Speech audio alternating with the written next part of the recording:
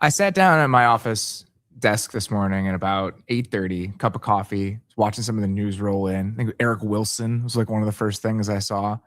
And I was just sitting there thinking to myself, this is one of my favorite days of the year. Like, I understand that a lot of the signings that happen today aren't going to be the most important things in teams winning and losing championships, but the sheer deluge of information that's just coming at all times and how alive today feels, truly one of my favorite days on the NFL calendar. And I love the fact that we're going to be sitting here doing it live all day. Let me guess. You are a responsible man and you were like in bed ready to get like a full 8 hours pretty early last night? Yeah. Because I saw Eric Wilson last night on my couch. No. I was in bed. I was in bed by like 10:30 last night. I stayed up late playing my college football dynasty because I was like, it's gonna be a busy week. This is my only opportunity to play until after free agency. So I picked up my phone mid game and I was like, oh shit, Eric Wilson. I was in bed pretty early last night, as I am wont to do. Derek ran into some travel issues yesterday. He was supposed to be here. He is going to be here later in the week. We are sad that he is not here, but we are pumped that he's going to be with us for a good chunk of the show today before he's got to get on an airplane. How you feeling today, buddy? We've got enough time that we get to talk about Montaric Brown, one of my favorite. I think this is my favorite thing about free agency is that obviously there's all the big tickets, but then everyone has their 5 little pets. I loved Montaric Brown last year. So to see him already off the board back to Jacksonville is like a pretty good start to the day for me. So let's run through some of the retainments.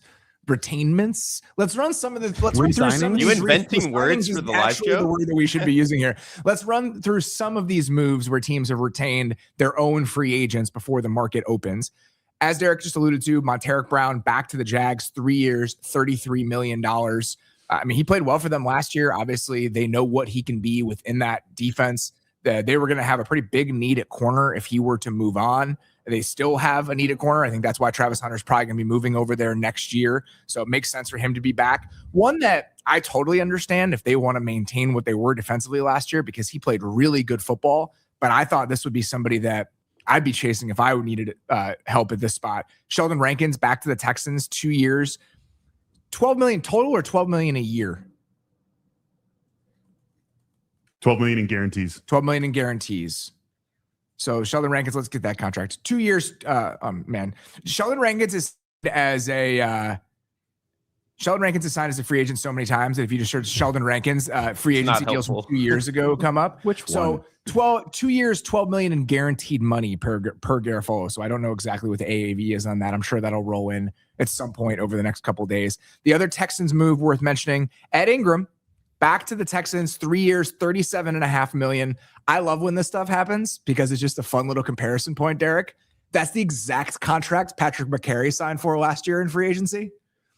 And so when you try and figure out like the tier of these guys and where they fall, incredibly different players at Ingram and Patrick McCarry. But when you're looking for starting caliber guards in free agency, that's about the number that you're going to have to be paying for. And we said it about the interior market all week last week. Like these are going to be some numbers where it's like, oh shit, like that guy's making that. I think the Ed Ingram contract is indicative of that. And I think it's a little more interesting that like this feels like the Texans are usually when a lot of these teams are overpaying, quote unquote, for some of these interior players. It's a Patrick McCarry where we're bringing him in from elsewhere to fix a problem. Ed Ingram was already there, but with all the other offensive line shuffling moves that Houston is doing, it kind of makes sense for them that they want to pay one guy. I'm more interested in the Sheldon Rankins retaining whatever it was that we made up for the day. Retainment. Because it, like you alluded to, it nukes the 3-tech market. Like it was kind of him and Logan Hall, and that was gonna really be it for a lot of this offseason. And so for him to already be off the board back to the Texans, obviously it's great for them, but it's bad for any other team that needed a little bit of penetration at defensive tackle. We have our first bit of massive news this morning, by the way. Already? Per Adam Schefter, Alec Pierce back to the Colts. Ready for this? 4 years, $116 million. If you want to do some quick math on that, that's $29 million a year. Not quite the 3 I was hoping for. We'll see what the guarantees on that look like, but from a pure AAV perspective, my God. I mean, we knew that it was going to get really high as he got closer to the market and more teams started getting involved. 27 was the number that we were throwing out at the end of last week. That's what I had heard from a team. So again, guarantees yet to come, but $29 million a year on a 4-year deal for Alec Pierce to go back to the Colts. Can I be completely irresponsible, just off the cuff? Yeah, of course. That's the whole point of this. Considering what they have available to them financially and who they have at quarterback, why do the Patriots let the Colts win that? Like, why aren't they just the overbearing? Oh, at a certain point, there's some responsibility that has to creep in. Not if it's not in the freeze yet.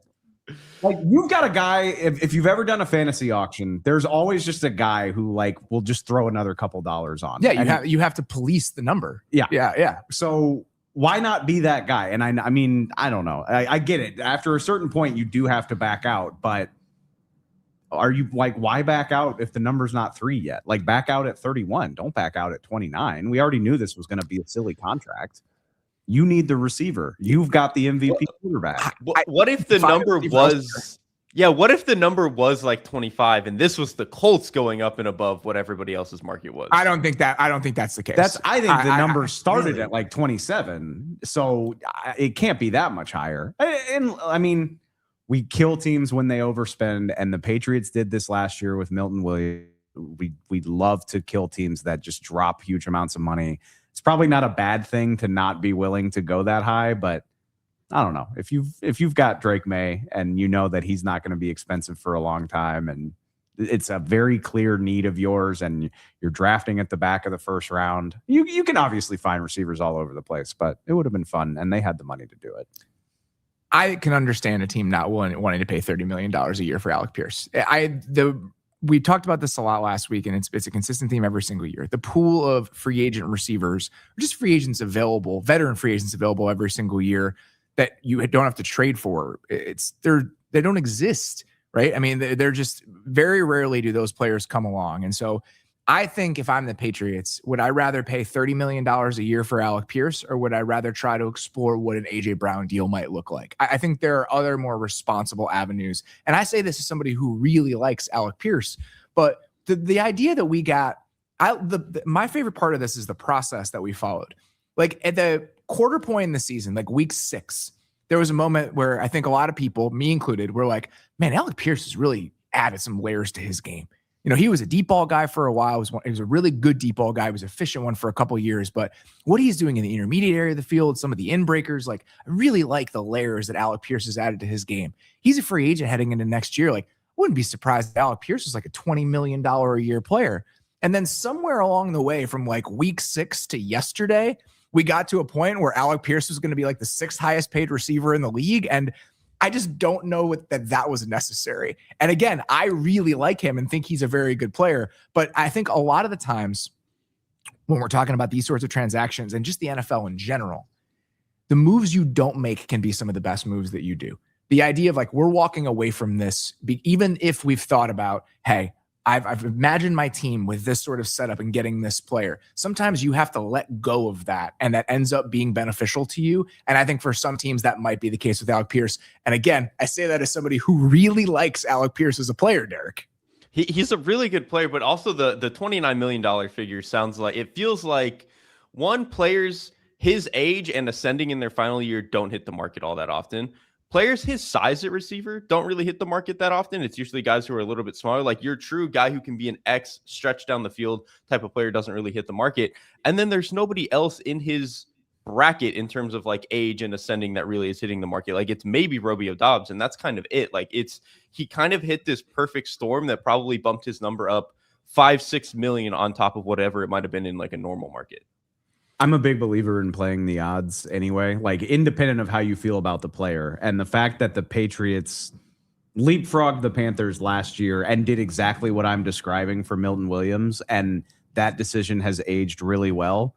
Maybe you're right, and it's a good reason to step away from the table. Like, what are the odds you're going to be right about 2 astronomical contracts in back-to-back years? So looking at the Alec Pierce numbers, we have gotten the details on it. It's $80 million in practical guarantees. Ben Standig, who used to work for The Athletic, I saw him tweet out the numbers, and then it's already hit something like Spot Track. So if you look at that number, so it's $28.5 million a year it's $60 million guaranteed at signing, $80 million guaranteed overall. Those numbers are essentially right in line with what Jaylen Waddle got on a 3-year deal, but that was in 2024.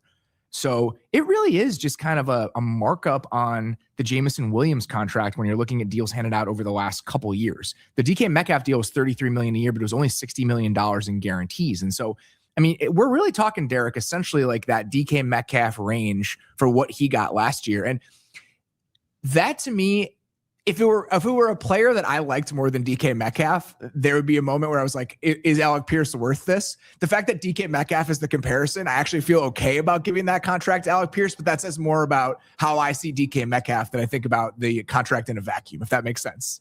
I think that does kind of make sense. Like, I think I probably enjoy some of what Alec Pierce does a little bit more than DK Metcalf, but realistically, what they give to your team, it probably is like the same amount. DK Metcalf is a little bit more of a burner, a little bit more of a guy who actually stretches you down the field instead of just being a contested guy. But I think that kind of makes sense. Comparing it to the Waddle contract, though, I think is a really good point, too, because Waddle, by the time he got paid, had proven that he could be your number one receiver. And, maybe he wasn't in that like top 5-6 elite receiver, but he proved that he could be your number one guy. Whereas Alec Pierce was very, very good, but was still really more of like a high-end role player in an offense that just had a ton of guys and really functioned more through the run game than in the passing game than anything. And so it for that reason still feels a little bit tricky to me. Again, I like him too.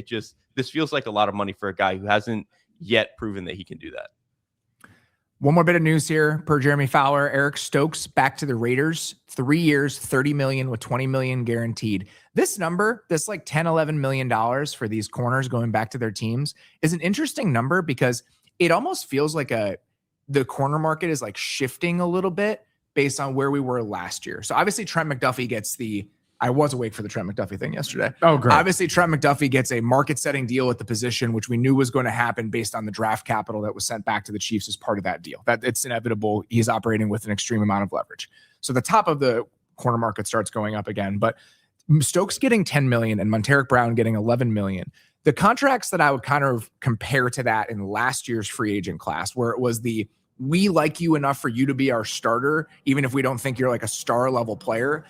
I think they're a slight tick above this, Derek, but the guys that signed those sorts of deals last year were like Mike Hughes.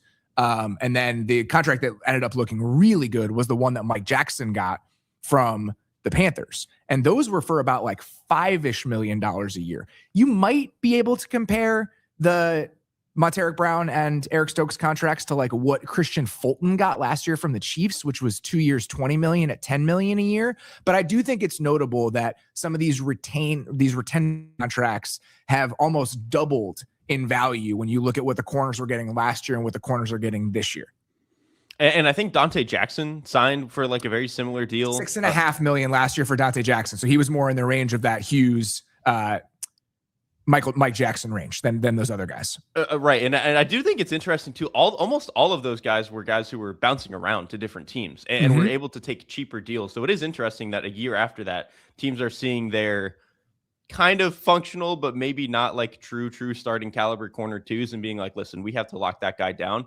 I think it's particularly interesting in the case of the Raiders, given that they could have gone into like a new defense and really like shuffled things around if they really wanted to, but didn't. Whereas I think for a team like Jacksonville, where again, corner was going to be such a huge pressing need for them, was kind of at parts last year. Obviously they did some of the shuffling around with Greg Newsome and Tyson Campbell. Now they're bringing in Travis Hunter. Like, I think it made a lot more sense for them to stick around and retain Montaric Brown. Eric Stokes, I think I have a few more questions about, but it is interesting that the corner market has like literally everyone is signing between $9 and $11 million for this. You can do it. We'll see how long you can hold the job contract. Yeah, and exactly. And that deal was a little bit cheaper last year. That 10-11 million range over the last couple of years, that's actually where like the top of the nickel range had settled. I was going to bring up Jordan Lewis. Yep. Obviously, it's a different position, but he got 10 last year. And that Teron Johnson, that's what his contract was. And obviously the Raiders trade for Teron Johnson. And so now they have two of those starting cornerback spots solidified in that defense heading into the year. But I think that's a notable deal. The other one that has already happened today, the Patriots signing Dre'Mont Jones, 3 years, $39 million for Dre'Mont Jones. New England last year, their defensive tackle room, obviously fantastic. The edge room was, obviously Clavon Chaison's a smaller player. So going out and getting a more physical presence like a Dre'Mont Jones, it's not really a skill set that was prevalent on their defense last year. And so I can understand maybe wanting to diversify in terms of what kind of guys you're seeking out there. $13 million a year for Dre'Mont Jones. I'll let you guys talk about that as I figure out where that lands in the edge market overall. It's funny because he was at Tennessee last year, but that's well after Mike Vrabel left. And I know you could say this about a lot of guys, but doesn't Dre'Mont Jones feel like a Mike Vrabel player? Yes. Just I've said this about Mike Vrabel and Mike Vrabel coach teams before, but an asshole compliment, just a physical, tough, play to the whistle type of guy. Like I'm not surprised at all that New England would prioritize him. And really, if I'm surprised at anything, it's that he didn't overlap with Mike Vrabel, because I was thinking about him in a Titans uniform and I was like, oh, yeah, okay. And then I had to stop and think, wait, no, Vrabel wasn't there. But stylistically, I think it makes so much sense. I wonder if there's another edge move coming for the them. Patriots. Yeah, just like a more of a pass rushing body, because now I forgot Anthony Jennings played a lot for the Patriots last year. He is like more of a run stuffer. And so now you have two of those guys, but obviously Chaselin's hitting free agency. Landry was fine last year, but is there a little bit more pass rush juice coming at some point this spring for the Patriots? Because I would say even with that move, they probably need a little bit more of it. I would be more interested to do that in the draft, right? Like I kind of like what they've got with the veterans. Again, Anthony Jennings can give you 12 really good run stopping snaps a game. Dre'Mont Jones is not like an elite pass rusher, but he's a very good pocket pushing type, which is, I think it's the way that they want to build this thing, because Harold Landry is more of a speed guy, but has power for his size.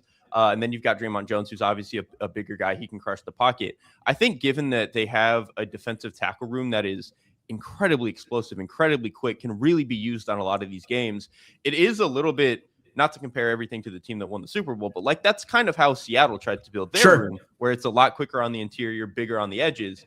Mike Vrabel had obviously done that in Tennessee as well. And so for now him to like try to get further and further closer to that, I think makes a lot of sense for them.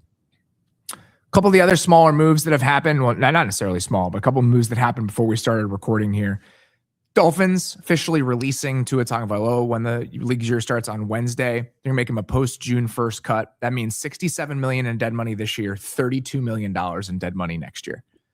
It's just insane. I mean, it's just an astronomical amount of money that they're going to be applying to their cap over the next 2 years. So with him and Bradley Chubb, I believe, and this is like back of the napkin math, based on what this over the cap numbers say, plus adding up their dead money hits this year. And we'll see if Chubb is a post June 1st as well. That would change this a little bit. But I believe with those two contracts and the dead money for them on the books, the Dolphins are going to have like $180 million in dead money on their books this year. I mean, that's going to be what, like a quarter of like, or I guess, I was thinking over the next 2 years, 180, that's like half of your cap almost. It's more than half. Or more than half, yeah. It's more than half right now. And again, this is just solely based on the numbers that I'm seeing. I'm sure there might be layers to it that I'm not paying attention to. All disclaimers keeping in mind there. As it currently stands right now, if they make him a post-June 1st cut and they cut Bradley Chubb, with those moves, the Dolphins will have $5 million in cap space per over the cap. There is not a single player on the Dolphins making more than $15.4 million against the cap, and they have $5 million in cap space. That's what we're talking about here. The dead money hits on their books right now: $28 million for Tyreek Hill, $21 million for Jalen Ramsey, $13 million for Minkah Fitzpatrick, $11 million for Teron Armstead. Is that Minkah, who they traded this morning? Who they traded this morning to the New York Jets. Yes. So who's the highest paid player? Austin Jackson is making $15 million a year. Okay. It's the highest paid player on the Dolphins. I would have missed that trivia. There's no way I would have gotten that.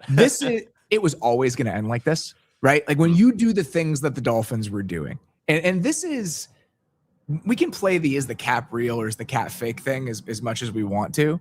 The cap is fake as long as the players you're willing to mortgage and move money around for continue to be good, right? And continue to be on the roster.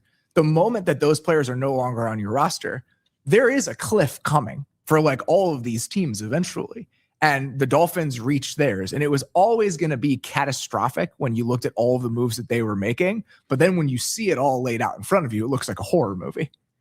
It's such a great existential dilemma, because like the cap can be as fake as you want it to be, but over a long enough timeline, the bill will come due. Every dollar you every dollar you move around cash-wise eventually hits the salary cap. It will get there eventually. You can keep pushing it and pushing it and pushing it, but you have to pay the bill later. The entire benefit of moving the money backwards is that as the cap increases, that dollar is worth more to you now than it's going to be as you keep pushing it into the future. But eventually you do have to pay the dollars. And to be clear, it's still worthwhile for teams to be cavalier with the salary cap, and it can pay massive dividends. I'm not trying to say that the Dolphins' current situation should dissuade teams from being aggressive, but it's a 1 year thing. Yeah. They have $180 million in 2027 space, even with the Tua contract. And so they have to eat this for 1 year, but there's always going to be at least 1 year, if you do it like this, where things just get really ugly really fast. The Dolphins are going to be bad this year. It's just, that's how it's going to be. You should sign up. And I know the Dolphins didn't come anywhere near close, but they pushed and they tried.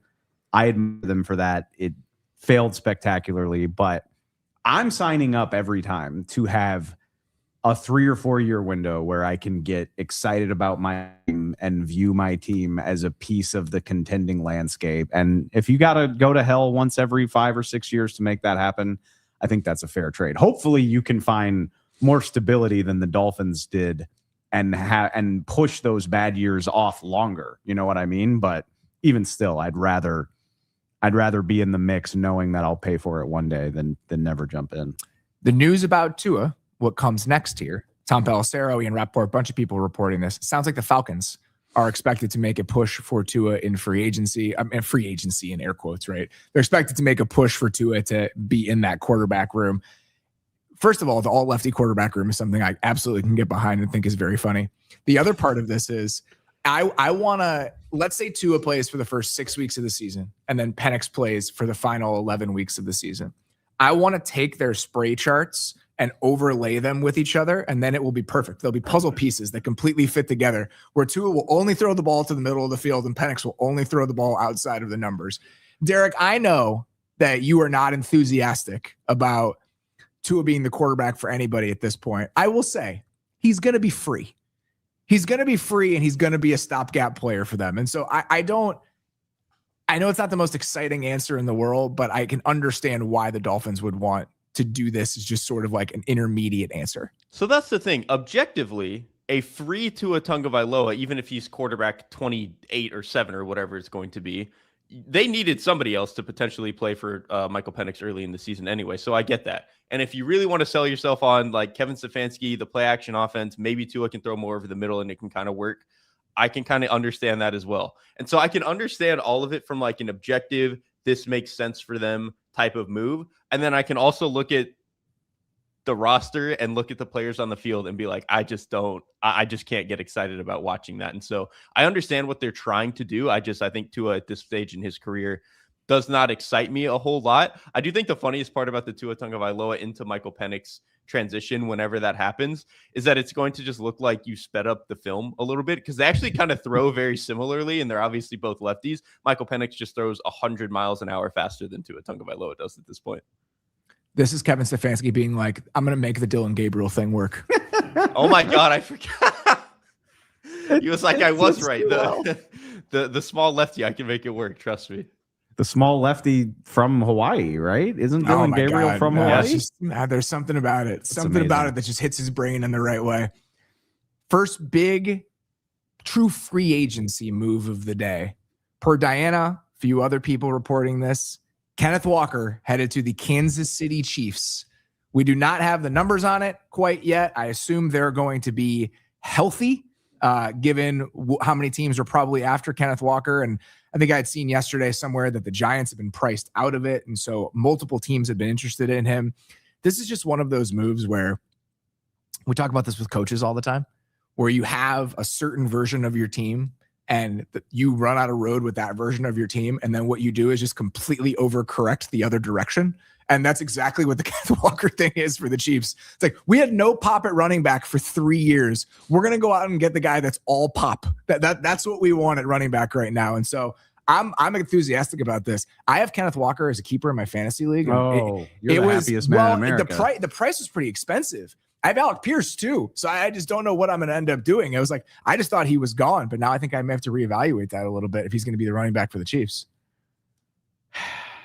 I like Kenneth Walker. It is, I don't know, with where they are and with everything that the Chiefs would like to retool heading into this next phase with Patrick Mahomes, like, I think the way they tried to do it initially way back when with Clyde Edwards-Helaire is the right way to do it. They just drafted the wrong running back. See, I disagree. I think I'd rather have like this. We know what Kenneth Walker is.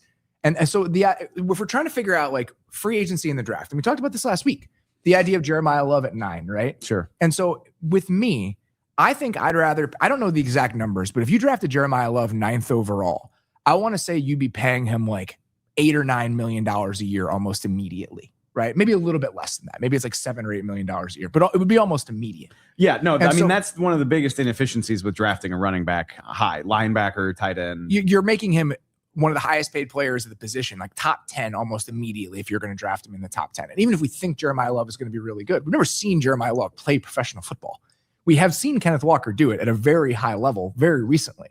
And so going out and solving running back this way and giving yourself an avenue to a receiver or a pass rusher or something else in the top 10, just as a theoretical exercise, I don't mind doing it that way. Actually, okay, two things come to mind, and I'm glad you helped me talk through this. A, Jeremiyah Love is going to be awesome, just for the record. We do this a lot. I'm just saying we do this a lot. Great. But actually, I wasn't. Ashton Genty was going to be amazing. Ashton Genty is good, and I understand that. Fixes the Raiders. But I'm glad you said that because I was actually thinking because remember the Chiefs have pick 29 now. Yeah.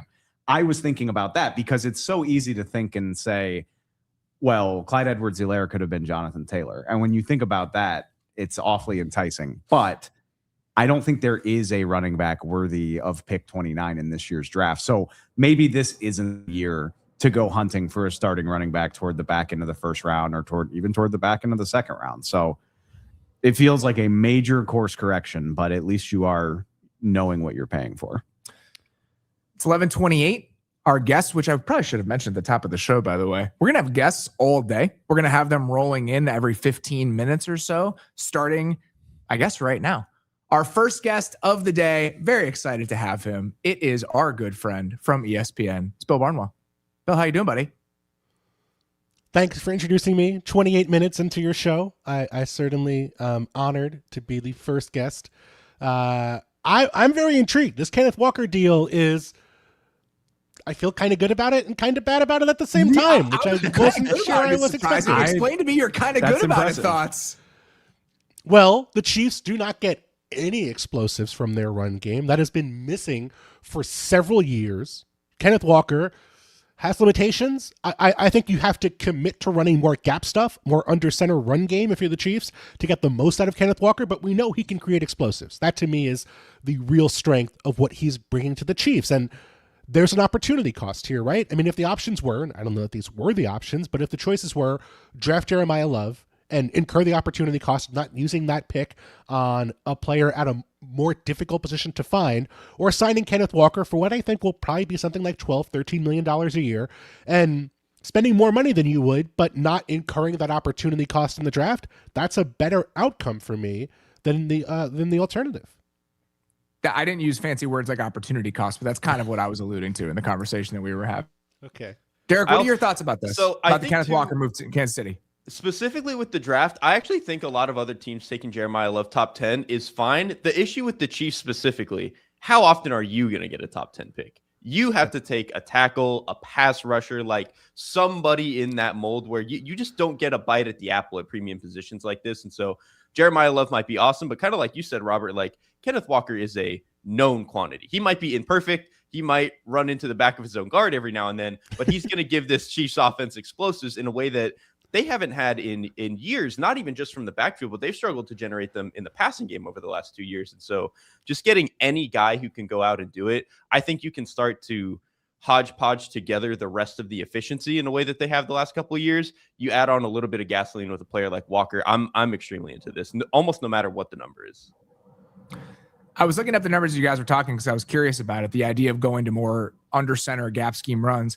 Barnwell, per next gen, Kenneth Walker among backs that had at least 10 carries, 15 carries with a quarterback in the gun last year, 6th from the bottom in rushing success rate for Kenneth Walker on those gun runs among players who had at least 15 gun runs last season. And so I wonder if that is a little bit of a signal that we might be seeing, I don't know, a couple structural changes in how the Chiefs might want to run the ball. Been waiting for it for about half a decade now. There was that one year they started the season by running counter, and all the nerds just like, yep, this is going to be it. This is the year. And then it wasn't really the year. It got a little bit more. It feels like Andy Reid has sort of committed to it, but I think there's like maybe a chance to take a step backwards here and consider your broader offensive architecture and where it is relative to the NFL. Like, are the Chiefs a modern offense by running a ton of RPOs, by running a lot of gun runs, zone runs? No. Like, you can succeed doing that. You have infrastructure to do that, and you have incredibly talented players, but like, this team has had great interior linemen for several years now. It has been hinting towards that, and I wonder if this is the offseason where you lean into building from that. You build your under center play action game, you build your under center run game, and I think Kenneth Walker does fit that. Now, when we get to the playoffs, will the Chiefs be running that stuff? I can't say. I don't know. But I do think this at least opens up that possibility, and that to me is exciting if you're a Chiefs fan. Speaking of excited Chiefs fans, Patrick Mahomes very excited about it. He tweeted about it. That might be enough on its own. That might be worth a $13 million That was year. the Clyde Edwards-Helaire thing about it.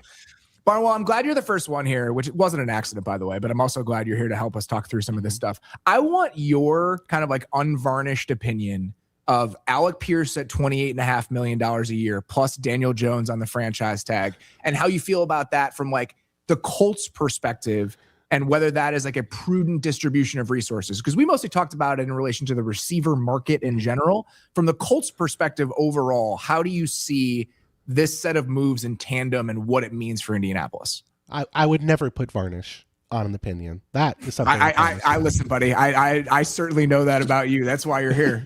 Varnish free, Bill Barnwell. I have been thinking a lot about it relative to the market, and the case I've made over and over again is just if Tutu Atwell is worth $10 million a year, if De'Ami Brown's worth $10 million a year, and those guys are not really good at football, and Alec Pierce is pretty good at football, he's worth a lot more. I don't know if that adds up to $28.5 million, but I do think they're approaching this the right way, more in terms of the length of commitment. And I go back to the Giants situation a few years ago, where it was, we have Daniel Jones and Saquon Barkley hitting the market at the same time. Which one are we committing a multi-year guarantee to, and which one are we going year to year with? And I argued at the time the right move was Saquon a multi-year and Daniel Jones franchise or transition tag, and the Giants went the other way, and it did not go well. I do think this is the right way to do it. We don't know what the number is going to be for Alec Pierce yet. It could be 29, it could be 28.5.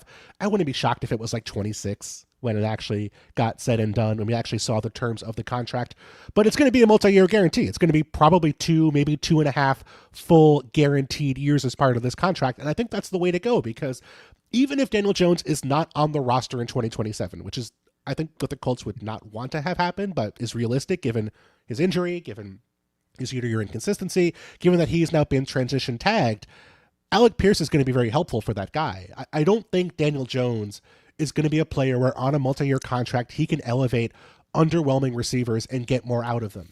He got more than Anthony Richardson did out of these guys, but I think you're talking about going from the least accurate quarterback in football to an okay average quarterback. And that, to me, I think is the way to go if you are employing Daniel Jones. Now, I think given the options they have with Daniel Jones, and given what the reported price tag was, if he was asking for more than $50 million a year, they approached it prudently. I think they approached the options correctly given what they had. Obviously, you would have loved to sign Alec Pierce to an extension before this year, but that's a sunk cost at this point. I think given the circumstances, the cards they were dealt, it's fine. He is, no question. He was a better player. I mean, it's just, I can understand, if you were a little bit hesitant about that, especially because of what they have in their receiver room and how expensive it already is.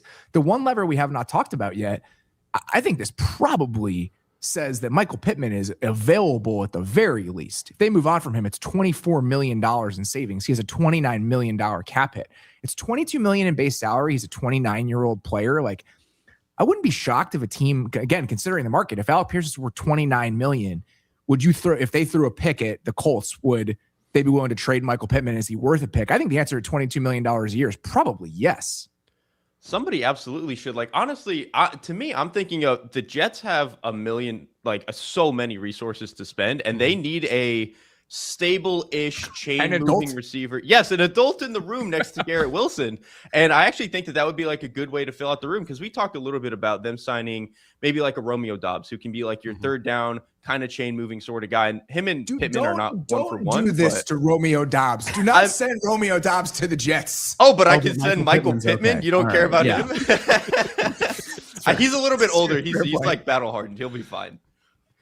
We have the numbers as of right now. Jordan Schultz reporting Kenneth Walker, 3 years, $43 million, $28.7 million guaranteed. So $43 million is, Barnwell, you're better at math than me. It's $14 million a year. $14 million change. 14.3. Yeah.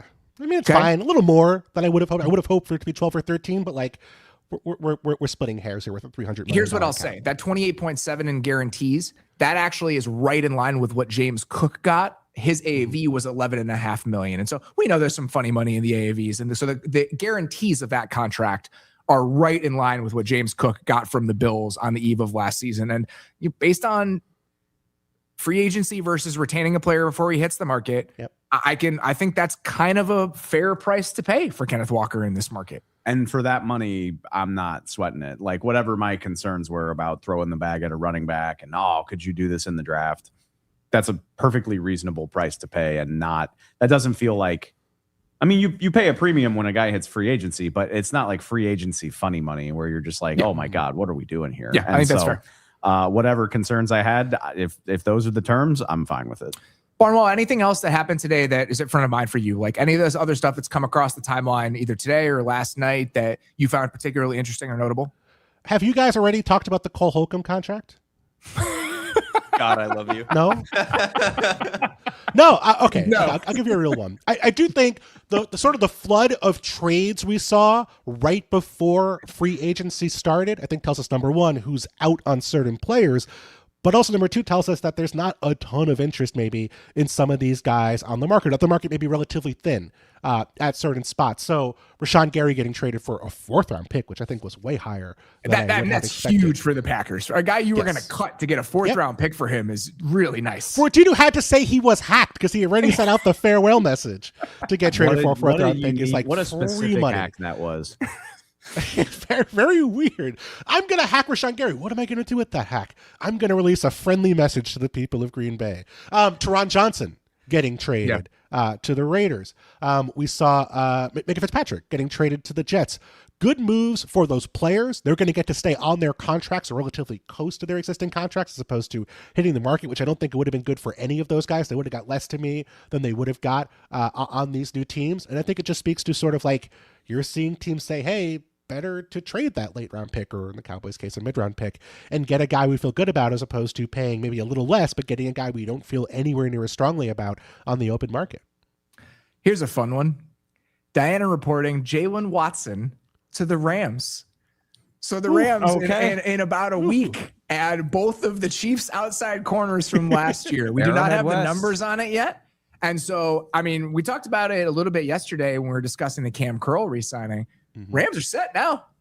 I mean, that entire secondary is now set. You've got Cam Curl and Cam Kinchins at safety. You've got Quentin Lake at the nickel. And now you've got Jaylen Watson and Trent McDuffie on the outside. Combined with the front, I love when this happens. When I'm sitting there last offseason, I'm like, man, what are the Rams going to do at corner? Like, they need to do something at corner. Something needs to happen at corner. They do nothing. We get to the end of the season. It ends up biting them at the end. And then this offseason, they go the exact opposite direction and get about as aggressive as you can be. They give a guy a market-setting deal after trading multiple picks for him, including a first. And then one of the first 3 signings of free agency is them signing another outside corner. If this goes in place, the next thing they're going to do is pay Brendan Aubrey $15 million a year on a restricted tag to solve their kicking problem. F them picks, man. Let's go. It's really, really funny. I kind of love this because also the Rams still have Jalen McCullough, so they can still do all their dime stuff that they really want to do. I love this because I gave the Rams a lot of flack last year, like you did, of like, man, you have no corners. Like, there's no way that you can field a defense like this. And they got away with it for a lot of last year, but ultimately, it was kind of their downfall towards the end of the season where they were losing games to like the Panthers because they just couldn't cover anybody. Obviously, a lot of stuff went weird on the offense in that game as well, but they couldn't cover anybody in that game. I think for them to go out and, I think some people would maybe look at the Chiefs defense last year and be like, well, they weren't great, but that pass rush was terrible. And so I think if you just assume that the Rams pass rush can help these guys a lot more than the Chiefs pass rush was, I can get there with this being a significantly better secondary. And then obviously keeping everything intact in the middle of it. Like I think I was a little bit wary of what Watson's market was going to be for a lot of other teams, but slotting him into what is a very good defense all the way across the board, I'm actually pretty into that. I have Wi-Fi. I could look and see what just happened, but judging from your reaction, I'd rather be surprised. I think it'll be better podcasting. Per Adam Schefter, Jaelan Phillips to the Carolina Panthers, 4 years, $120 million for Jaelan Phillips. Wow. $30 million a year for Jaelan Phillips. Whoa. $80 million guaranteed. Whoa. When you said 100, I was like, man, $25 million a year. That's a lot, but I guess 4 years. And then he kept going. $20 million. How much money is in Carolina's front four at this point? Listen, we said this about the Ravens last week, where it was like, you know what? Just stop beating around the bush, man. Just figure this shit out for real. Jaelan Phillips was the name I had mentioned to possibly do that. Carolina's in a similar boat, where it's like, you got to figure this shit out. And so they cut straight to the point. It's really, it kind of plays off of what we're saying with the Rams and even the Chiefs, where talk about a course correction from not wanting to pay Brian Burns and then 2 years later turning around and being like, yeah, fuck it, $30 million. Pardon my French. I think that you have to take into account the pick, though, right? Like the Burns thing is you get the pick plus the money. Mm-hmm. And so now it's not that much different than the Burns contract, plus you get the pick. Yeah. And so, that is a ton of money. Let me play devil's advocate for a second when it comes to the Jaelan Phillips thing, Barnwell. You look at the contract for Nick Bonito signed last year. Yep. That's $26.5 million a year with $70 million guaranteed. And that's not a guy hitting free agency. Mm-hmm. And so Jaelan Phillips' biggest issue always was injuries. And that's something to keep in mind moving forward, right? That doesn't just go away. But based on what he was as a player last year, and when you look at the rest of the market, it's not really an insane price to pay for a two-way player like Jaelan Phillips can be for you. It's a lot, but I don't think it's crazy. Well, it does speak to Carolina's desire to add star talent, right? Remember last year, they were the runners-up with the Patriots in the Milton Williams sweepstakes and got to a way higher price than anybody was expecting in that process. They signed Tershawn Wharton for like half of that, but it was still a ton of money for a defensive tackle.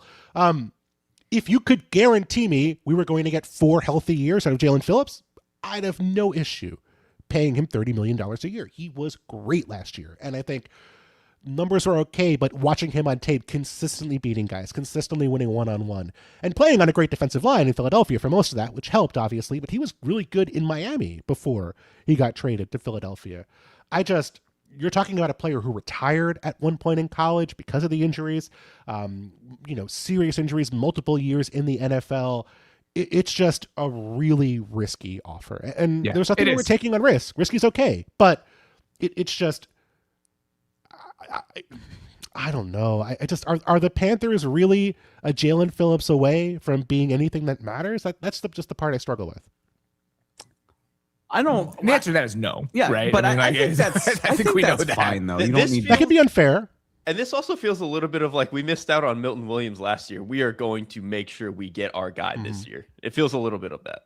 I love the player for the record. If you, like Bill said, if you promise me Jaelan Phillips is healthy, I have no issue with this whatsoever. The track record of pause, but if I was feeling antsy about that, I would just cut on his Eagles tape from last year and feel a hell of a lot better. See what the Panthers do to move some money around. A'Shawn Robinson, if they move on from him, they make $10.5 million. They've got $111 million in 2027 cap space. Part of that is because as of right now, I think the quarterback is not on the books in 2027. So that helps. And they don't have a quarterback for that year. But that's obviously an extremely aggressive move from Carolina. Barnwell, we're going to let you go. As always, buddy, sincerely appreciate the time. Great to see you. Good luck combing through all of this. I'm sure you'll have no work to do over the next couple of days. Thanks, guys. Joining us now, our second guest of the day. Very, very excited to have him. It's our buddy JP Acosta. JP, how you doing, man? I'm doing great. It feels like nothing ever happens FC when it comes to offseason deals are in the mud right now. So I'm excited to talk about it. We hinted at this a little bit, that something may be coming, and it happened even quicker than we thought it might. Michael Pittman headed to the Pittsburgh Steelers. So it happened immediately. We didn't even have to wait for it to go down. That's like 3 days later. I like them just getting it out of the way.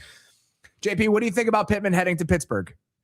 On the surface, this is such an interesting deal for Pittsburgh because Pittman sort of is an in-between player. He's not exactly going to be a monster at the catch point like DK Metcalf is. He also doesn't stretch the field like Metcalf.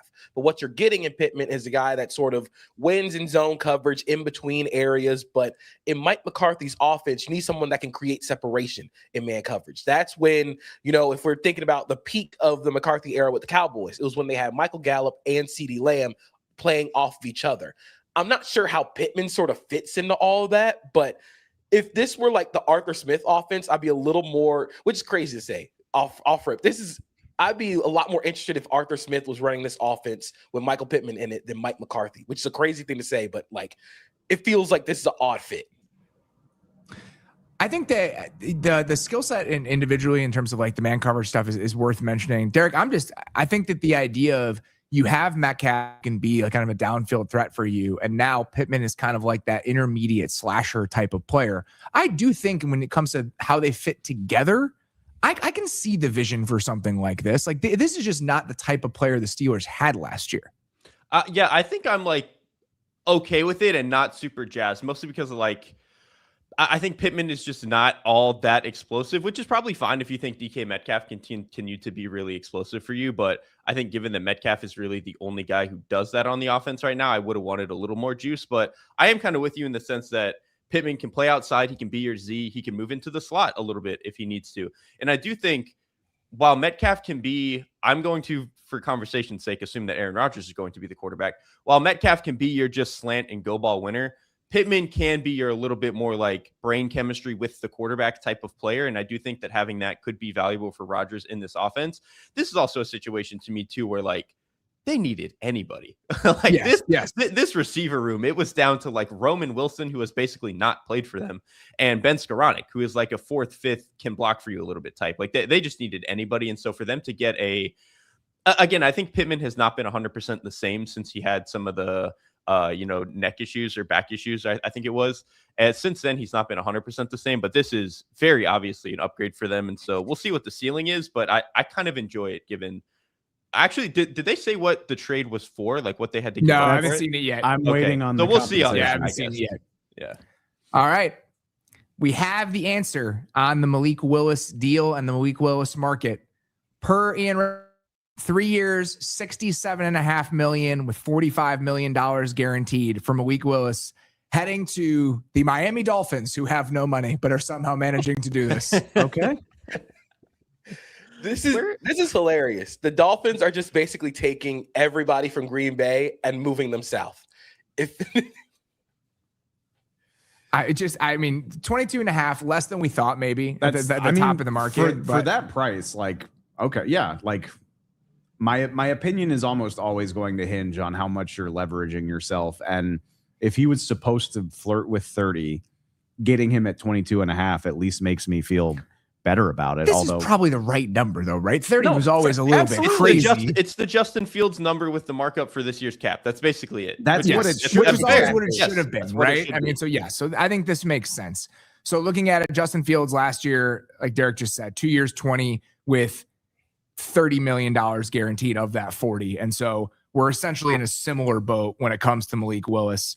I don't know what the Dolphins are, right? I think this is one of those moves where you feel like this is an avenue to a long-term answer at quarterback for you when you do something like this. And when I mean long-term, I mean multi-year, right? It's a 3-year deal, so you'll have him for the next 3 years.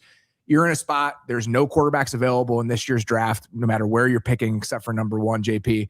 And so even if we're kind of in a position where we just said that the Dolphins are eat all of their vegetables, they're going to be a bad team this year, it's going to be like this hodgepodge pushed together thing. The idea that, well, this is an avenue for us to find a guy for 2027 and potentially beyond, we have to take it. I think that is where you can get some of the justification, even if some of this feels a little bit misaligned. Yeah, and I feel like that's sort of the whole appeal of a guy like Malik Willis is for teams that aren't going to be in the quarterback market when it comes to the draft, because there's only one quarterback that you can say you want to draft in round 1. I think for the Dolphins specifically, this is a chance for them to see if Malik Willis can be your guy, not only in this year, but in 2027 when you're ready to start rebuilding and becoming a competitive team under Jeff Hafley. But also, if it doesn't work, it seems like they want to try and give Quinn Ewers a legit shot if this doesn't happen, if the Malik Willis deal just doesn't work out. So giving him this deal, like you said, I was completely off board with him getting $30 million a year. I thought that was way too much, but this feels similar to the Justin Fields deal with New York. And we saw how it went with Fields with the Jets, and they're able to get out of it if they want to. So I sort of feel like this is a great opportunity for the Dolphins to see what Malik Willis can do with extended legitimate starter reps. And if it works, cool. If it doesn't, you're just going back to the quarterback board again, which is fine. Looking at the infrastructure would be my biggest question, right? When you're dropping a quarterback onto a rebuilding team, which the Dolphins are to an extent, like what's around him?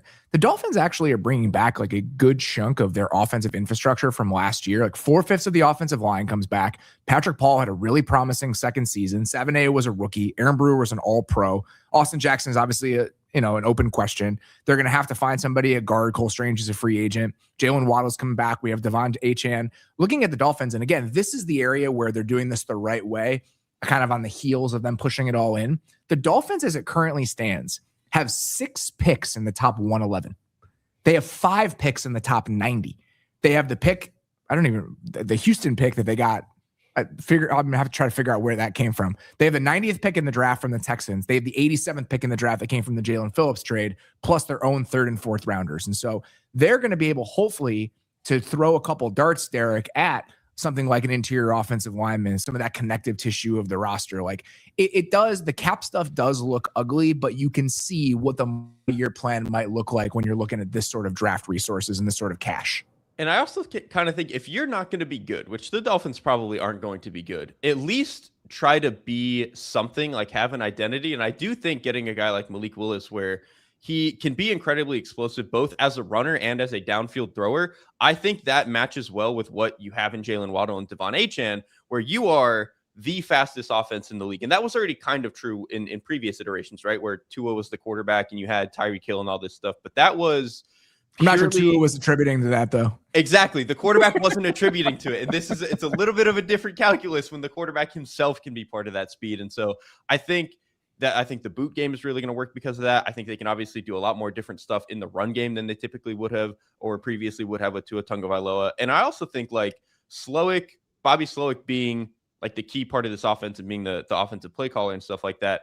I do think that style of offense, it's going to be comfortable for Malik Willis. That is what he showed progress in as a player with Matt LaFleur. And so obviously LaFleur's offense is a little bit different. I think it's more gun than people probably realize, given some of the shared family DNA with all the offensive coaching trees. But I think if Slowick can take some of that and keep, that general family identity with the offense, I actually think that this is a pretty good fit for them. So we'll see how good the offensive line stays with some of the offensive, play calling changes. But if they can figure out something at guard, like maybe that 2nd round pick hits, I actually think that this can be like a fun 18th best offense in the NFL type of thing.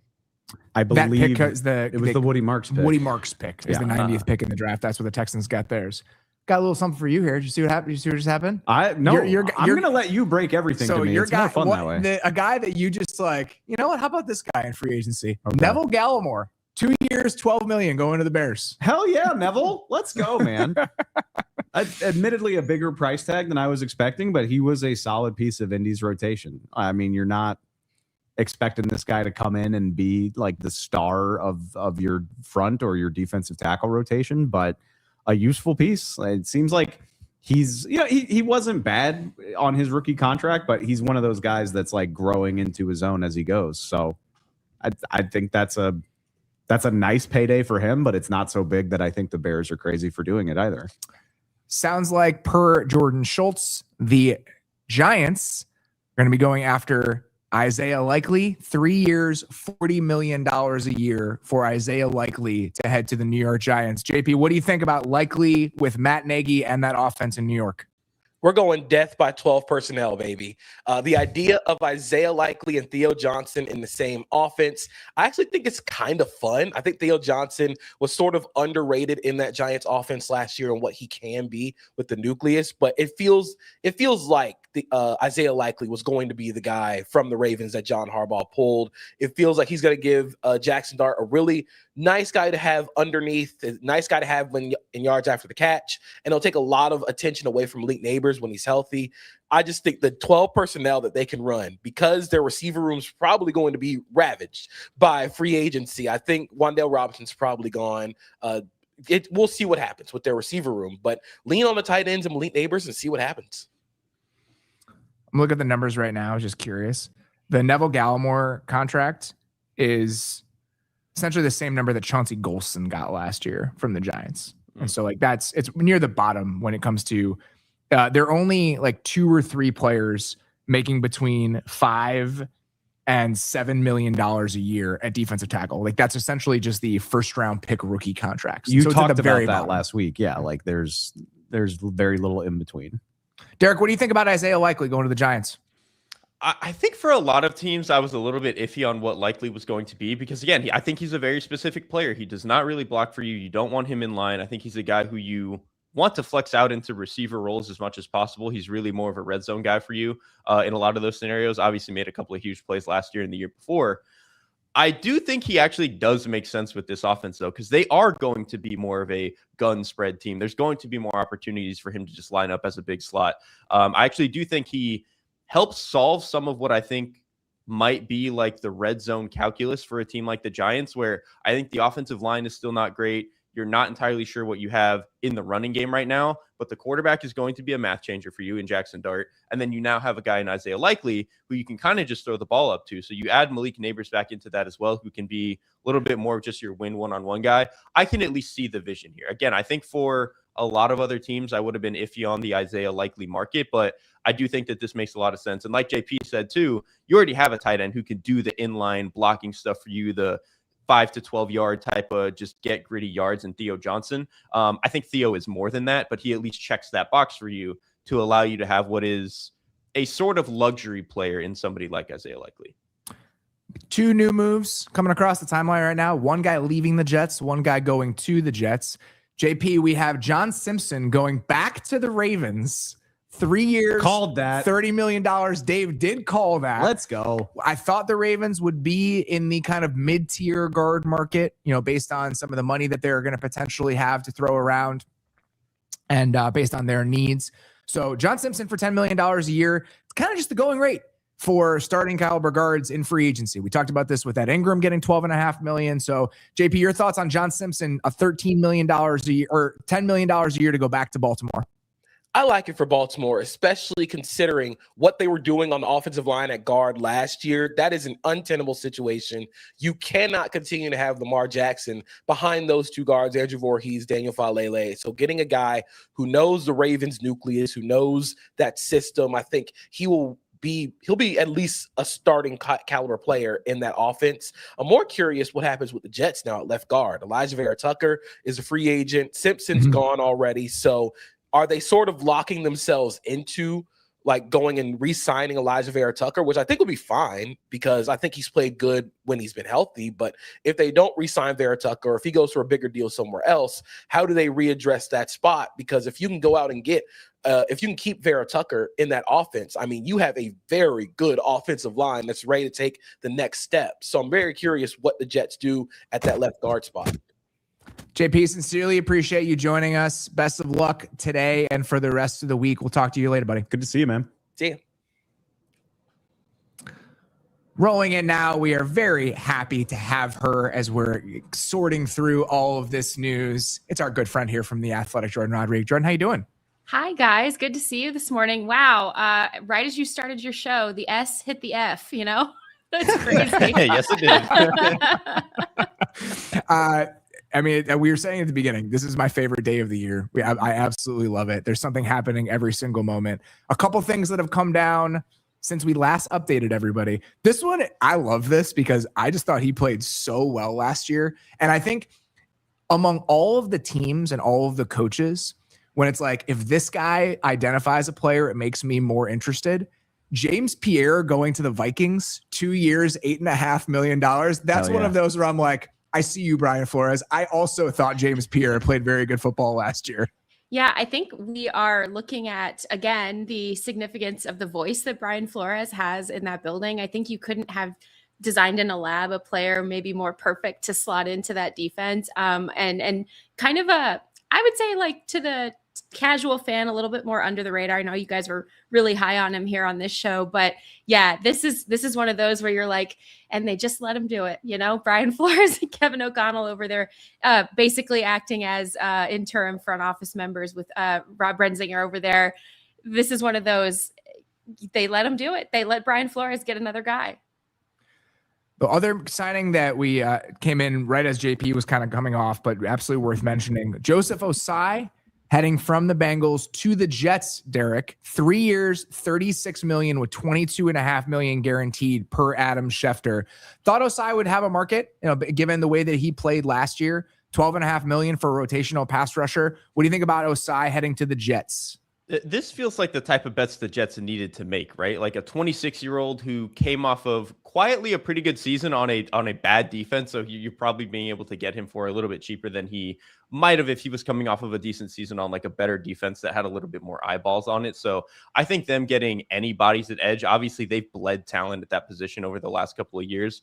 Right now they don't really have a whole lot left other than Will McDonald, who is going to be hopefully for them a pretty superstar pass rusher. But I think bringing in Osai he also makes sense as like an Aaron Glenn specific signing in the sense that, like, Glenn, what you saw in his defenses with what he was familiar with going all the way back to New Orleans in some of Dennis Allen's defense when he was the DB's coach, or what he was doing in Detroit. He likes those guys who can be a little bit more stout on the edge. And Osai isn't like, a huge Frankenstein type of guy, but he is a very, very good run defender. And so I think bringing him in, them trying to 2 years later now get back into whatever the vision for the Aaron Glenn defense is supposed to be, I like this as a bet for them.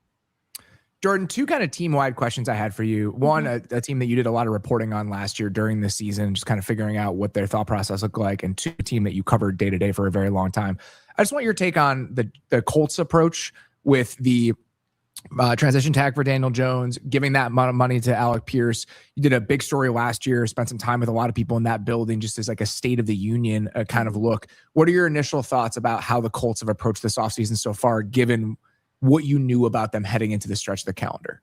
Yeah, I think people look at the transition tag and the number on the Alec Pierce reported contract details so far and think, oh, what are they doing? They're making these decisions that are a little bit eyebrow raising. But when you look at the decisions in tandem, and also the way that the Colts were very open about the fact that these are the two players of anybody on the roster that they were priorities to keep in-house and extend into the future. And then Daniel Jones's injury threw a wrench in the entire plan. So you have to then figure out what that looks like as an adjusted facet of your plan. You're not just going to go full extension immediately, especially if his camp is asking for a significantly larger number than you're comfortable giving, particularly coming off of the Achilles. But what you're doing with the transition tag and Daniel Jones specifically is you're buying time. You're buying time not only for other teams to tell his camp financially just how cautious they are about that injury, and you're also buying time for understanding the checkpoints that he has to go through in order for you to feel comfortable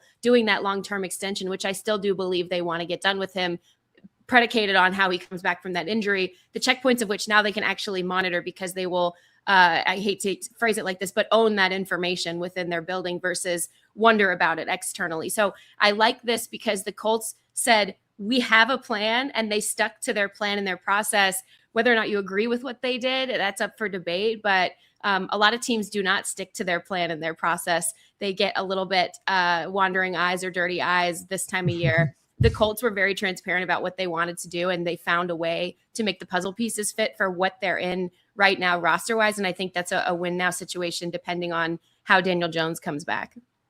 And how do we feel about the Los Angeles Rams finally deciding that they need some outside cornerbacks on their team? Is it 2018? Who's the receiver that they're going to trade for now? Like this really time, I posted this on social media, time is a flat circle, because the second they made that Trent McDuffie trade, I'm like, okay, who's the second corner that they're going to bring in? Because the Rams, after building and drafting, developing so well and being ahead of schedule over the last couple of years, are firmly back into the pay for players era, into pay for premium players era that they were in, more commonly known as the F them picks era, but in this case, acquiring some free agents as well. This is fascinating to me. This is a team that, even if it takes them a couple months later to recognize it, Robert, you know as well as I do, this is a very self-aware team. They were as mad about the secondary last year, I think, that fans were. And these are the types of steps where, you can almost call their shot in advance. This position had to be fixed, particularly the perimeter corner position had to be fixed. They love pairing guys together who have chemistry. They did it all along their defensive front, all along their edge rushers. And now they're doing it on the outside corner as well. This is so Rams. It's like, I hate to say it because it sounds so cliche and not deep analysis, but it is just so Rams for them to do this.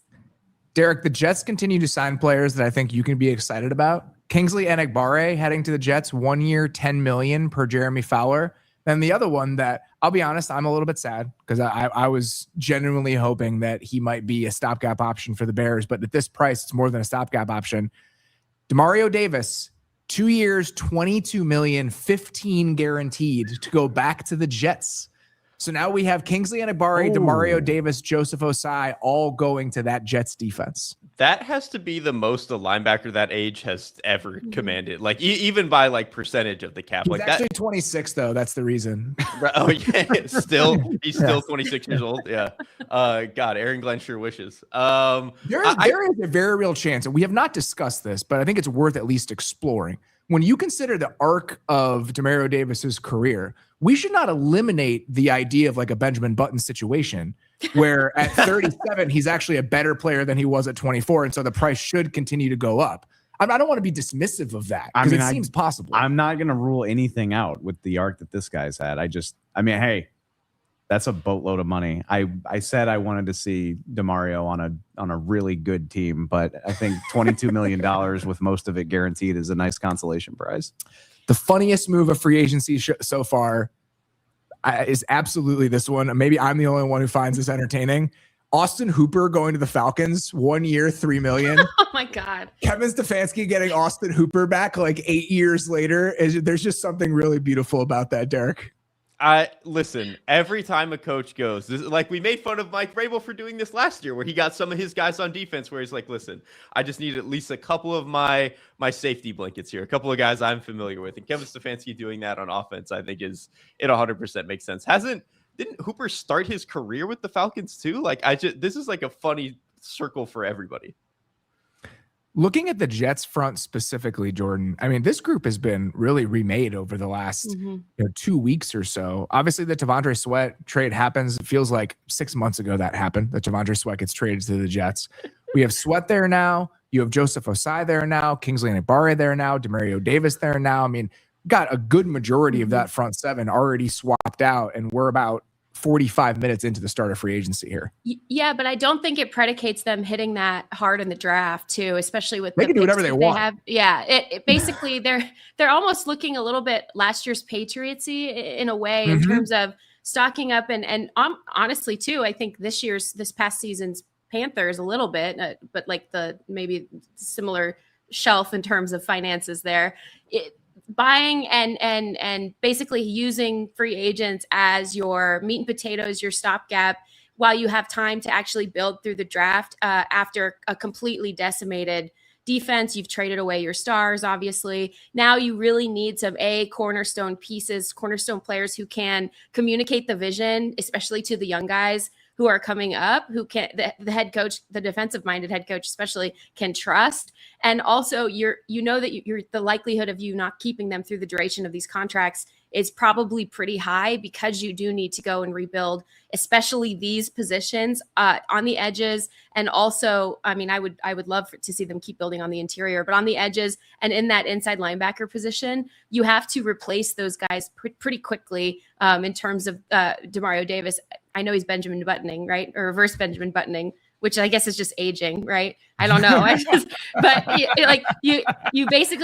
You have basically a year, I would say, and you have to make sure that you're overhauling a lot of that in the draft. So this makes sense to me. Like I said, it is very Patriotsy, and now the Patriots are in year 2 or phase 2 of what that plan is, because you do need to build, the future here, and especially a cheap core if you think Aaron Glenn's going to be around for a little while longer. Jordan, before we lose you, just any other thoughts about some of the signings that have happened? Anything that's piqued your interest? Anything that you were surprised by? Like, what's been in front of mind for you over the last couple hours as you watch this stuff roll in? Yeah, I love left-handed quarterback nation in Atlanta.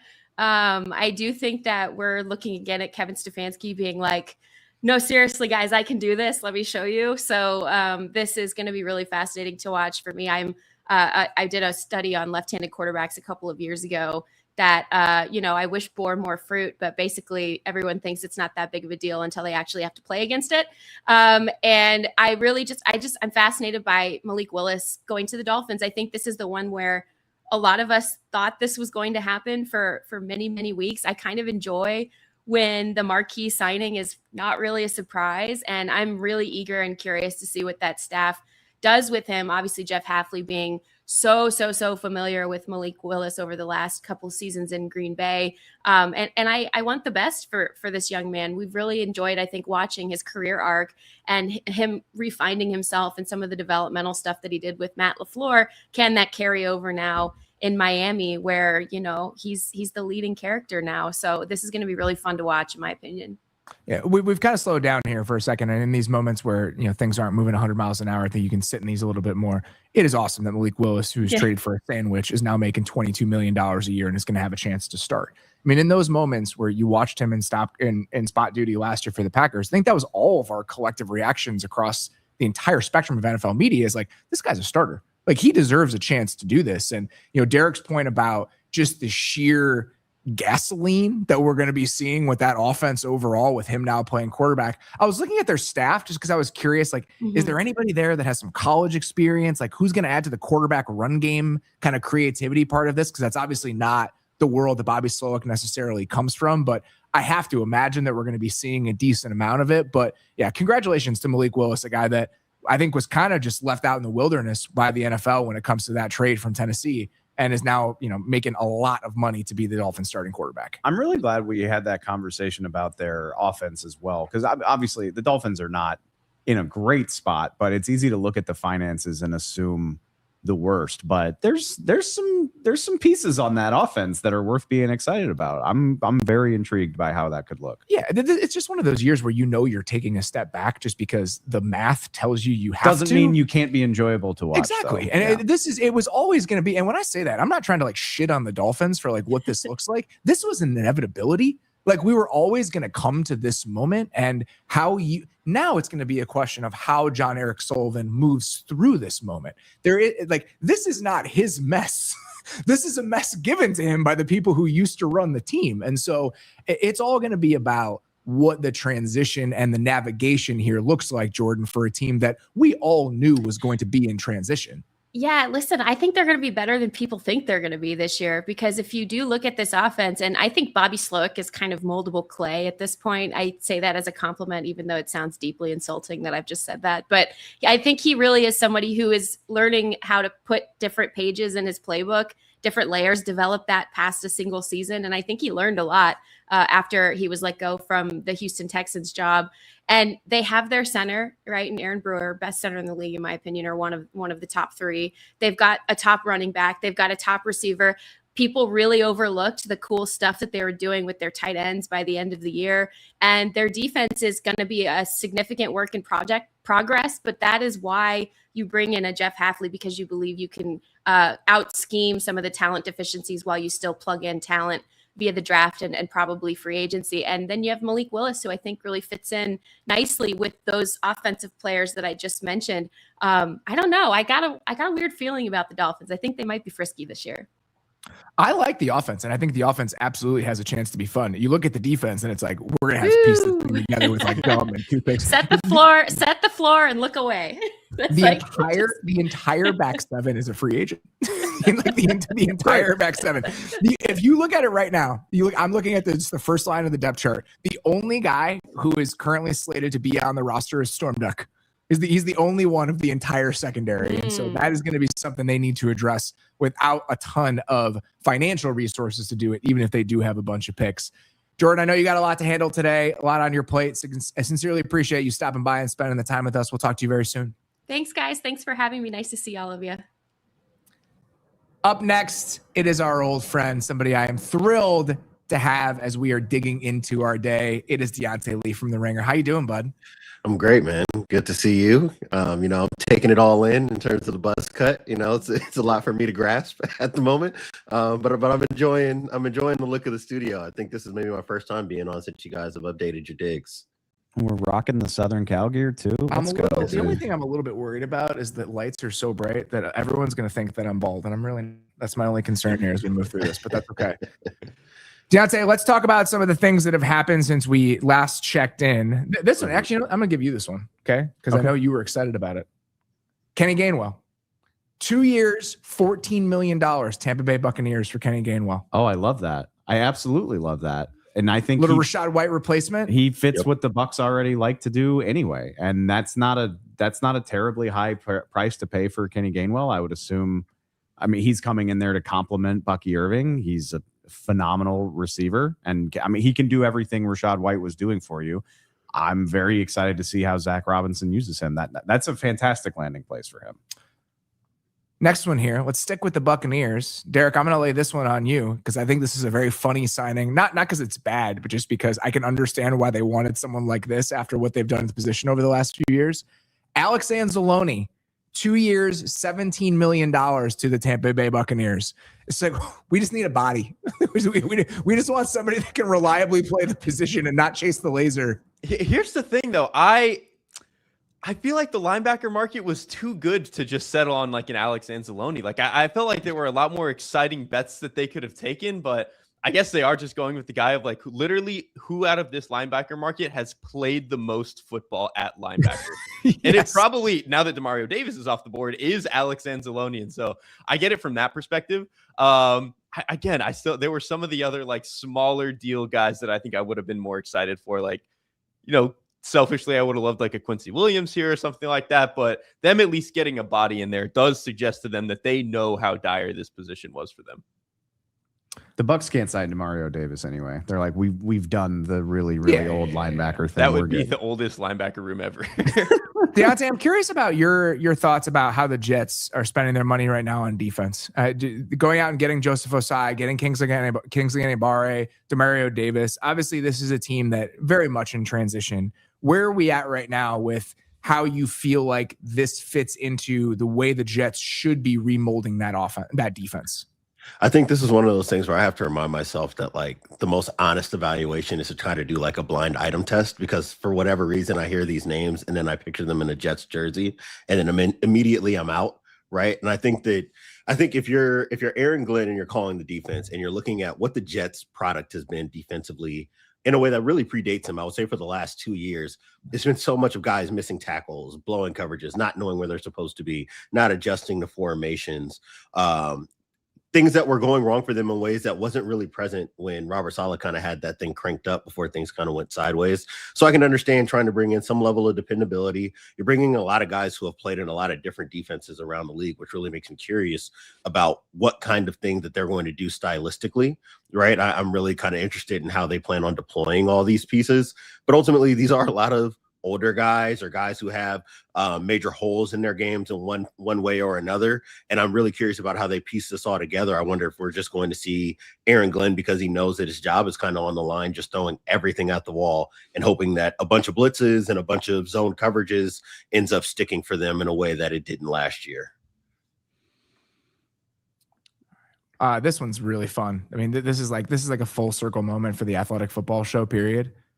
Reggie Gilliam, 3 years, $12 million, $6 million guaranteed to go to the New England Patriots. Let's go. Of course, it's the New England Patriots. Let's go. This is why I got out of bed this morning. I need a fullback contract. I do actually love this because if you watch their offense last year, some of the stuff that they were doing with Jack Westover, who was their like tight end, like small tight end to fullback conversion for them last year, it was pretty good. But Jack Westover is more of a like Band-Aid stopgap caliber of fullback in that way. Reggie Gilliam is like the premier, like that caliber of fullback outside of like obviously Alec Ingold, who already moved. So if this is the type of offense they're trying to run, that was as good as you were going to get in this market. I love that.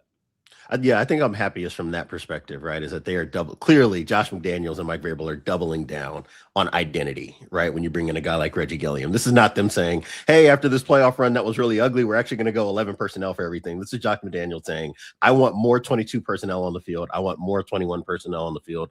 And I think that that's fitting, especially if they aren't going to try to spend a bunch of money to bring in 2 or 3 receivers to try to add to their room. I think that trying to backstop this offense with a more dependable run game on early downs. I think that will probably help them try to maintain whatever level that we think they're going to have in the 2026 regular season. They don't need Alec Pierce if they're just going to grind everybody into dust. Exactly. Which is so that's $28 million collecting dust out there if he was on the Patriots. Deontay, how do you feel about Alex Anzalone heading to the Bucs? I think I'm right there with Derek, right? I think that this is Todd Bowles watching film and saying, I love you, Servatier Dennis. You're a good athlete, but I cannot watch you, chase the laser on a week-by-week basis. And we also need to have something in case Lavonte David's health starts to go sideways as he continues to advance in age. I don't know if it changes the way that I feel about the Bucs a bunch defensively, right? I still think that they need some more impact play out on the perimeter. They still need a premier pass rusher.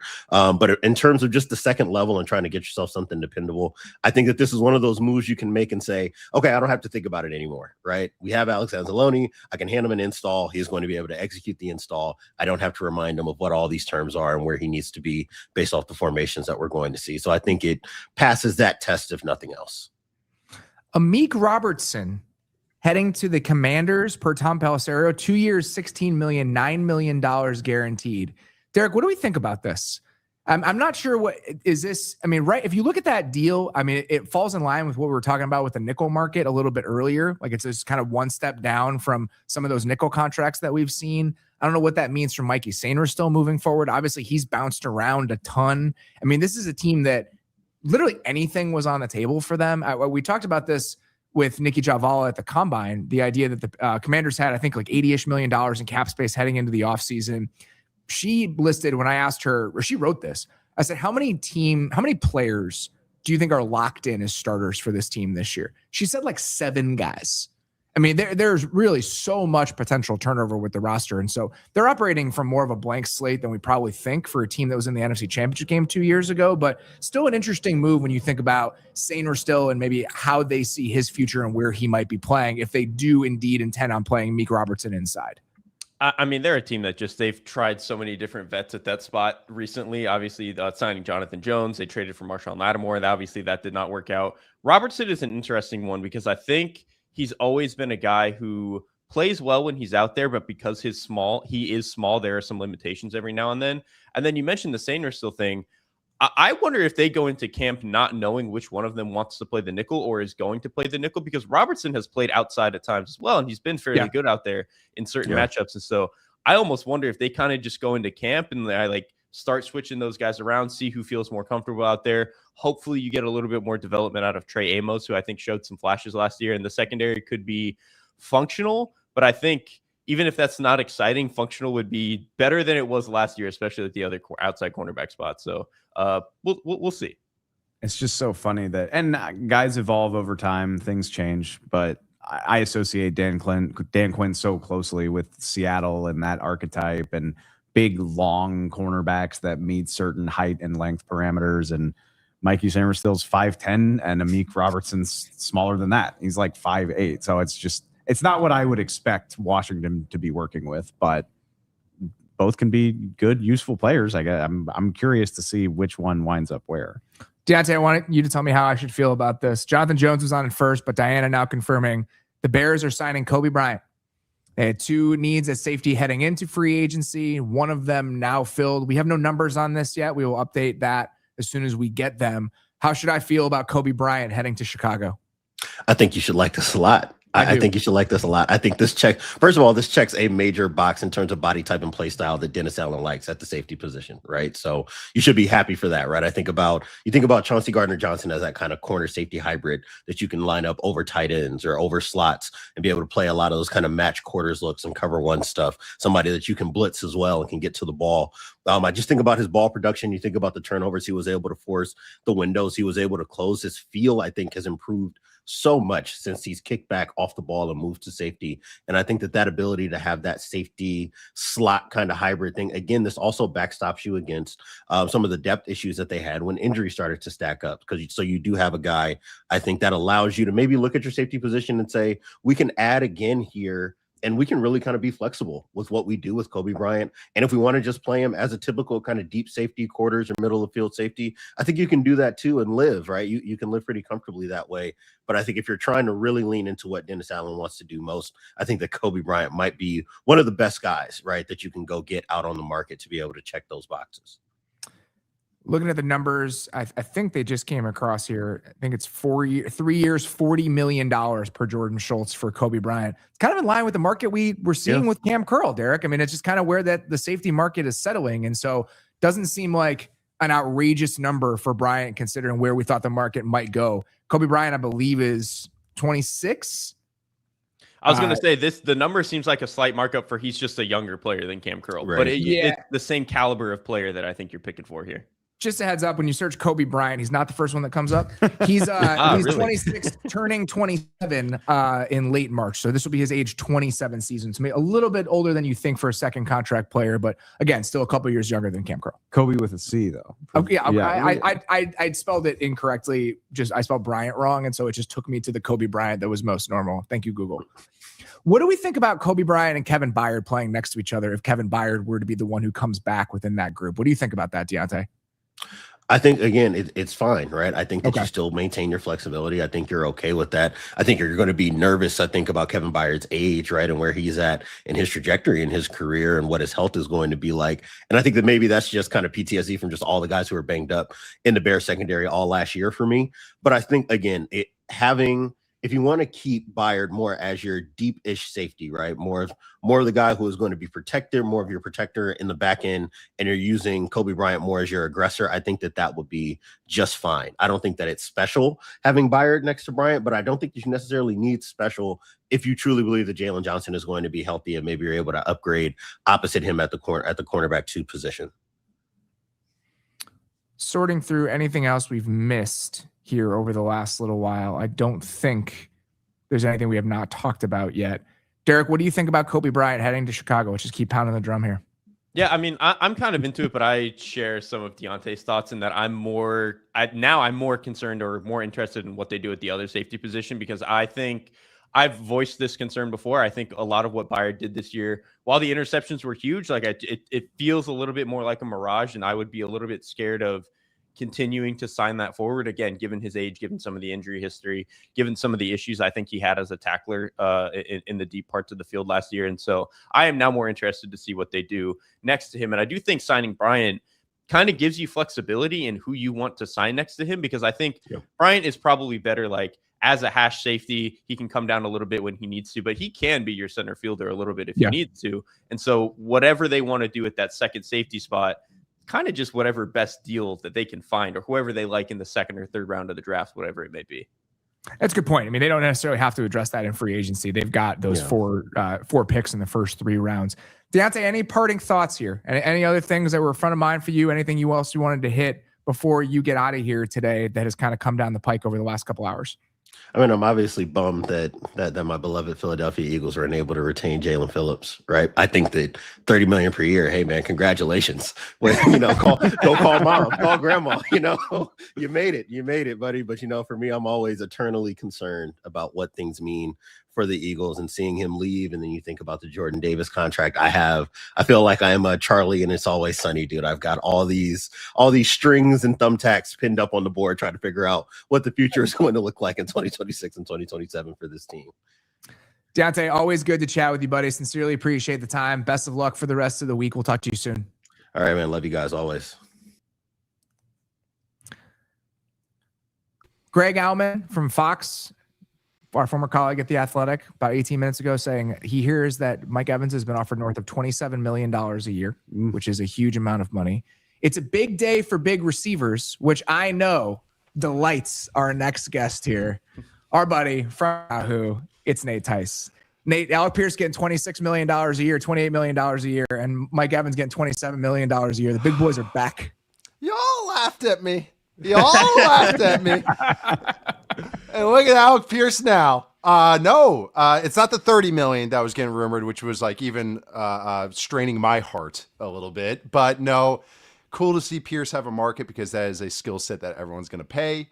Even the guys like Tutu Atwell get double digits millions, or was that 7-8 figures last year. Makes sense that Alec Pierce is twice the player, gets twice as much. But going back to the Colts, I thought the Pittman trade right after, I was curious how this kind of hierarchy is going to go in Indianapolis. So the Pittman trade following that signing makes a lot more sense too, and actually it's kind of interesting too for what the Steelers need as well. Even though why do you think that? What about that fit is compelling to you?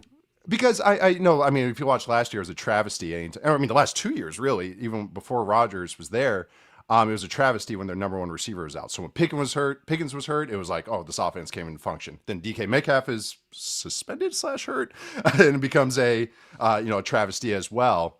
And I've been trying to figure out what kind of receiver to like pair with DK because he's such a unique type of guy. But they needed another body in there. And now they get a guy that's actually, a strong yak guy. He's not going to be the twitchy quickness that I thought that they might go after. But now it also opens up their first round pick, as opposed to, gotta go receiver here. And also they're in a weird spot because this receiver class is good, but also a lot of flavors that they can go for. I just think Pittman, even if in a perfect world, he's kind of a high-end 3 in the pass catching attack, I do think he opens up opportunities for other pass catchers. So no matter how they want to go, I like that move for the Steelers, even if it's kind of a minor one. But yeah, that's the Pierce fallout, I guess. But going back to Speaking of somewhat minor moves, I love this one. When it comes to play style, team fit, Cade Mays going to the Detroit Lions. I believe it's 3 years, $25 million a year. I can't remember exactly where I saw that, but I think those are the numbers that I saw. So Aaron Wilson, 3 years, $25 million, 14 guaranteed for Cade Mays. It's kind of honestly a little bit less, Nate, than I thought he might get. Given Sean Ryan made $11 million. He's an imperfect player. Again, we only saw him for less than a full year as a starter, but you can get intrigued by the power, even if there are some imperfections there. And I think stylistically, like what the Lions had with Graham Glasgow last year, and now putting a guy like Cade Mays in there, it's one of my favorite things in free agency is seeing the team just overcorrecting with vigor. And I think that's exactly what this feels like for the Lions. And not even do that, when they traded David Montgomery, they were like, throw in Juice Scruggs. He can snap the football. Just throw him in there. Throw him in there. And so it was like, never. They truly were like, never again. Never again. Even shoot, with your Bears going for Bradbury, who I've been trying to tell people, he's like, he's average at best, guys. But it's like, they're trying to go to never again. We've went, a decade without having a center. So I think that, and then they have 9 months where they actually answer that, and then they go with Bradbury to answer it again. Yeah. Keep twisting that knife. It feels great. I'm trying to. I know. I think I got a third twist in there. No, Mays, and this makes sense too, even scheme wise. This is actually, I feel like a fair deal. I was actually a little worried that he would get that kind of. McGovern. Actually, I thought McGovern got a little underpaid. He gave the Bills a little bit of a hometown discount. I thought we could got an open market, which I think has been reported as well. But I was kind of cautious with Mays because again, you're kind of spending on the half season or whatever we want to call it, but he can start, and he was actually pretty good when he had to go in there, and he has size. He's not going to be for everybody. Again, like a zone heavy scheme is not going to be great for, but what the Lions want to do, at you runs, physical play action, this fits great. This makes total sense because again, they're trying to make sure they have enough bodies on their interior because that was such a crippling thing.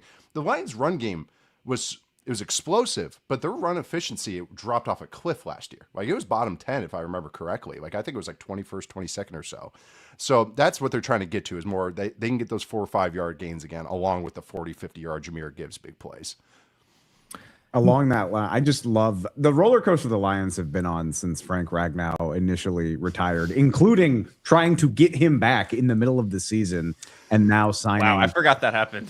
Yeah, Grade 7 hamstring tear or whatever it was. They've been like, as soon as he was gone, they were like, we don't like this. We hate this. Please, anything. Nothing makes a team tilt more than a surprise retirement of a very important player. It's just something that like sends you into a tizzy for as long as you like until you get a real solution to it. And obviously it's hard to find one when it happens midstream and you don't have a plan of succession. So the fact that even like them wanting to put Ratledge there during training camp is just like, we need to figure it out. We need to figure out some way. And then Frank made everything so easy. Bring back Frank. This being the solution here. I like it. Nothing else really rolling in immediately here. Nate, I'm curious, just as you look back at everything else that's happened today, your just most notable moves so far, the things that you've found that like were either piqued your interest the most or you found most compelling. What's at front of mind for you right now as you're sorting through the first day so far? Oh, you mean Reggie Gilliam going to the Patriots? No, we would say we hit it as soon as it happened. I would say Malik Willis going to the Dolphins. It's more like, okay, fine. All right, it's just more of like just like that it happened. Like the initial thought, the initial kind of rumor, wherever the Occam's razor signing kind of happened, and it was almost more of a relief because the Cardinals' interest was kind of like, what are you guys doing down there?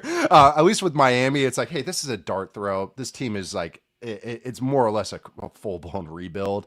And at least Willis is exciting, can create some plays. They have enough there that they can be like functional on offense. Do I think he's an amazing fit? And are you grading to the flash of what 30 dropbacks that he's had? Yeah. But at least he, in this market, again, we're looking at a quarterback market, and I'm already peeking at next year's draft class. It's not the worst dart throw if you get caught in no man's land. When I think there's some teams clearly hopping on that tank. I'm looking at you, New York. And I think that they really are like, so it's going to be hard to only have 2, 3, 4 wins. That's going to be, look at the race to the bottom this year. And so I think with the Dolphins, it was more of just like, okay, I'm glad this happened as far as the sense that it makes the most sense with the tie-ins for the Packers guys. Also, it's just one of those, what else could they do? Like maybe trade for Davis Mills. That was something I threw out there because of Bobby Slowick. But again, it's all kind of variations of the same answer. And, it's not a crazy contract. It's exactly what I kind of thought we would get, 20-something mil. Not 40, not 38, not 36. Okay. In this day and age, it's less than 10% of the cap. You can get something here, and it's a dart throw, and see what you got. And if not, okay, reset it, and we go on and move on to the future. So that was one that just kind of was like, okay, fine. All right, that happened. That's the best way I could put it. That happened. They signed it for 70% of Jaelan Phillips money. You can live with that at quarterback in the NFL. Yeah, absolutely. And you see when even like backups are getting paid, it's like, okay, like, and so it's the middle class. We talk about this for years. What Darnold got, that's why I was always crazy. It was like Darnold got what he got last year and had a great year, has draft, pedigree, which matters in the NFL as much as we hate to admit it. But it was one of all those things Science pointed at, and he only got that much from Seattle with a coach that likes him.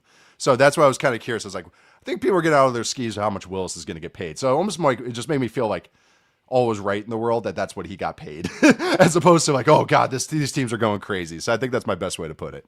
I love the Colts going to Sam Darnold or going to Dan Jones and being like, look at what Sam Darnold got paid. That's a reasonable amount. And Jones's people come back and be like, no, 50. Triple it.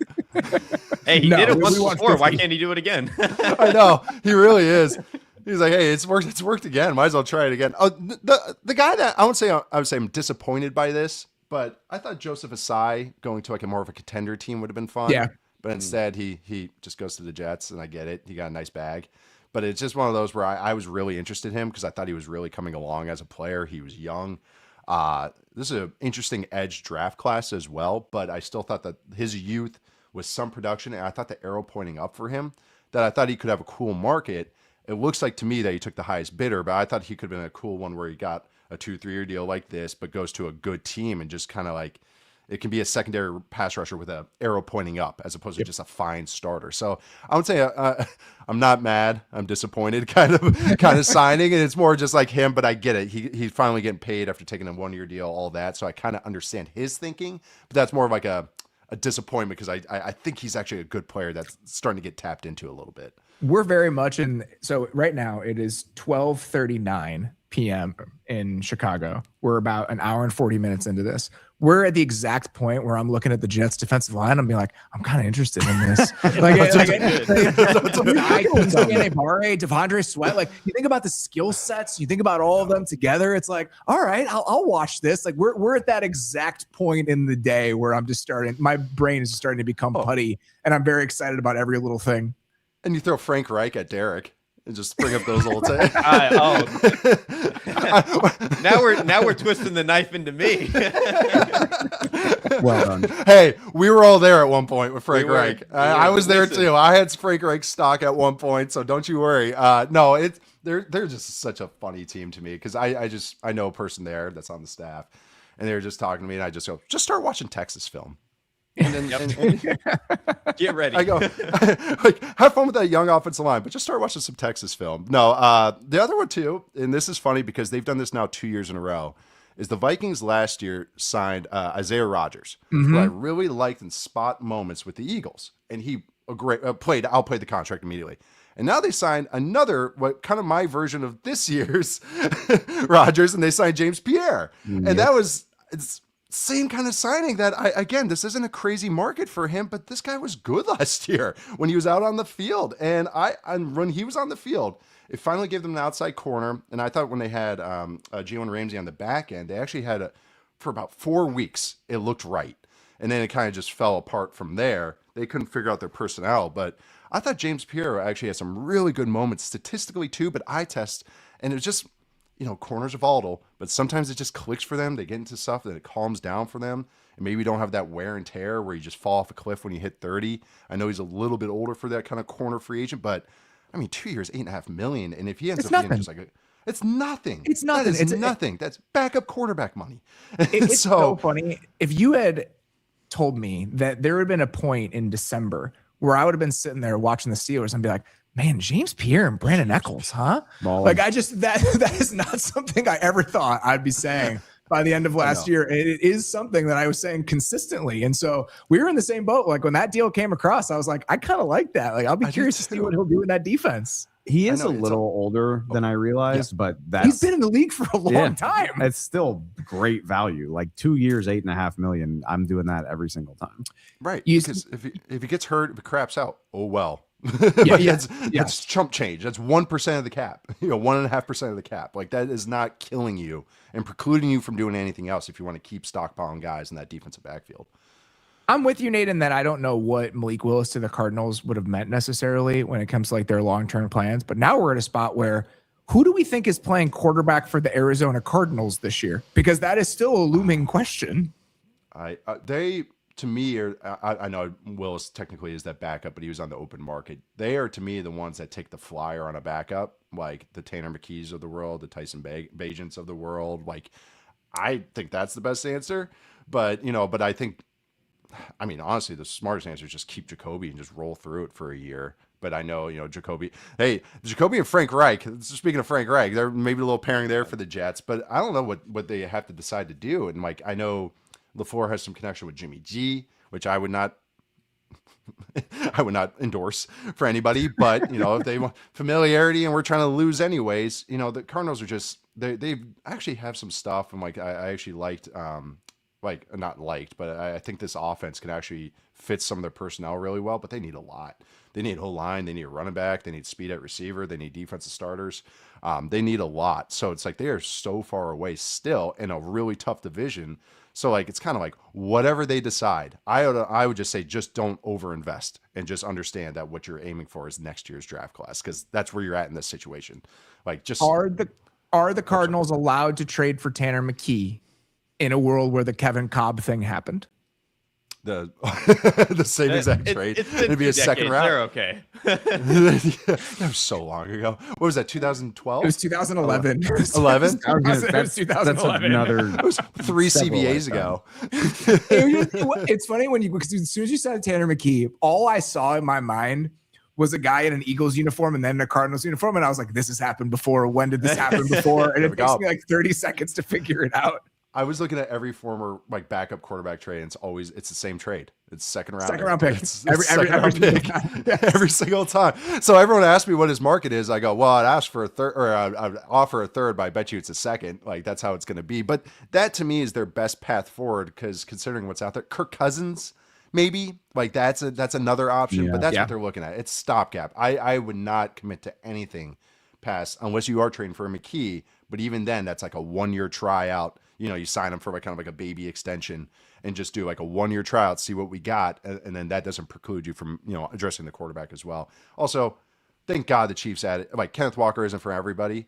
But thank God the Chiefs had some explosive playability. So that would be my other like kind of final thought maybe on this kind of opening slate of signings. All right, we're gonna bring in DK, but I don't want you to leave yet, Nate, because we things just went crazy. Okay. DK, you ready? I'm sure you saw it already. Yeah. Oh boy. Adam Schefter. Ravens are signing Tyler Linderbaum, 3 years. $81 million. Wow.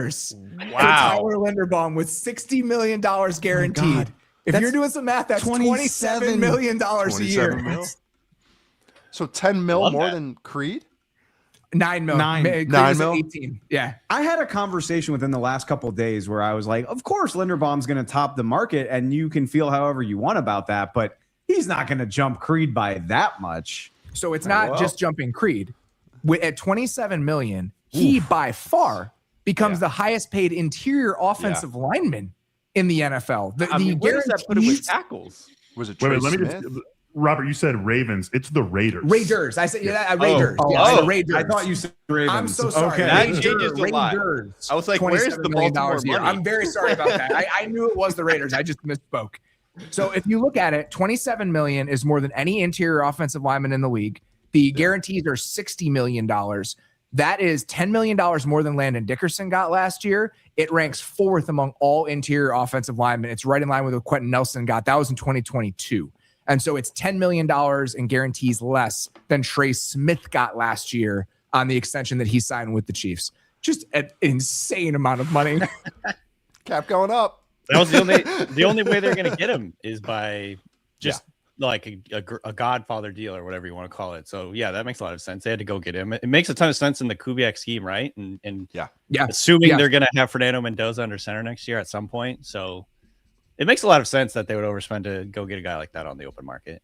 It's a lot of money, but like they have as much money as anybody in the league, for, not just for this year, but for the next handful of years. And so I kind of think them, again, knowing that he's perfect fit for the Kubiak system, knowing that you're bringing in a rookie quarterback who you want to do every single thing you can to make sure that he's going to be okay, bringing in a guy like Linderbaum, even if this is, I don't know, 20% more expensive than any of us thought it was going to be, I actually think they're in a spot where like it will be fine. And this is not really going to kill them. Like, this is what you want. Who else are they spending money on? Like, that's it. And they need a solidifying force, and it's an amazing scheme fit. Like Linderbaum, I don't think is an elite center. I think it's more good to very good, but this is the perfect offense for him. So it's kind of like, okay, fine. And you had to pay a premium. You're a garbage team, and I mean, honestly, let's be honest, what the Raiders are. So I think that I love this too, in the sense of, and I've said this ad nauseum, but it's just, you have a vet center with a young quarterback. I always love that. And I love that transition to help out a young guy. Helps with the state income tax as well. Going to Nevada, I enjoy that as well. But no, I do think that it's I mean, they have to do this. And I don't know, the Raiders, this offseason could be just transformative for them. Not only just Mendoza and Kubiak and all that, but just little moves. But this is a big move, but little moves as well. You know, if they get one more receiver, I saw that they might be on the Dobbs market, which I think would be perfect for them. Like, who else are they going to pay? So like, Shaheed might be another speed guy. I still think hat on a hat with Trey Tucker, but that's just me. No, but also McGovern deal looks amazing. Yeah, I was going to say McGovern made half. It's literally half what Linderbaum got paid. Wow. I mean, that's I understand how it happens, because again, it's maybe a little bit of a hometown discount, whatever. But the idea that Linderbaum's getting 27 and McGovern gets 13, you got to feel pretty good about that if you're the Bills. My God. Yes. I know the centers. It's funny. We talk about quarterbacks so much, but there's so many open center spots, and this draft is okay center wise. There's a couple day 2 guys, but it's kind of funny. Like that's why Cade Mays is getting that, and I think again the McGovern deal is just like so great now when we look at this, but they're paying a premium for it, but this offensive line needs it. It provides a boost effect for everybody. Now you don't need JPJ. There's 2 JPJs now, so that's sorry. But you don't need him because he's all over the place too. But I don't know, a boost effect that's kind of maybe solidify your offensive line, and this offensive system anyways is going to help that out anyways. Having competent coaching there, so I don't know. I'm kind of, the defense is going to needs a lot of help, but the offense could be pretty functional like pretty early on. We're digging Genty's reputation out of the mud starting today. That was a joke. I hope you know that was a joke. Nate, sincerely appreciate the time, buddy. I know you got a lot going on this week. Always good to talk to you. We'll do it again very soon. Thanks, guys. Great to see everyone.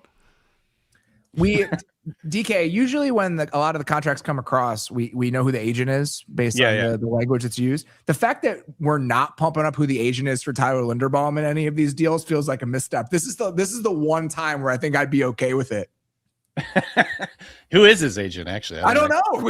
No one has told me. We need to know. Copied and pasted into all of these. Yeah, he did a great job. As I said, I think they were going to need to go way, way, way above market to pull him from Baltimore. What does Baltimore do at center now is the question. Because everybody's off the market now, basically. Yeah. I mean, they might have to draft somebody. Or, there's a chance like maybe a veteran trade we're not thinking about right now. But again, like you can't do this if you're the Ravens. You can't do this if you're almost any other team in the league. Right. Like I think apparently Washington was sniffing around. The Browns were reportedly sniffing around. But like $27 million a year for a center. Again, like Nate said, good player. Mm-hmm. Not the best center in the league even. And so legitimately to make him a $27 million a year player, you're only doing this because the cash is burning a hole in your pocket. Right. Even if he's a scheme fit, like the premium that you're paying here is just astronomical. It's crazy. Yeah. But I did like Nate said, he laid out, it's great for a rookie quarterback. It's good to get him in, helping everybody on the line kind of acclimate to the scheme. And it's just going to be a huge benefit to Mendoza whenever he gets on the field. I'm assuming pretty early on. But yeah, I mean, the Kubiak offense kind of flows from the run game, and this is obviously a big move for that.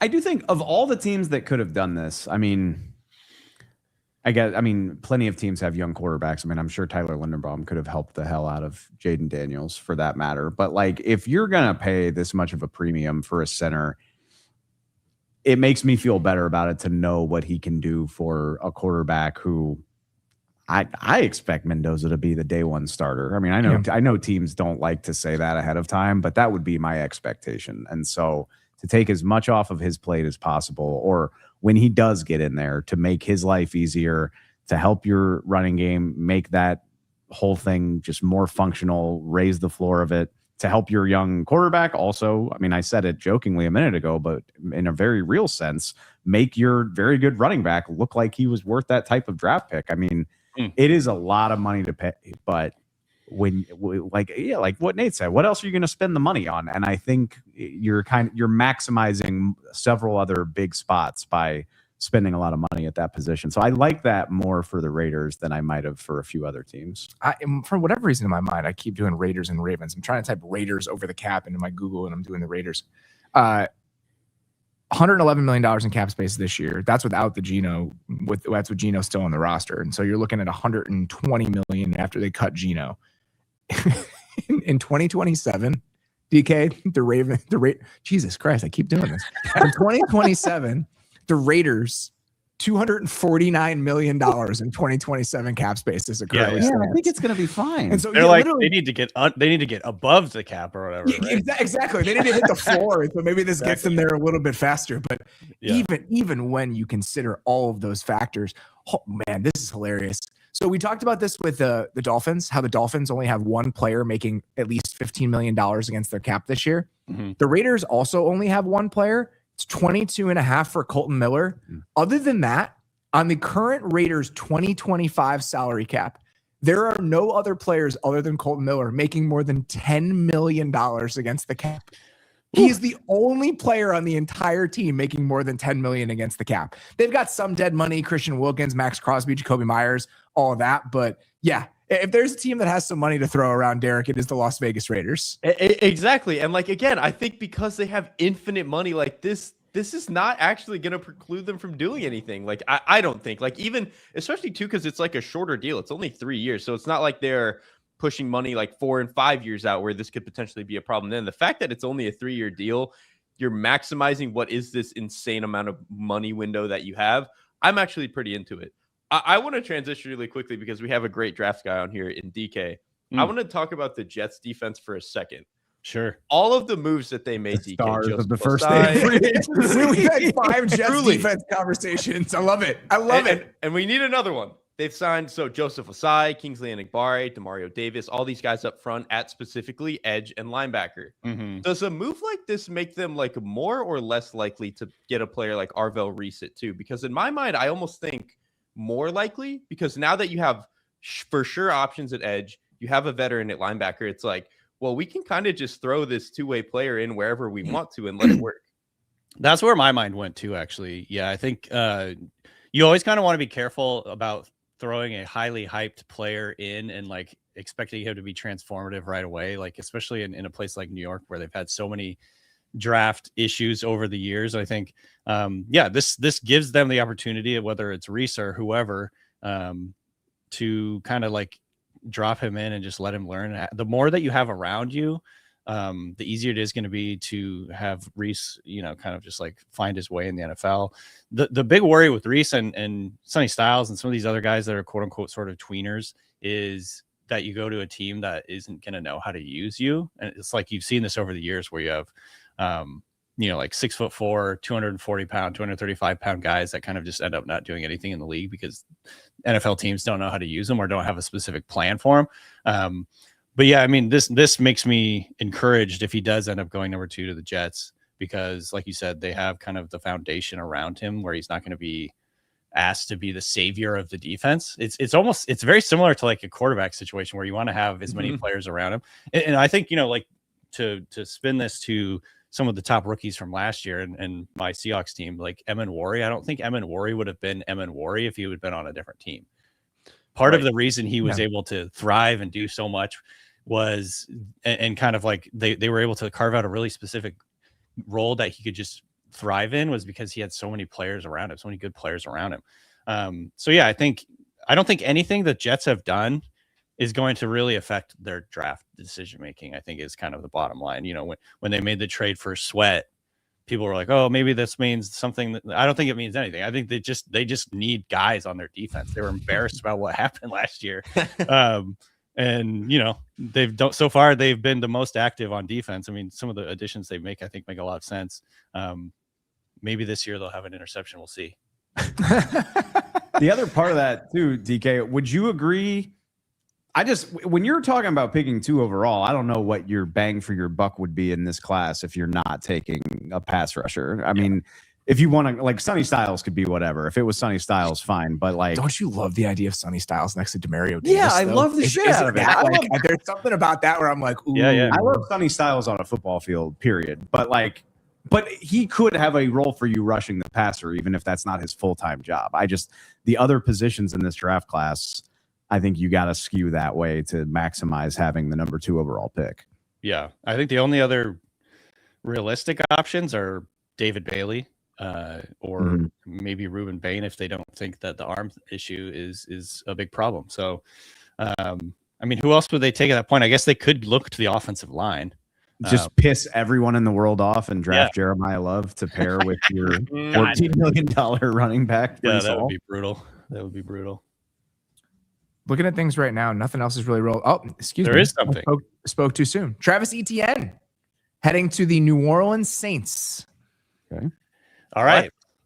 So the first thing this screams to me is they're not going to be taking Jeremiyah Love at whatever it was, number 9 or 10. Yes. Number 8. So now where does Jeremiyah Love go? If the Chiefs and the Saints both sign running backs, which those were kind of the 2 most popular landing spots for him, DK. Yeah. Where does Jeremiyah Love go now? He's a New York freaking Giant is what Jeremiyah Love is. There it is. That's probably the answer, They right? missed out on all the big guys. Right. That's right. They were in the Kenneth Walker market, and so maybe that's the answer. Those is the musical chairs among the running backs. Maybe the Giants are the one with the seat at the end of this. Yeah, I mean the other teams that have been mentioned in the last week or two are the Cardinals and Titans at 3 and 4. I don't think it makes any sense for those teams to take a running back, frankly, but I don't really think it makes a lot of sense for the Giants to do it either. Even though I think obviously Jeremiyah Love is a great player, but I don't know. I feel like teams just continually don't learn the lesson that they're supposed to learn with these running back situations. But yeah, the Giants, they make a lot of sense. Or, what if he falls a little bit out of the top 10? What is the team outside the top 10 that makes the most sense for him? This is kind of the issue I've been having putting together mock drafts is after you get outside, the top 10, the Dolphins aren't going to take a running back. I don't think the Cowboys are going to take one. The Rams, probably not. The Ravens, no. Buccaneers, probably not. They just signed a running back. The Jets, no. Lions, no. Well, I guess maybe the Lions could, but I was going to say Lions, maybe yes. No, Jeremiyah Love and gives $60 million a year. They can't draft a running back in the first. Let it rock. Why not? It'd be an interesting one. DK, any parting thoughts for us? Anything else that happened today that you found particularly interesting? We felt like the Linderbaum thing and Nate ate into your time a little bit. That's okay. I thought the Kenneth Walker situation is fascinating. I think obviously for a team like the Chiefs that have a lot of holes on their roster now and kind of doing this mini little rebuild, for them to go out and make a big ticket signing of a running back is pretty fascinating. But I do think it makes sense for them from a schematic and philosophical point of view. They need more explosives from the run game. This has been one of the least explosive run games. One of the slowest looking run teams I've seen in a long time, even though they had Pacheco back there. They just didn't have any juice in the run game. And I think they see this as a sort of holistic, we're going to help fix our offense by creating explosives in the run game.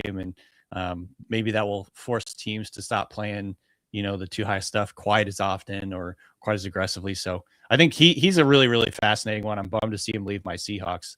And I don't know what the hell the Seahawks are going to do at running back now because their options are not very good. But yeah, I thought that was one of the more interesting signings this morning.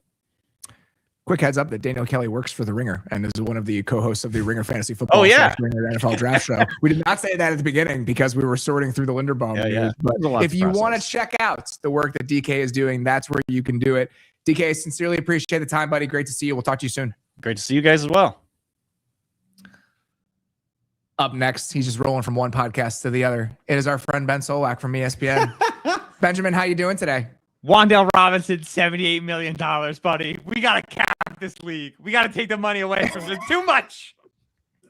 I mean, that's less than I had heard he was getting. The fact that it's not 20, I think, is probably a step in the right direction. 20 would be 80. It's 78, man. I mean, we just barely missed it. This is real. I haven't seen this. Conspiracy theory, they were just leaking the big number so that when he signs for a slightly lesser number, it's that's kind of reasonable for Wan'Dale Robinson. 4D chess with the messaging here for the Tennessee Titans. Because I now have a bald head, I'm apparently a Titans sympathizer. So I like this. You're part of the I have to support the Titans now because I look like every member of the coaching staff. You got to get down to the zero guard to become that's never happening. Yeah. So the Wan'Dale Robinson, the Titans thing, everyone kind of anticipated this. Obviously, Brian Dable loved Wan'Dale Robinson. He was a part of drafting Wan'Dale Robinson. He was a part of using Wan'Dale Robinson with the enthusiasm that the New York Giants have over the last couple of years. So not a shock to see him going to the Titans who have a needed receiver. This one, I think we can all get excited about this. Kansas City Chiefs, Derrik. 3 years, $21 million, $14 million guaranteed for Khyiris Tonga. Oh, that's fantastic. I am extremely into that. They have not had a big-bodied nose like that who played high-quality snaps for them in a long time. The closest they had was 3-ish years ago. Derek Nottie was okay. I was about to say, we don't have to redux Derek Nottie for another season. Yeah, it's been a while since they kept doing it where it's okay, Derek Nottie's 15% worse, we'll bring him back. 15% we'll bring him back. We'll keep bringing him back. And now them going and getting a guy like Tonga who obviously is a great run-stuffing nose body, but is a little bit more explosive and can actually get into the backfield than I think a guy of his size would probably lead you to believe. So I'm pretty into this. I'm looking at Nottie's Wikipedia right now. On March 20, 2022, Nottie resigned with the Chiefs. On March 19, 2024, Nottie resigned with the Chiefs. On August 25th, 2025, Nottie was traded to the Kansas City Chiefs. They just kept on just holding the job in place. This is a big improvement on that and important for that defense. Good for Khyiris Tonga, by the way. He has been in the league since 2021. His career earnings up to this point are less than his new AAV. So Absolutely, a big year baby. for It's Kyler another Saga in New really England cool last story. year. Yeah. Oh, and I forgot how to do math. I'll tell you that. I had to put that one in the Google Chrome tab real quick to make sure that I knew how to divide numbers. Tyler Linderbaum, 27 million is sick. I mean, heck yeah, absolutely. We have a first overall pick for Nana Mendoza. We need a good center. Clint Kubiak's going to ask that center to do a lot of stuff, moving left to right. Like, you know what? This is a highly valuable position for us. We'll reset the market by 150%. Why not, man? Power to you. Again, there's $300 million every team gets to play with this year. So I like the fact that they're spending that much money. So the Linderbaum moment was sticker shock. Jaelan Phillips was the other sticker shock for me, just in terms of $30 million per year. This is not a high sack player. He's a very useful player. He's a 3-down player. He makes other players better, but typically we see that sort of money spent on sack getters, and that certainly is not Jaelan Phillips' game. So those to me were the two moments of big sticker shock. I was happy Alec Pierce stayed with the Colts. I think that his role there was already excellent for his skill set, and then he can do a lot more as a short underneath player, just so long as the room isn't as crowded around him. And they immediately went and they flipped Pittman, and I think it's going to allow Pierce to be a 3-level receiver. I think this also helps them entice Daniel Jones back. I think overall the Colts have handled that Indianapolis thing in very good fashion. And then the Rams, to me, are very interesting because I think everybody's excited about investing in the secondary, and their corners are faster and their corners are more aggressive and they have depth to that position now. But you're banking on Chris Shula getting as much out of a set of DBs as Steve Spagnuolo did. And here's the thing.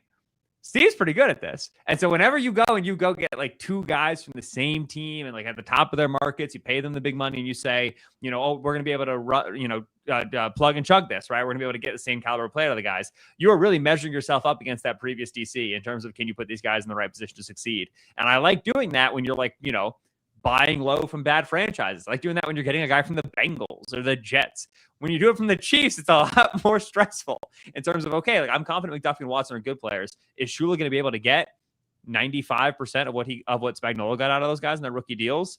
That's going to require really good coaching. And I like Shula a lot. And, he was a head coach candidate for a reason. There's a big put him up or shut it, sort of opportunity. It's a big prove it year there for Chris Shula with the Rams. 4 years, $52 million per Adam Schefter for Travis Etienne, by the way, which again, if we're doing more math, which there's just way more math involved in today than I thought there was going to be. It's $13 million a year for Travis Etienne, which isn't necessarily off from what we thought he might get. So with Kenneth Walker now, the Saints now have the 6th highest running back contract by APY, Travis Etienne, and the 7th, Alvin Kamara. They have both of those deals right now in terms of running back deals. A little silly. I also Kamara think was really adamant during the season.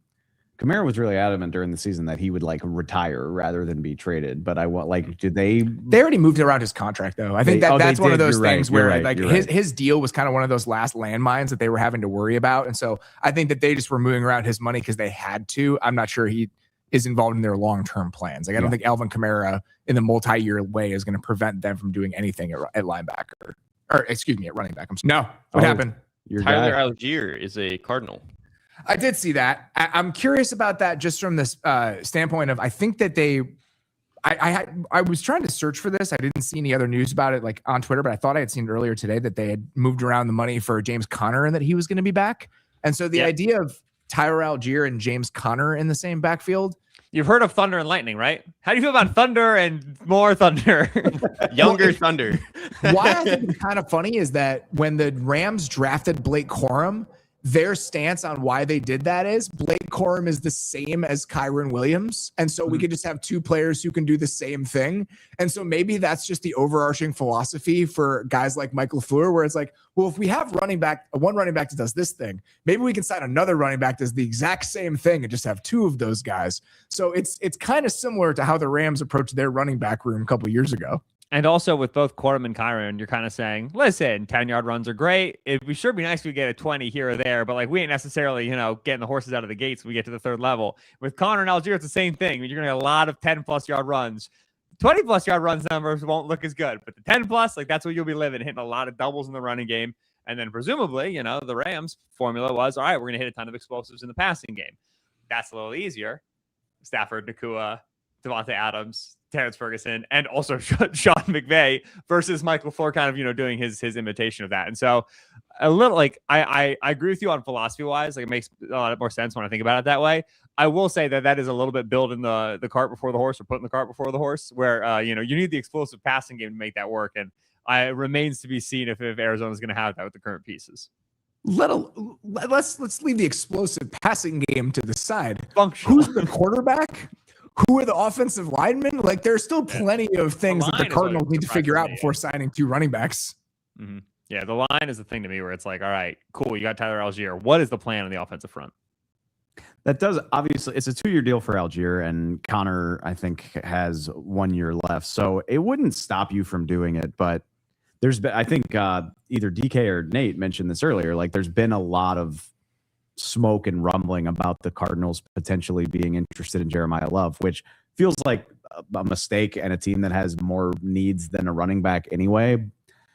I guess this wouldn't stop you from doing that, but maybe that'd be a hell of an expensive running back room for the next year or two, as opposed to trying to look somewhere else. Well, I would assume on one of the lines, which I think that's the way the Cardinals should do it. So hopefully this signals that they're not trying to draft a running back top 3. All right, so let's stick on the theme of fixing your offensive line while also addressing running back. Per Ian Rappaport 42 seconds ago, the New Orleans Saints are the David Edwards team. We do not have money on it yet, but New Orleans is the team that ends up shelling it out for David Edwards. Ben, you seem excited about this. Your initial thoughts about David Edwards heading to the Saints?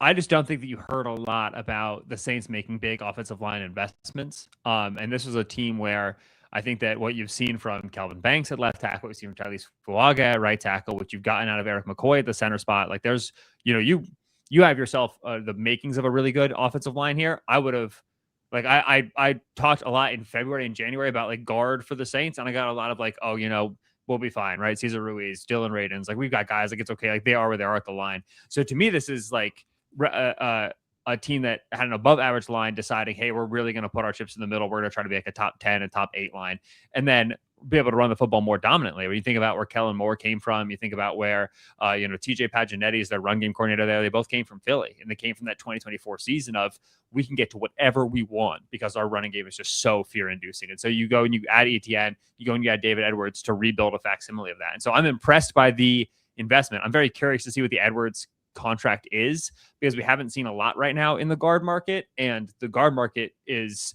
one that I think the league has largely been trying to figure out, because you have a lot of really good players who are on their 3rd deals, David Edwards, Isaac Seumalo, and then you have some exciting young players with big question marks, Zion Johnson, Elijah Vera Tucker, and where exactly who's going to make more money, whatever. Because like by quality of play, Edwards should easily clear the John Simpson deal, should clear everybody else's deal. Like Edwards has been out of this world the last 2 years, but he is older relative to some of these other guys. And so this is the first big domino falling at guard. We're going to learn a lot about like the Zion deals and the ABT deals from what we see here.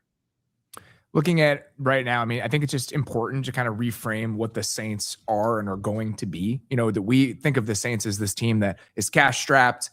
They're up against it. They have this aging roster. We are moving out of that. And I think it's just important to like keep reminding ourselves of that when you think about the multi-year outlook for this team. The Saints, as it currently stands, have $136 million in 2027 salary cap space. Yeah. And so they're in a position where they'll be able to spend a little bit. They're paying their quarterback, as it stands, top 40th overall pick money. And they do not have a lot of contracts, onerous contracts, that are going to be on their books heading into 2027. Really the only guys they've paid that are going to be on the team next year are guys like Chase Young. Juwan Johnson's on a big deal, but there just are not a lot of big contracts left on this team. And so they're in a position where if you look at the multi-year outlook of this thing, they can throw a little bit of money around. Yeah. $136 million in cap space next year. That is just not a place we are used to being with the New Orleans Saints. That's great. 61 million total over 4 years. That's what? 12.5. That's pretty good for David Edwards. That's like the Ben Powers deal. Do we have that already? Yeah. Oh, it's 15 per year then. It's 4 for 61. Yeah. 15. So yeah. So 15 per year, which sounds right. You're in Ben Powers, Damian Lewis territory. That's great. Yeah. I like that for the Saints quite a bit. Ben, we're going to let you go, buddy. Sincerely appreciate the time. Always good to chat with you. I know you're busy. We'll talk to you very soon. Go free agency. The NFL Rob Lowe cap on. I love it. All right, before we get to our next guest here, Connor Orr, we're going to take a quick break, and we will be right back with you guys.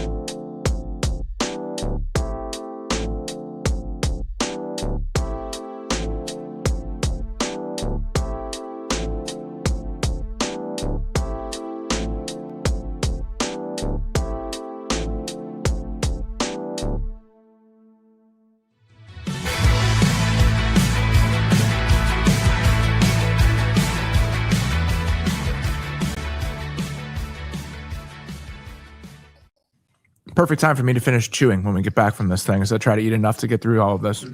Joining us coming out of the break, it is our old buddy from the MMQB and Sports Illustrated. It's Connor Orr. How you doing, man? What's up, guys? How's everybody? I'm having a great fucking time. It's like Christmas, except the gifts are way more expensive than they should be, and you'll need to get them again the next year when they all break. So it's the best. Yeah. And the You're not unwrapping giving your process kids is even $27 longer. million worth of Tyler Linderbaum every year? That's not the budget in the Orr house. We cannot afford Tyler Linderbaum. No. We already have a Tyler Linderbaum. It's called Garrett Bradbury. A couple more moves have come across here over the last couple minutes as we went to break. Jalen Nailor, Derek, a guy that we said might make a little bit more money than you might expect in this free agent crop just because of the scarcity of receivers and just what free agents get paid at that position. 3 years, $35 million with $23 million guaranteed for Jalen Nailor to the Raiders per Adam Schefter.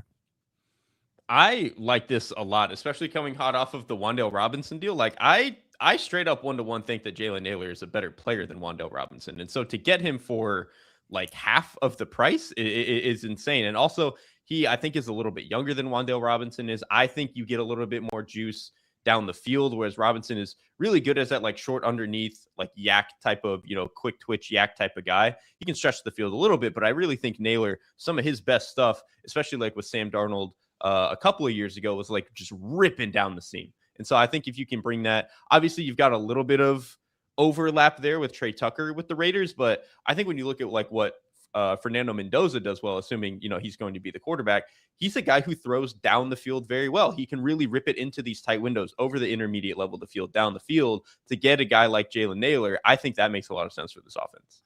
Jalen Nailor is a little bit older than Wan'Dale Robinson. So Nailor just turned 27. Wan'Dale Robinson is only 25. So just for context.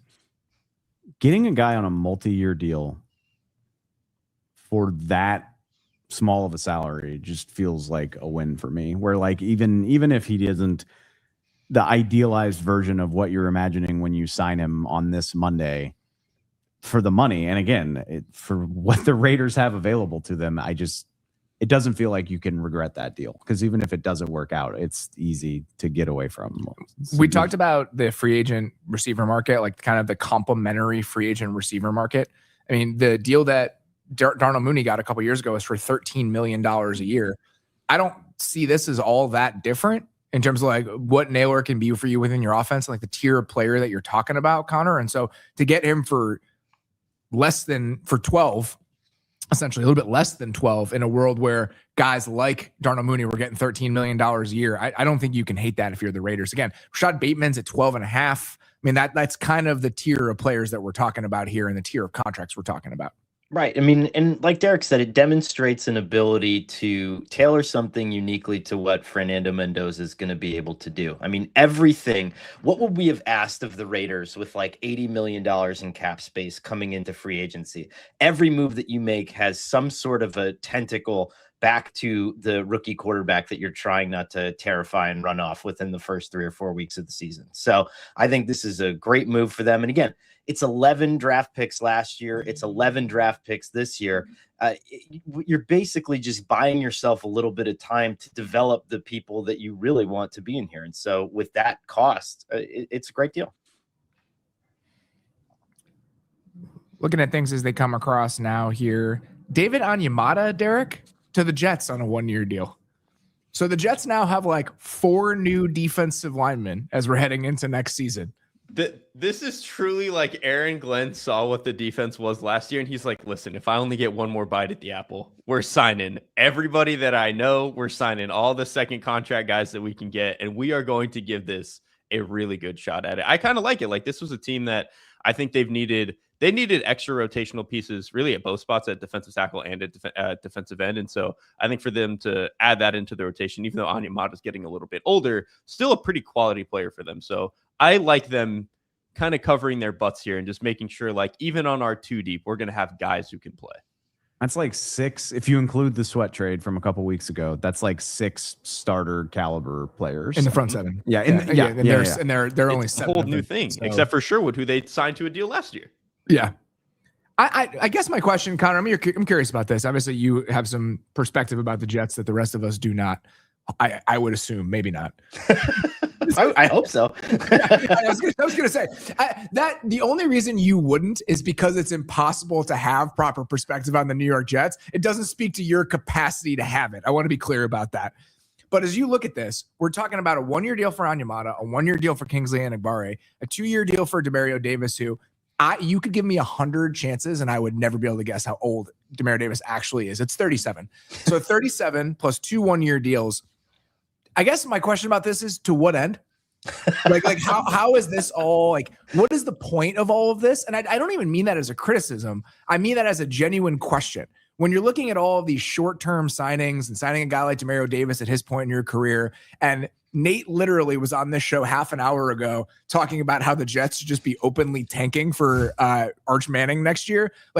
I just wonder how all of this fits together into a cogent plan for what the 2026 New York Jets are supposed to accomplish. It allows you to tank by correcting the one mistake that the Browns made when they did it with Hugh Jackson, which is that they were so blatant with Hugh Jackson that it basically put the coach into an insane asylum, and he began behaving in a way that he was trapped in the saw house and he was trying to get out. And so what you're doing for Aaron Glenn is you're basically saying, oh yeah, sure. Yeah, you can have all this stuff. You can have all this stuff. But in reality, what is it? It is a 37-year-old Demario Davis who's now going to have to chase Malik Willis sideline to sideline twice a year, and David Onyemata, and a bunch of these guys that in a year or two you're going to be able to completely clear the books of and still be flexible from a salary cap perspective. So to me, this is a very delicate general manager coach tango where it's I need you to be cool here for the next 6 months while we line up all the ducks to get Arch Manning, and I need you to not freak out. And I think Glenn only hurt his case by claiming that play calling was his superpower at the combine. So it's okay, here you go, man. Here's 7 new free agents. This is your superpower. Let's see what happens. That's why he's here, by the way, because that was a genuine question I was asking, and that's a perfect answer. There you go. And I think that this is, I will fully admit this. This is a problem that I have sometimes where you're trying to look at, okay, what is the multi-year timeline for a team? What are they trying to accomplish? And I think too often, and like Connor just said, the Browns are a perfect example of this. The Browns are maybe the best example of this over the last 5 to 10 years, where you're trying to accomplish things in a theoretical framework, not taking into consideration the fact that actual human beings are involved with how this is all supposed to go. And so figuring out, if you can't tie those things together, or figure out how the plan and the human element of it is supposed to work, I think that's often the explanation, is you're just trying to make things passable, even if you're going to be bad in this year and maybe into next year. You can't actually roll out with a non-compete team. You can't do that from the perspective of showing your face in front of the owner, making any sort of season ticket holder or advertiser happy to be associated with you, the morale of your locker room and what it would do to the guys that you do have on the team that you want to be there in the long term. You have to make some degree of a good faith effort to be a competitive football team, even if you're not going to be good. And I see the logic that letting Aaron Glenn load up with a bunch of guys that he trusts to make the defense salty could at least make you watchable. And, the hope behind closed doors is probably that quarterback will hold you back enough to where you'll have a shot at really reinventing this thing in a year. Cleveland too, by the way, Robert, and that, that theoretical thing was how they almost wound up with Mitch Trubisky over Myles Garrett, dangerously close to Mitch Trubisky over Myles Garrett, right? I wish they would have. I mean, it literally took Hugh Jackson taking a flamethrower to that draft room to get Myles Garrett onto that team instead of Mitch Trubisky. And so what the Jets are seeing, and we saw it in the way that they're allocating all their trades and they're liquidating for 2027. Everybody wants to be in the 2027 draft. The Jets have all the capital there. The timeline is we better be ready to go, or at least clear enough to do what the Raiders are doing in 2027 once we get our guy. And to the point that we're already making too, and I think we laid it out pretty well, but who have they added? I guess Osai was a 3-year deal, I think. Yeah. But Yes. most of this stuff is not long term. These are not long term course. contracts. And I think that's right. I mean, you are trying to like clear a certain bar of competency while also not hamstringing yourself in the long term. And I think that is like a worthwhile combination of things to chase. By the way, I'm really enjoying Chris Jones's commentary on free agency. He has 2 tweets in a row here. Chris Jones with the Chiefs, by the way. His commentary on free agency. To the Kenneth Walker signing, he just quote tweeted and said, "Oh shit." And then his next one was, "Tonga is a dog." That's it. Correct. He's essentially doing what we're doing. So like, Beller, if you just want to, if you want to seek out who Chris Jones's agent is and ask if he wants to come on the stream by the end, and he's essentially doing what we're doing anyway. And so if he's around, we're open to having him. We got at least 3 more days of this. We can just have him on for day 2 or day 3. That's true. Just tweeted him. He's clearly active on Twitter right now. It's actually a good thought by Dave. We have sort of a lull here in signings that have happened. Katie, why don't you pull up the top 150 that we have for the Athletic from Daniel Popper's rankings, and we'll just look at what's going on right here.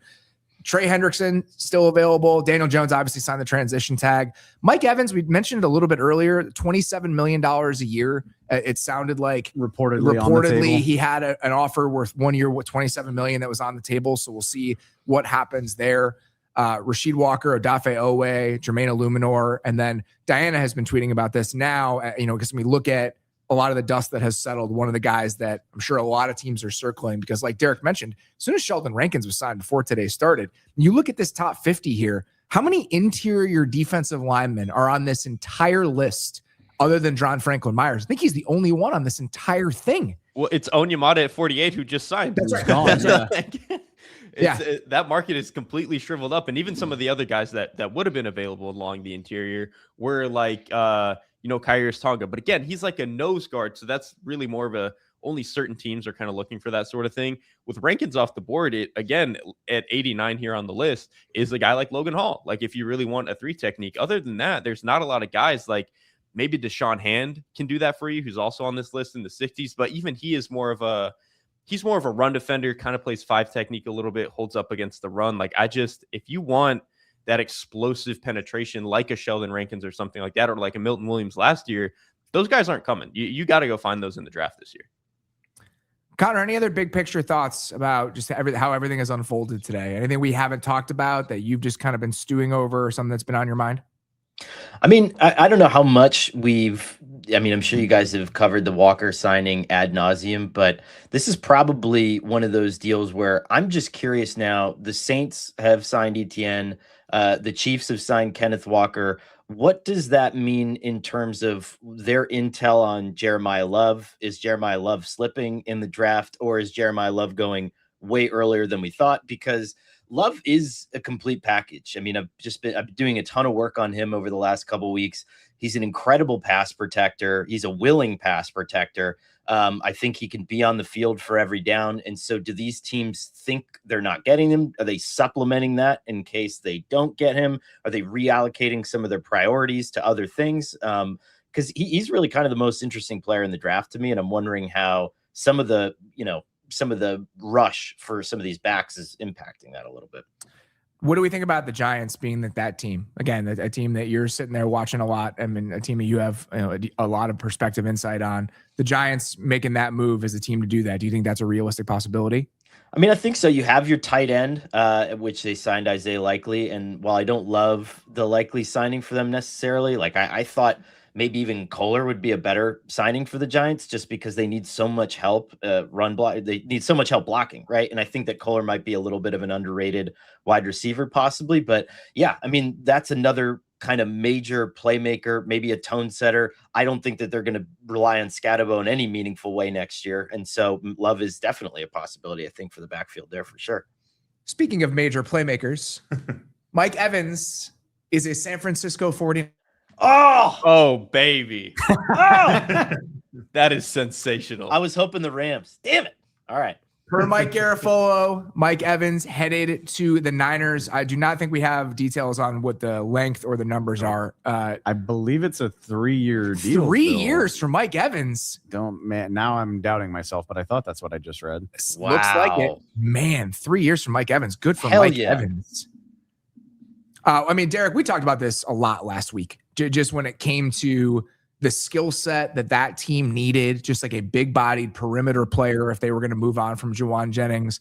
So now, I mean, obviously Kittle's coming back from the Achilles. It sounds like he might try to be ready at some point early in the season. We'll see what the timeline on that is. Let's just say he comes back mid-season and is 70% of George Kittle.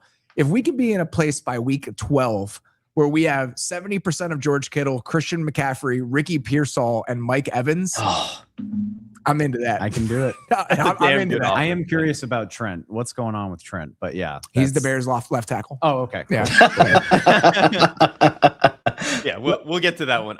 This signing is just incredible though, because what we saw from Ricky Pearsall last year, where he is like a 1B type to me, but a little bit more vertical, a little bit more win some of your one-on-ones, a little bit more shake than a guy like Evans has right now. Evans is a problem solver in the red zone, almost similar to the way that Devontae Adams was for the Rams last year. And Evans has been more than that for large parts of his career. Maybe he's not now, but if that's all that he is, that is still a player who is as good or better than what Juwan Jennings had been giving him in this offense this year. And so, especially too, pairing him with a guy like Brock Purdy, who Brock Purdy does a lot of things well. He also sometimes just throws it up to his guys and says, please bail me out. Who better than Mike Evans to just bail you out sometimes? So this is awesome. This made a lot of sense for a lot of reasons. And somebody suggested this might happen to me at the combine, and I wasn't sure how for real that was. But when you look at it, it checks every box for him, and I think it checks every box for the Niners too. It's funny because when I was talking to somebody about this situation that had some insight into it and just thought, he'll test free agency, he'll want to be wanted, and then we'll get to a place where he ends up coming back. And when you do that, every once in a while, this is the type of outcome that can be at the end of the road. And so now the Bucs are going to be walking into next season without Mike Evans.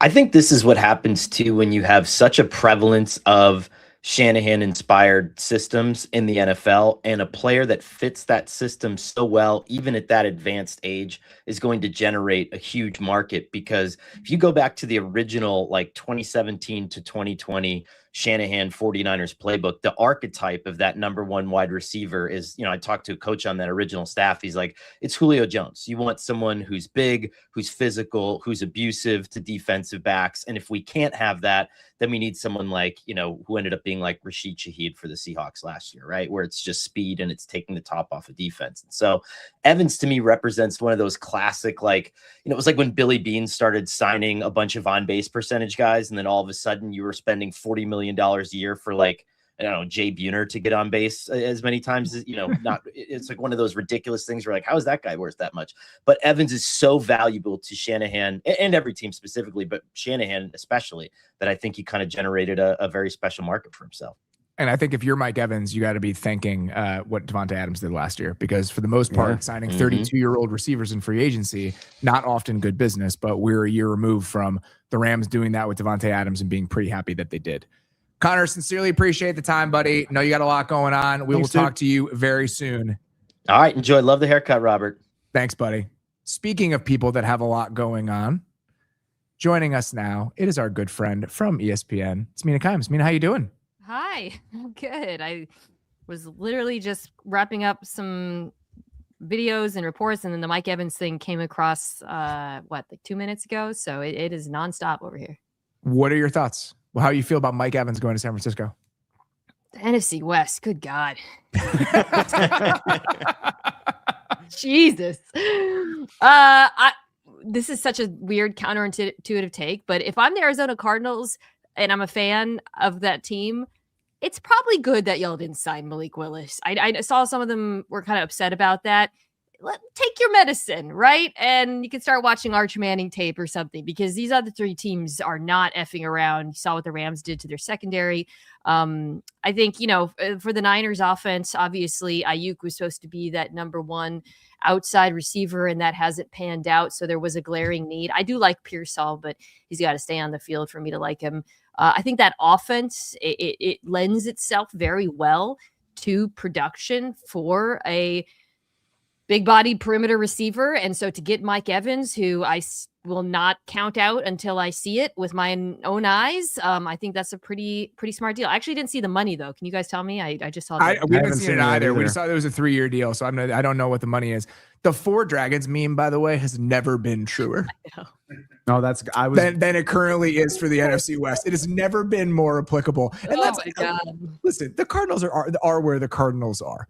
You know, the Kyler Murray thing was always kind of strange. I remember talking about this with people there in the moment, where you have a team that was deeply rebuilding as soon as Monty Ossenfort got there. And this goes beyond just the roster. Like, they reset everything about the franchise when Ossenfort got there, because you had 4 GMs in a row that were internal hires going back like 30 years.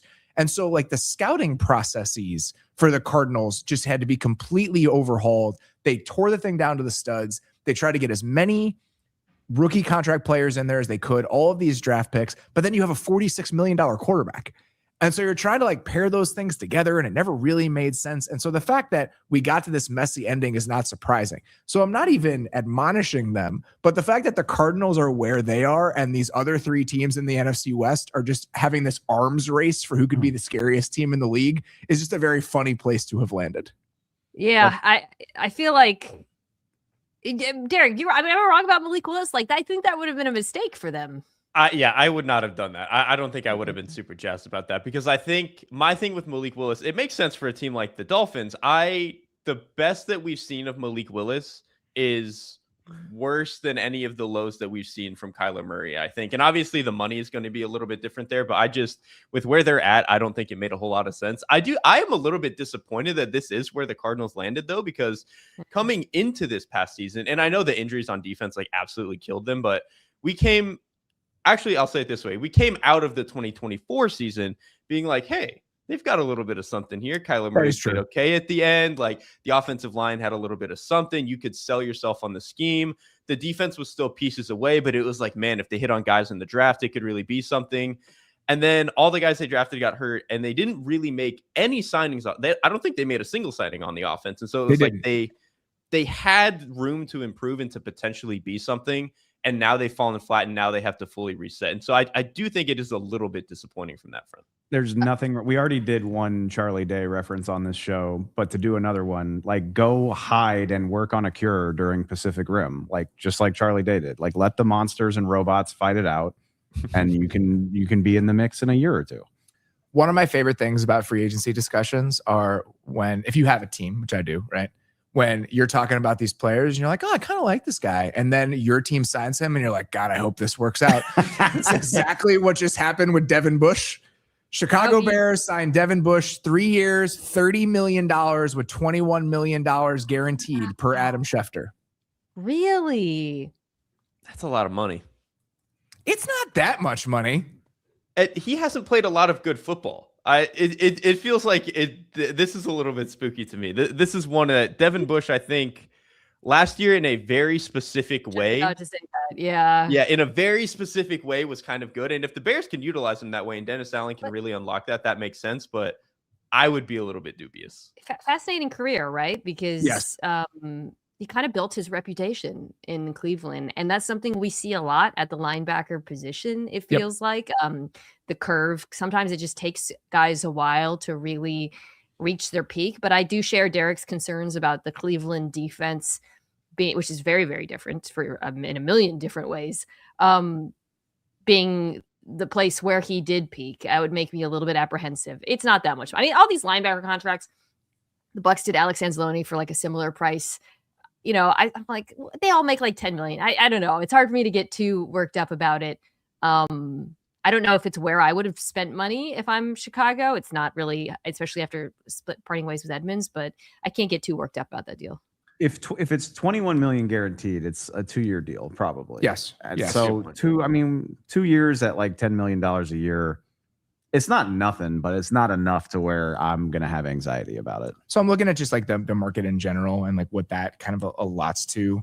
There really aren't a lot of deals. I mean, it honestly is kind of like what the Bears did with TJ Edwards last year. It's like very similar to the TJ Edwards contract. It's a 3-year deal instead of a 2-year deal, but it slots in pretty similarly. Edwards had $16.7 million in guarantees.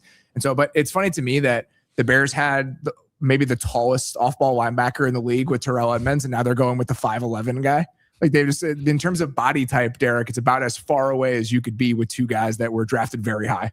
Listen, if you need a linebacker 3, go bring in Denzel Perryman or something. There's a couple of other short guys on the market if you want to keep going that direction. That is surprising though from Dennis Allen. He usually does tend to like him a little bit bigger. Yeah, and I think to me the biggest thing to point out is just like the quality of the front that you're playing with in Cleveland is just so much different than the quality of the front that you're playing with in Chicago. And so what you look like behind that group compared to what you look like behind the Browns defensive line, that's probably what you have to be worried about when you're signing a player like this. And I think for me too, like the attitude and the way that they play, like Cleveland is a lot of like single high, you've got one gap, go fly and go kill somebody. That's not quite really how the Dennis Allen defense played. And there were games last year where they did that because they had to, but I think in his heart of hearts, that is not necessarily the type of defense that Dennis Allen wants to play.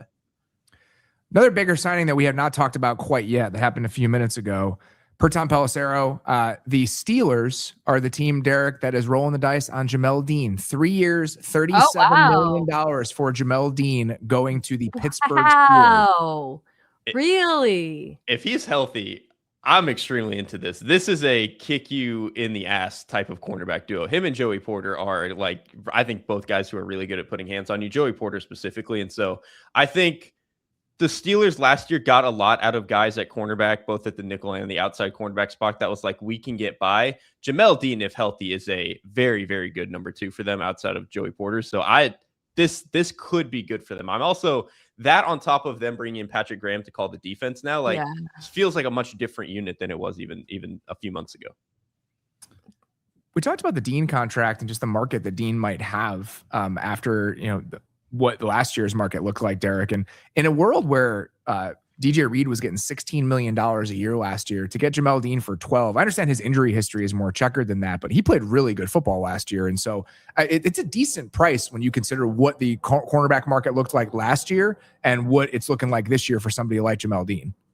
I think that's all it is, right? And like, Mina, you probably agree. Like, he probably should make what DJ Reed made last year, if not for the injuries. He's also 29. Like, I think you add in some, if it was purely on what he can do as a ball player, it probably is the 16, 17 million range, but he unfortunately does have a little bit of extra baggage. Yeah, it's funny because I was looking at he was amazing last year, like statistically, and whatever you think about nearest defender stats, he was like the best corner in football by a lot of metrics, in terms of like EPA per target and success rate and things like that.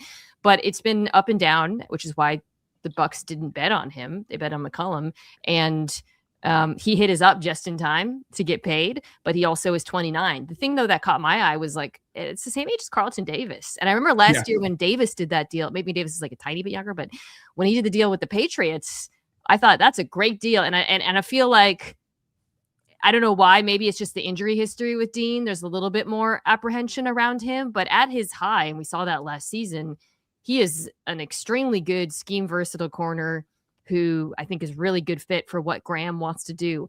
I do find the Steelers' general approach this offseason really interesting, trading for Pittman, giving him a contract, paying Dean. The suggestion here is that the Steelers expect to be a playoff team. Yes. Very good, right? Exactly. Would you think anything different? And by all accounts, they're bringing back Aaron Rodgers. So I guess it's hard for me not to look at all of these moves through that lens. Like, you're running it back at quarterback. It's not likely he's going to be better than what we saw last year. I guess having a second receiver will help. And I do think Pittman pairs nicely with Rodgers, but is that a good bet? Like, as we watch the Ravens do this big deal for Crosby and all of the, like, do we think the Steelers are self-aware? Let me put it that way, in some of these moves in conjunction with each other. I don't think so. I mean, and this has been my frustration with them for a while now, is that this felt like, and let's leave the McCarthy thing aside, even if you wanted to go that direction with the coaching staff, I think that this was a chance for them to kind of soft reset a little bit when it came to the age of the roster and how the expectations for the roster in the short term. Because this is a team that I think there is like a underlying current of young talent. This is a young roster if you wanted to get it young. They have a ton of draft capital this year. And so the fact that we're chasing guys who are going to be receivers and corners in their age 29 season as the big investments that you're making with a 48-year-old quarterback or whatever he is. It just, I don't really understand like how that's all supposed to come together cohesively. Understanding that we don't know where any of it's going to go and who's going to feel better about it. It's wild to think about Tyler Loop missing a field goal and all the wild stuff the Baltimore Ravens have been doing as a result of it. And the Steelers also changed head coaches, but they're just the Steelers still. Like it all feels like the same playbook with a different coach in that seat. The Steelers' multi-year outlook at quarterback is like, I would love to talk to someone in the building and just be like, what are you going to do in 2027? Like, even if Rodgers is back this year, what are you going to do in 2027? Like, what is the ideal dismount from all of this? And just have them try to explain it to me. I knew it was never going to happen in my heart of hearts, but I really wanted them to be the Malik Willis team. And I knew there was no chance. I knew it. But like, how exciting, like, or just, and maybe this will age poorly, the small sample size thing will play out, whatever.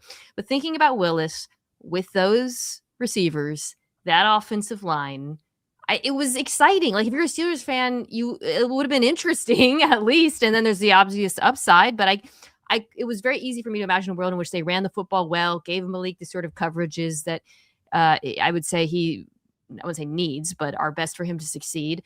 And then you have this great, perimeter receiver and DK Metcalf, who is honestly a perfect fit for him. It was just, I allowed myself to dream of that possibility. And now it just feels like, all right. What if it's not, though? Let me throw that out there, because we're all assuming Rodgers comes back, even though he's been, saying whatever. Being Aaron Rodgers. But if it's not Rodgers, what is it? I mean, is it? Can I sell you on Kyler Murray, Steelers quarterback? Cool. I'd be more interested. It's more interesting than running it back. Yes, much more interesting than running it back. That's what I'm saying. Yeah. I mean, it's always been kind of my frustration here. So looking at everything else that's happening here, nothing else kind of coming across the timeline right now. But yeah, the Steelers I'd be very curious about that. And the Steelers right now, again, looking at the draft capital for Pittsburgh, they have, my God, 1, 2, 3, 4, 5, 6, 7, 8, 9, 10, 11, 12 picks this year. Ooh. With 5 picks in the top 100. And so just an interesting inflection point for where this team is overall and how Jamel Dean and Michael Pittman fit into that. I don't know. I truly don't know like what the actual like kind of collective mindset is over there. I mean, anything we didn't hit that is at front of mind for you? Anything that you feel like has been one of the more interesting signings of the day? A team that you're trying to get your arms around? Like, where are you at right now? Yeah, we were talking. I mean, the Linderbaum thing is just it's hilarious and insane, and I think where I came down on it, and I didn't hear you guys say, I did a show with Ben, which people go check out, by the way. It's out now on my YouTube. It's like I love the player, I love the fit. I think he feels a great need. I think it's worth spending more at that position with that quarterback and that young offensive the coordinator and all that. The pay is insane. So I guess it's kind of one of those things where you like you hate the deal is bad, but the deal is good at the same time. Is that about where you guys came down on it? Because the deal is insane. It's a 3-year deal. I don't think I processed that. Like, you not only pay him top dollar, you're only doing it for 3 years, which is absolutely wild. You're paying an extreme premium to have an answer at that position for a rookie quarterback. Like, I think that's what it is, right? Yeah. Like, you're paying an extreme premium to try to give yourself some stability for your offensive line as you drop the number 1 overall pick into that. And there are worse mindsets to have when you have an endless pool of free agent money. I guess that's what I would say. Like, there are worse ways to spend your money if this is the spot that you're in as a franchise, even if we can all acknowledge that, yes, obviously the deal is insane. Like, to reset the entire interior offensive line market by multiple millions of dollars is an insane thing to do, but you understand how they got there and what the benefits of it potentially look like. I would love some nerd out there, if anyone's watching this, to go, that has to be the biggest jump at a position in recent NFL history, right? Like somebody 50%. Go, that person go on the list. Get us the crazy stuff. I don't even know what else it would be, right? Like, yeah, I'm trying to think of something where I was like, holy mackerel. Was there some linebacker deal a few years ago, maybe that like upset the market? But I just don't know what that would be. He was a pretty decent jump, right? Wasn't he at corner? Right? Yeah. That's actually a good one. So that was, I think at that point, Surtain was at like 25, right? And so Stingley went to 30, but that's $5 million. It's not $9 million.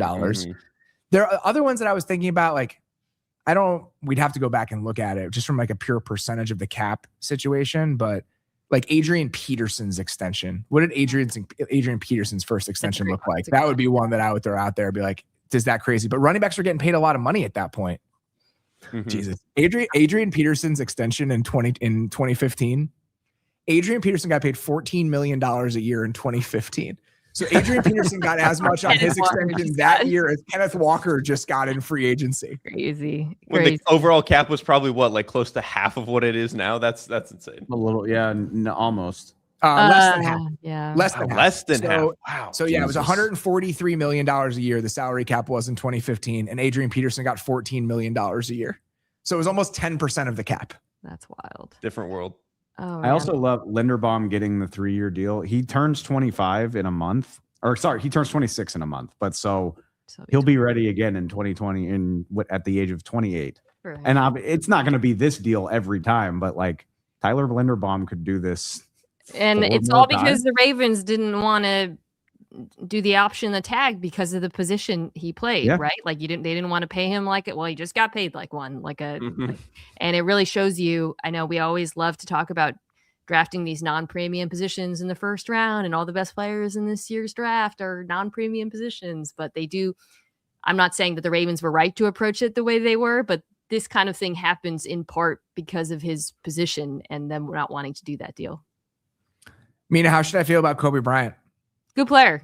What was the price? I was thinking $13 million a year. It was like 3 years, 40. That's good for him. The risk is always he goes from playing with like the Harlem Globetrotters on defense, but I would say this about Kobe: he's not a one-year wonder.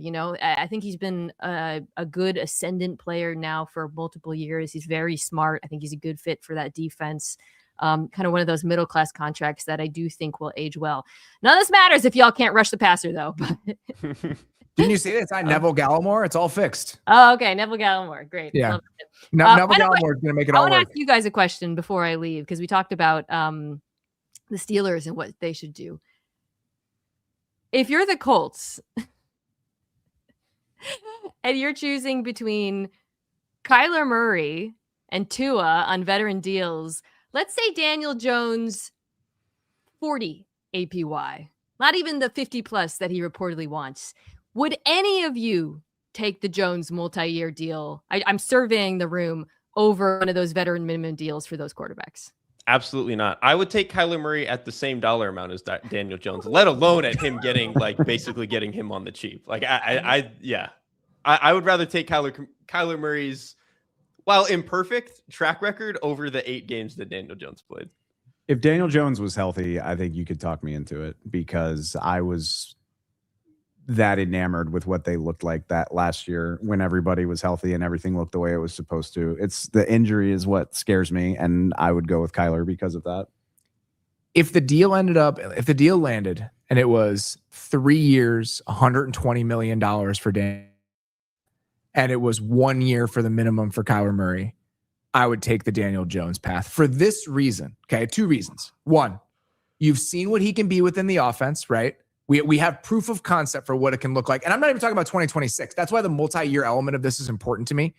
The idea that if he's healthy by 2027, and you can get back to a place that you were in this fall, that is slightly attractive. And the only other reason, if it were almost any other team, I'd be like, yeah, give me Kyler Murray for 1 year on the minimum.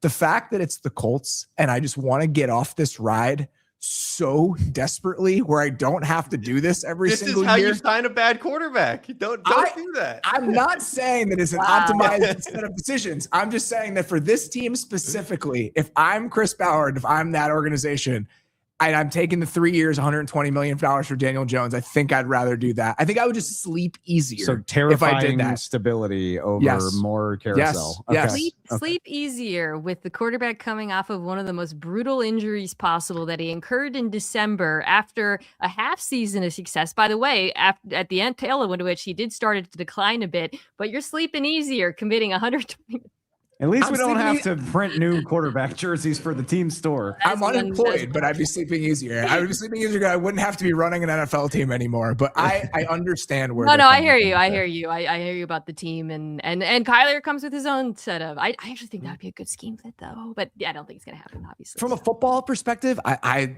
of course, like in terms of like value per dollar and how he fits into the offense, all that stuff. I think I'd rather have Kyler, but I think when they like Daniel Jones there, I think they liked just the Alec Pierce, Daniel Jones thing. I think that's part of why Alec Pierce is probably back there, because he and Daniel Jones have a good relationship. Like there's just a lot of quiet stuff that I think they liked about Daniel Jones. Whether that should be the reason you make that decision, it's a different conversation. Dude's got to be the best hang in the world, man. I don't know if that's true. I think he's just kind of there. I just don't think he's rubbing anybody the wrong way in a negative way. And I think that's what they're after at this point. Truly a case study in how far you can go in your career by just not rubbing anybody the wrong way. That is correct. I think that's exactly right. Mina, always great to see you. Always great to chat with you. I know you're very busy, so thank you for the time. We'll talk to you very soon. Thanks. Bye, guys. Derek, where are you at? What time you got to get on an airplane?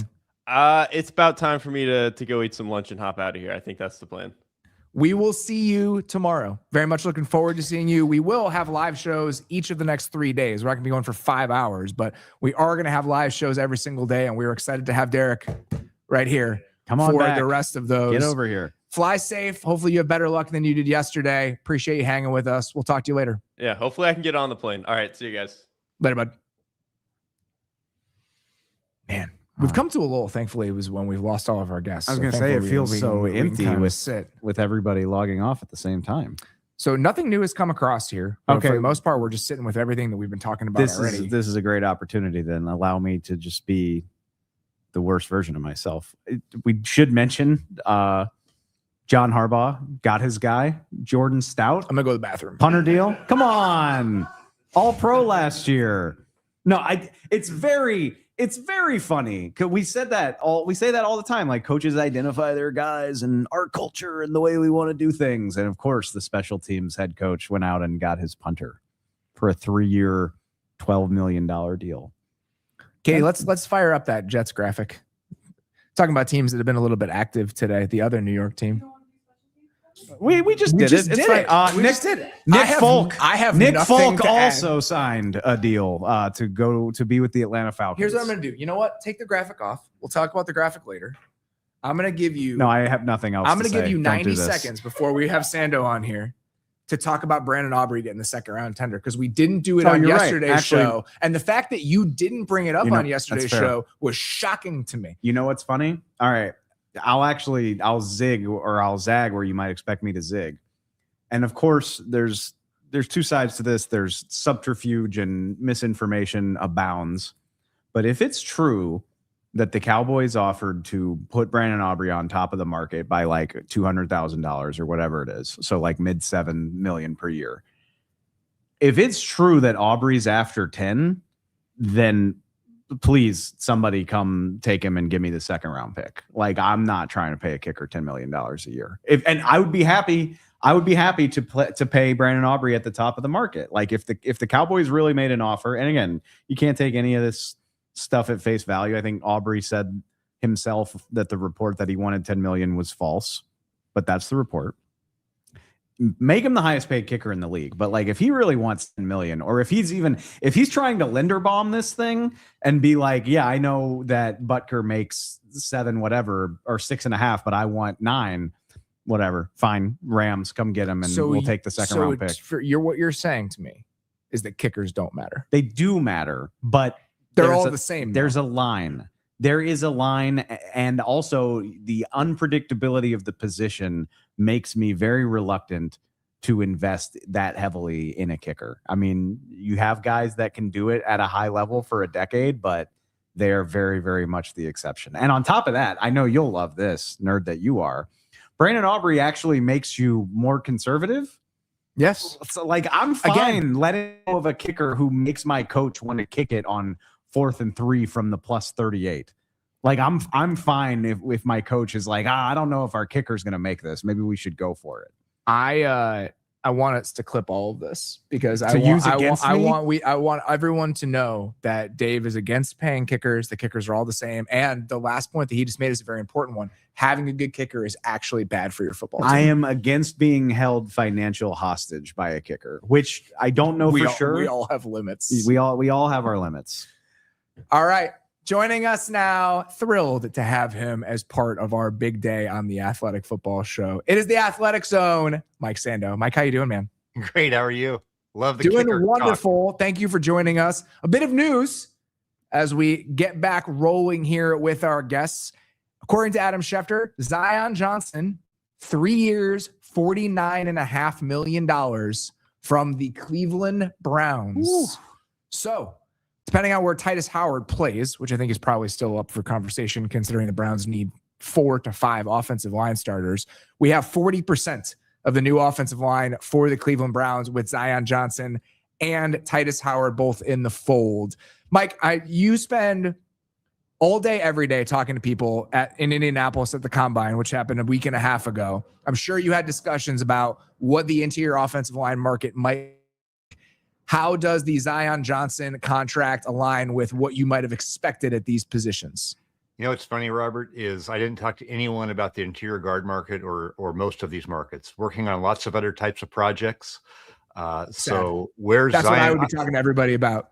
Here's what's interesting, though, to me is just the one thing I do coming out of the Combine is I'll have some front office people just stack the top 10 in the draft. And what's funny is I love to do the snapshot after the Combine, but all these projections change based on free agency. So we've seen Cleveland basically make 2 big moves, at least 2, right? 2 on the offensive line. So most of these teams are just setting themselves up to not have to take, to reach maybe for an offensive lineman at wherever that 5 or 6 in the draft. So that's how I see it. I think the money part of this always takes time to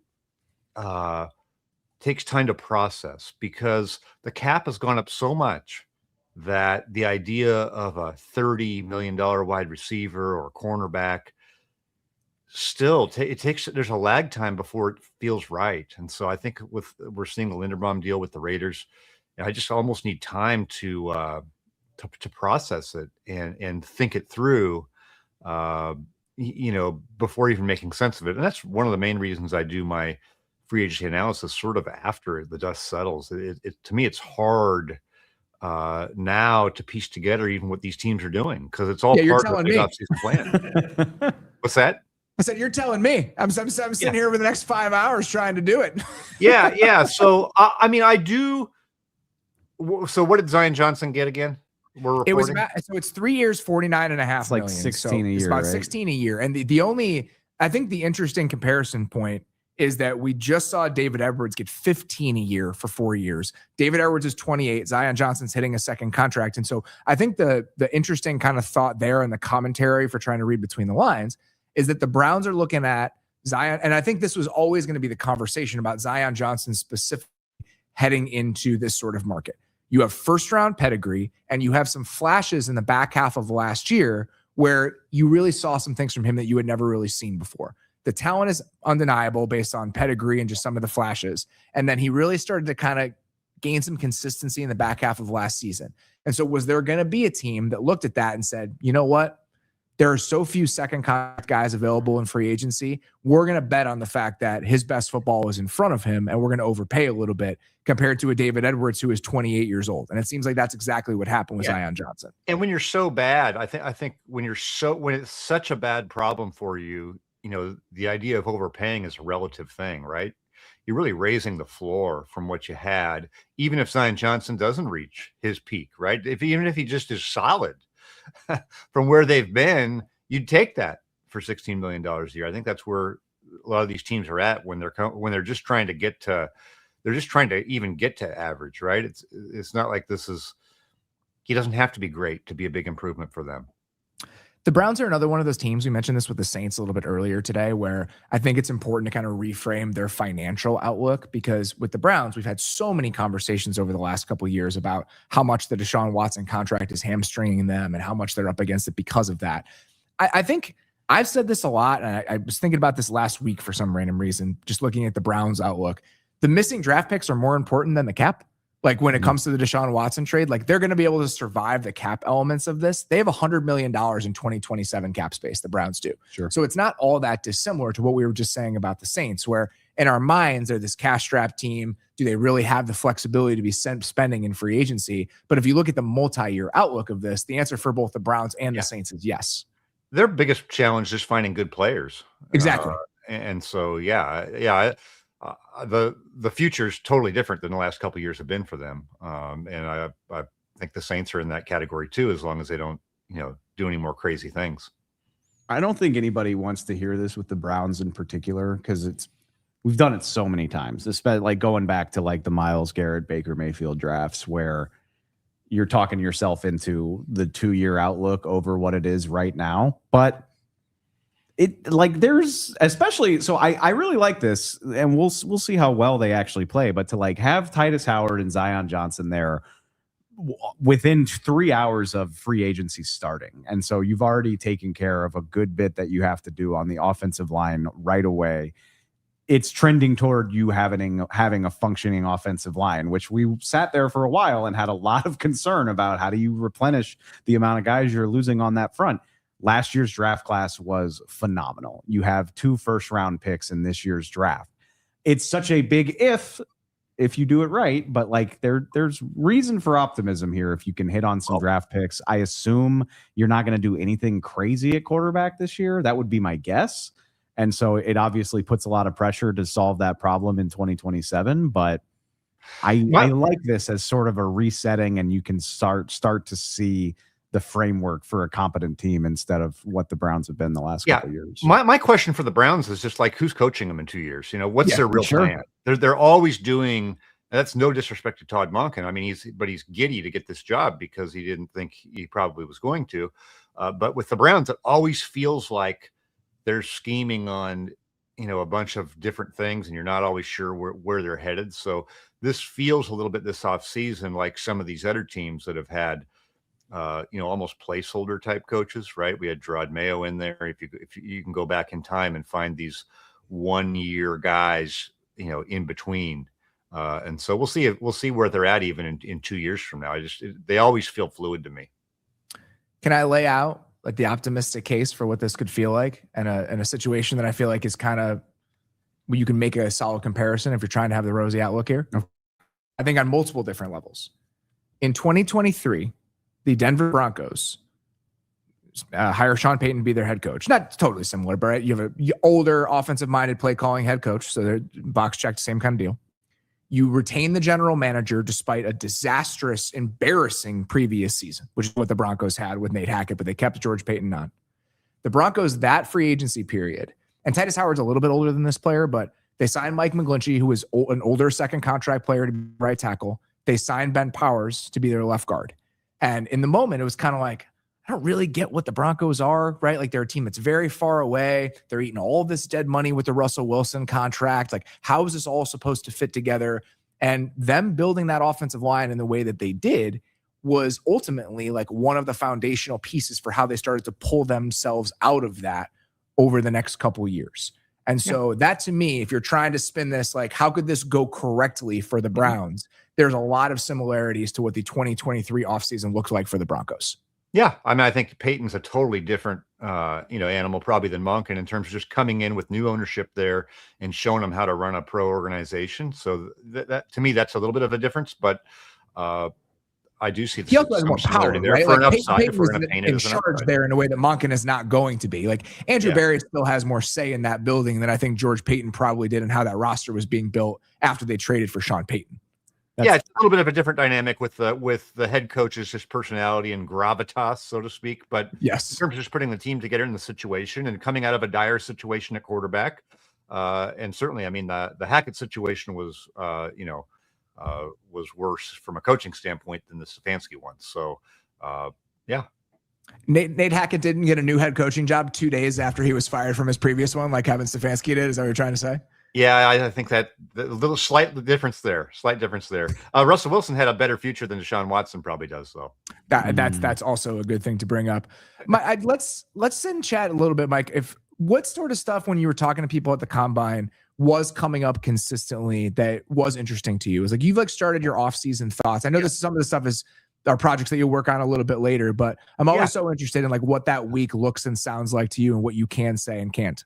Absolutely, yeah. So a lot of times I'll go there with 2 or 3 projects I'm working on, and I may end up doing a piece on it in a year. You know, an example of that was maybe last year we did the Beyond the McVay Effect, kind of looking at the way the coaching ages have evolved and all the tentacles to it. So I'll get a ton of learning out of that. But just for a little bit shorter term, one of the things that was that I was talking to some folks about was it just seemed like the Rams were really just couldn't stop because they couldn't put the season to bed. I mean, I think they knew they were going to win the Super Bowl, you know, if they could have played the Patriots. And so there were some predictions that, you know, the Rams could come out, could be a little desperate this offseason, right? Like they just kept talking about the 2-point play. It just lingered for them. It was killing them to watch Seattle win that Super Bowl. So would they be, you know, overreact or react off of that? But I would extend that to say, I think these teams, if you look at the teams that felt like they should have won it all, you know, whether that's Baltimore, Buffalo, or the Rams, these are teams that have gotten close. I mean, they've all been in the middle of like high top of the market or unusual moves in trading 2 number ones that Baltimore. I think that's the most fascinating part of this offseason so far is just everyone knew that this was a great year to win the Super Bowl with Patrick Mahomes sidelined and the Chiefs not being the same. And when you don't make it, like there's implications. McDermott gets fired and they're going to make make some bigger moves in the offseason. So I think that's the interesting part of it to me. I love that because I think that when I see stuff like this and, you know, Baltimore making the trade they did for Max Crosby feels like one of the more important signals when it comes to this. And we discussed it yesterday where it feels like the sort of move that the Ravens just don't really make. And so you kind of take a step back and it's like, okay, so why would they be willing to do something like this? Is this a scenario where people aren't really valuing draft capital in the same way? Or are there other trends that maybe we're not picking up on? But sometimes it's just that you have a level of urgency that you didn't have previously because of what the league looks like and what your season looked like. And maybe that's just it. Maybe teams thought, you know what, we're not content to just sit back here and watch this happen anymore, because if it didn't happen last year, it wasn't going to happen. We've got to turbocharge this a little bit. And you saw multiple teams have tried to do that. Yeah, I agree. I kind of like it. I mean, it may or may not work, but I think that, you know, there is we've seen, I wrote about this coming out of the Super Bowl. I think the last couple Super Bowls have been won by GM driven teams, Howie Roseman and John Schneider making uncomfortable moves and big moves, not just riding it out, not just, hey, let's bring back the same team. And one of the interesting things about Max Crosby is that last offseason, I believe it's been reported, I've certainly heard it, that, you know, the Seahawks were trying to get Max Crosby a year ago, Mike McDonald. And obviously they got DeMarcus Lawrence and they've got a really good D-line themselves. And this year they're not going to go for a Max Crosby after winning the Super Bowl, but who is? Jesse Minter, who's Mike McDonald 2.0, hopefully for the Ravens. If you look back at the last 10 years of NFL football, I think you could make a very serious argument, and there are numbers that back this up. And if they're not if they're not the top 3, they're in the top 5. You look at teams that were driven by hometown talent over the last decade, and teams that did not typically spend in free agency. I think the 3 teams at the top of that would probably be, in some order, the Ravens, the Steelers, and the Packers. Right? Yeah. Those are the 3 teams that operate that way. And they're all out here doing Are the Cowboys that like that too? And the Cowboys would probably be in the top 5 as well. I would throw the Cowboys in there. And so now we're at a place where 3 of those teams are the 3 teams that made the most aggressive moves, player moves, in the entire last 2 off seasons combined. And let's throw Dallas in there. They tried to do it this year. The Cowboys were the team that was trying to do it. And so if these teams are going to be out here doing wild shit, what does that say about the league in general? Yeah, no, I agree. I think that, I think those teams, the draft and develop thing isn't enough. You know, it's good, but it's not enough. It's part of it. It used to be everything in building your team, and it's still a big part of your team, but you've got to use all of the other ways, because that's what the top teams are doing, right? That's to get over the top and win it. I mean, those are all high floor teams that usually don't have a losing season or much below it unless their quarterback gets hurt. So, but have they gotten over the top, right? So I love it when teams are at least trying. Mike, sincerely appreciate you joining us. Always appreciate the time. We'll talk to you very soon. Thank you. Appreciate it. This is good timing. We have our next big signing as our next guest comes on here. Somebody I think you know. Joining us now, it is Carmen Vitale. Carmen, how you doing? I'm so great. How are you guys? We're I great. assume you're about to talk about John Franklin Myers. We certainly are. See, I'm having a blast just letting Mays tell me what's going on. So I didn't know who it was. Yeah, you're right. I broke that. I'm sorry. Where did he go? Tennessee. Okay. 3 years, $63 million for John Franklin Myers. Oh, yeah. I think I called him a finishing piece last week, and that was not respectful enough to what he was worth, clearly. So what I like about this, Carmen, is that sometimes we have this in free agency where you look at certain positions on the board before we even get started. And especially with Connor McGovern signing with the Bills, we were in a spot where it was Tyler Linderbaum, and then you get down to like maybe Cade Mays at center. On the interior defensive line, same sort of conversation. We had John Franklin Myers and nobody. And so when that's the scenario and you're just looking at the chessboard at certain positions, those are often the guys that they can get the market just blows everybody away. The teams with the money are the ones that end up with those guys. It's exactly what happens with Tyler Linderbaum, and it's exactly what happens with John Franklin Myers, where the Titans come in and can just offer what no one else is willing to offer. Yeah, it's a really good comp just because of the fact that, they have money to spend. And we've seen that happen now in free agency with like the teams that had the most cap space and have also the most to go when it comes to revamping their team and having to build out. But I really like a signing like John Franklin Myers or obviously like Tyler Linderbaum, though, because these are foundational pieces.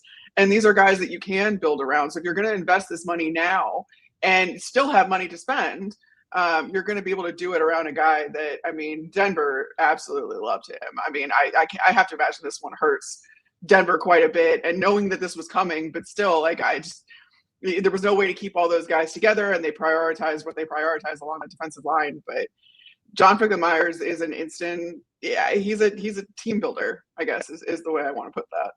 So it's funny because whatever it was, an hour and a half ago, the Titans signed Wan'Dale Robinson, which, he's got familiarity with Daboll. I get it. I don't love that so much relative to your other options and the price that it costs you. But considering, again, what you just said, scarcity, and what your options are if you don't bring this in, considering the resources the Titans have to work with, and also throwing Wan'Dale Robinson into a pass catcher group that needs a lot of work without him doesn't do a lot for me. John Franklin Myers on this Tennessee front, I'm pretty in. Jeffrey Simmons is the man. They traded for Jermaine Johnson. I don't think this would stop them from adding a pass rusher with a really big draft pick. Like, cooking with some gas here. I'm into this. What I really appreciate is Robert Saleh doing everything in his power to rebuild the 2023 New York Jets defense. So there we go. That's what he's sitting here just trying to do. He's just like, you know what? Fuck it. This is the best thing that's ever happened to me. I'm just going to see if I can re-tap into some of that magic, even though it's 3 years later. Meanwhile, the Jets are also still trying to rebuild that Jets defense with what they've done so far today. I do love that. Salah's like, all right, let me go retool in Green Bay and San Francisco for a minute. JFM, across time, I'll reach back out to you. And here we are. I was looking at it there. The points per game numbers for the 2023 New York Jets were not that great on defense. They were third in defensive DVOA. And so that that was the glory time of the Jets being really good defensively and not being able to move the ball whatsoever. Do you remember what year did you just say? I'm sorry. 2023. 2022 was the year where they lost 8 games where they held their opponent to 19 points or something like that. You know why? Because that was the year where they averaged 17.5 points and gave up 18.5 points. If they'd scored 20 points a game that year, they would have won 10 or 11 games. Yes. Ridiculous. So yeah, there are worse plans than trying to rebuild the 2023 New York Jets defense. I just wonder how good that looks with everybody being 3 years older. That's fair. And Jeffrey Simmons isn't exactly young by NFL standards, but man, we saw. That's so fun. Not to compare everything to the conference championship teams, but we see what having badass D tackles can do for you. All right, lay it on me, Mays. Mays is freaking out over here. What happened? I love when there's a guy we're all excited about, where at every single, like, I'm sorry for the people listening if that broke your eardrums. I was very excited. When there's a guy where it's like, I really like this guy and I think that he's going to, the good value, I'd want him. Charlie Kohler going to the Los Angeles Chargers. Oh, 3 years, Yeah, that's fun. $24 million for Charlie Kohler. I told you Charlie Kohler could get a surprisingly big bag. I love that for him. Doesn't that feel like last year they tried Will Dissly and it didn't work out as well as they wanted to? Okay, Charlie Kohler has a little bit more giddy up. That's than what I'm Will saying. They're Dissly like, does. all right, that's kind of where I'm at. let's here. not mess about. Let's do this for real this time. I love this. Because this feels to me like, again, Charlie Kohler doesn't have the same quite this level of like pass catching pop ideally, but it reminds me a little bit of like a slight downgrade from like the Colby Parkinson contract that he got a couple years ago from the Rams. Like, you're a third tight end on your previous team, but we're betting on what you can be in a slightly elevated role. And so I like this a lot. I think this actually makes a lot of sense for where the Chargers are and what the Chargers need. You pair him with Gadsden and like just their skill sets combined. Like, I'm excited about this. I wanted Charlie Kohler to land in a good spot. I would say this counts. Is this like osmosis in Los Angeles of like the tight end just usage in general, and this emphasis on 2 and 3 tight end packages now just kind of moving over a few miles of Los Angeles County from the Rams and trying to do that now in John This Harbaugh? could work really well. This could be great. The only difference is we have a fullback in the other team in Los. We do not have one with the Rams, right? So Alec Ingold is now there. Yeah. So now we have a 21 and 12 personnel world with Alec Ingold, Charlie Kohler, Aronde Gadsden, plus Mike McDaniel. I'm already in on the Chargers. I hate myself. A capable center and Tyler Biadasz. Yeah, no, I'm pretty in on this. I feel like they're after your heart, Carm. That's your style of football. It is. I mean, it's also what I grew up with when you talk about Big Ten football and like just the smash mouth run game and big tight ends and fullbacks and 22 personnel all the time, big F receivers that we don't need to actually pass the ball or have a spread offense. Yeah, no, I love it. And I have like talk about, I think Dave, you were talking about Charlie Day earlier. I'm going to just do it again. I just have a picture of Mike McDaniel. I know. I just the Mike McDaniel, him like in front of the thing with the map and like the beautiful minds. Conspiracy theories. It's Mike McDaniel, and it's just him with all of these guys now and all of these pieces in LA. This is his Pepe Sylvia moment. Mike McDaniel is trying to tie the whole run game together. Carm, before we lose you, and if there's nothing else coming down, we got a couple things. Oh, do we? A couple things. All right. Well, let's keep it current then. I was going to ask Carm. No, actually, Carm, walk me through the emotions of Mike Evans, no longer Tampa Bay Buccaneer. Explain a little bit of the background as to why this would matter to you. Right. So I spent 6 years with the Buccaneers and all of that time with Mike. And Mike was my dude and still is my dude. But this was, I was like shocked because as much as I had seen the reports of like, he might leave, like no one actually thought he was leaving. That includes people in the building, by the way. Yeah. Like the Bucs were ready to do whatever Mike wanted. Like it was not a matter of money. And it never is a matter of money when it comes to Mike Evans. It's solely about what he feels is right. And it's solely about what he feels is the right situation for him and his family. What shocked me the most was that this wasn't like the Texans where he has, he's from Galveston. He has a house there. Like it's a completely foreign environment to him. California has crazy taxes, but again, it's not about the money. I think this really was about just a change of pace, a change of scenery, and being on a team that he maybe felt was in a little better position, though they will be potentially in the toughest division in football when you're talking about the NFC West. I'm shocked talking to people in the building. I mean, I'm devastated as a fan now, but there are people in the building are also devastated. Like Bucs fans, if you can take solace in anything, just know that like everybody in the building is also sad with you because they tried. And it had nothing to do with what the Bucs weren't offering anything like that from everybody I talked to. It was just Mike wanted to leave. It's a new opportunity in a very good situation offensively. And again, he fits exactly what they need out there. 2 quick signings that just happened. One guy leaving the New York Giants, one guy going to the New York Giants. Cornell Flott, cornerback Cordell Flott, signing a 3-year, $45 million deal with the Tennessee Titans for $32 million guaranteed. Titans just keep doing this. I don't know. I'm firmly in the Titans corner, mainly because of Cam Ward, but this is, I don't know. They've done a couple of deals where guys would go on my list of this is a little bit scary. I'm a little bit nervous about the price. Cordell Flott had a really nice season last year. He's still a young player. An emergent season, I would say, for Cordell Flott. It's a gamble. It's a gamble worth taking. And at the end of the day, that's not like an astronomical price tag. But I do think you need more from him at that price. The comparison that I would make at that price is it kind of reminds me a little bit of the deal that Paulson Adebo actually signed with the Giants last year. That was for $18 million a year, but I think that's the comp I would make in terms of like the archetype of player that you're talking about here. So the Titans signed Cordell Flott to a $15 million a year deal, joining the New York Giants as Cordell Flott moves on. According to Ian Rappaport, Tremaine Edmonds, 3 years, $36 million with $24 million guaranteed, going to the New York Giants after being released by the Bears. You knew John Harbaugh was going to go get a linebacker. I mean, that's not a surprise. A rangy linebacker, a long, rangy linebacker. Yeah, okay. Carmen, you cover the Bears a lot now. Robert, obviously your credentials need not be questioned. How do you feel about Tremaine Edmonds in this act of his career and where he is going to the Giants at this point? Tremaine Edmonds is a fine player. I think it was just a matter of how much money are you saving.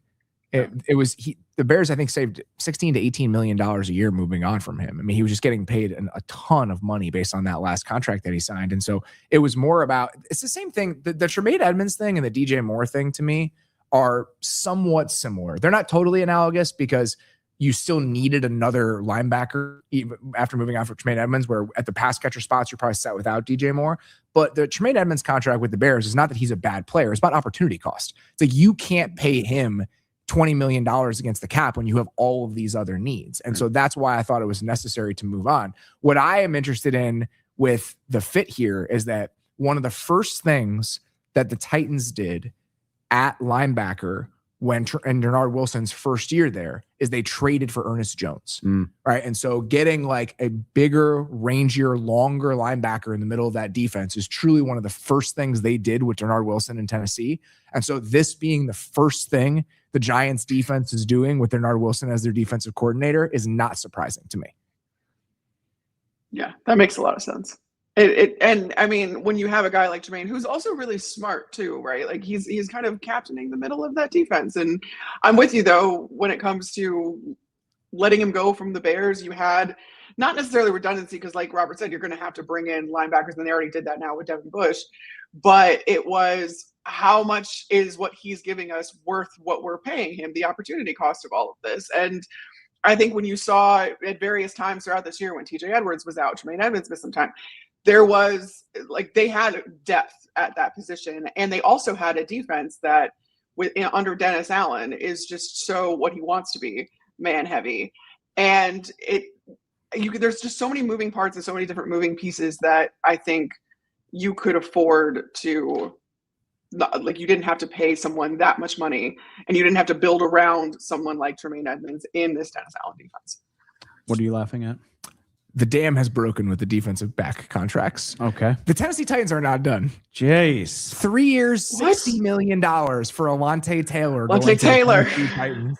So Cordell Flott and Alontae Taylor on the back half of the Titans defense. Get every level. Okay. Just get every level. Just go. Titans wielding that rookie quarterback contract for all that it's worth. I mean, we joked about it last week. Like for all of the money they've spent and for all the deals that haven't really worked out that well, they're still in a position to spend. And yeah, make the most of your quarterback not costing that much money and make the most of a lot of those deals not biting you as badly as they have. Like they're surprisingly not hampered for the amount of bad decisions that they've made over the last couple of years. So you might as well. I really love the JFM signing. Alontae Taylor's a good player. I mean, Cordell Flott's a good player too, but yeah, it's funny to see that. I mean, what? So Wandell got 70. I don't think we mentioned Daniel Bellinger. He got No, 24 we million. did not mention Daniel Bellinger. 63 million for Jonathan Franklin Myers, 45 for Cordell Flott, and then how much? 60 for Alante Taylor. $20 million a year for Alante Taylor. So they've spent north of $200 million. I mean, not all of that is guaranteed, obviously, but they have spent a lot of money today. So I'll be curious what happens with Alante Taylor in terms of where he's playing. So obviously last year he was primarily a slot corner. In 2024, he played about 2/3 of his snaps on the outside. You're paying him $20 million a year. That says to me he's going to be playing on the outside corner, for yeah. you. And so, I mean, they had needs. I mean, outside corner has been a tough situation for the Titans over the last couple of years. They make the L'Jarius Sneed trade. Obviously, that does not work out. So now you have 2 new outside corners. You have multiple new defensive linemen. You have Wan'Dale Robinson. Titans are not holding back here in terms of how they're throwing some of this money around. And we have a couple more. Where they want their identity to be. Last defensive back deal to hit before we get to Trevor Sikkema here. The Bengals are finally on the board. We're wondering when this might happen. 3 years, $40 million per Ian Rappaport. Brian Cook heading to Cincinnati. You said 3 years, 40? 3 years, $40 million. That's the same deal that Kobe got, right? Yes. Yeah. So that just seems to be, that's the going rate for starting safeties this go around. What I like about this, and this is not surprising to me at all, when you watch the back 7 of the Bengals defense tackle last year, bringing in Brian Cook, it makes a ton of sense. Like, I think that's exactly where they want to be, considering how bad they were on the back end last season as they try to tackle anybody. Okay. Carm, thank you very much for the time. Great to see you. I'm sure I'll see you again very soon. We'll talk to you later. Bye, guys. Bye, Carm. Joining us now from PFF and the NFL Stock Exchange, I guess podcast, but more YouTube show, right? I mean, you guys are crushing it on the YouTube at this point, right? Like, just a multimedia extravaganza is the NFL Stock Exchange podcast with Trevor Sikkema and Connor Rogers. Good to see you, man. How you doing? I'm doing great, guys. First of all, I love this whole setup. This is awesome. Just like popping in and like listening to you guys show when I can throughout the day. I mean, like, I love this stuff. This is super cool. Really cool to be a part of it. Appreciate you letting me be a part of it. But I love what you guys are doing today. This has been awesome to watch. Appreciate you, bud. I want to talk to you about just your emotional journey as you've gone through today.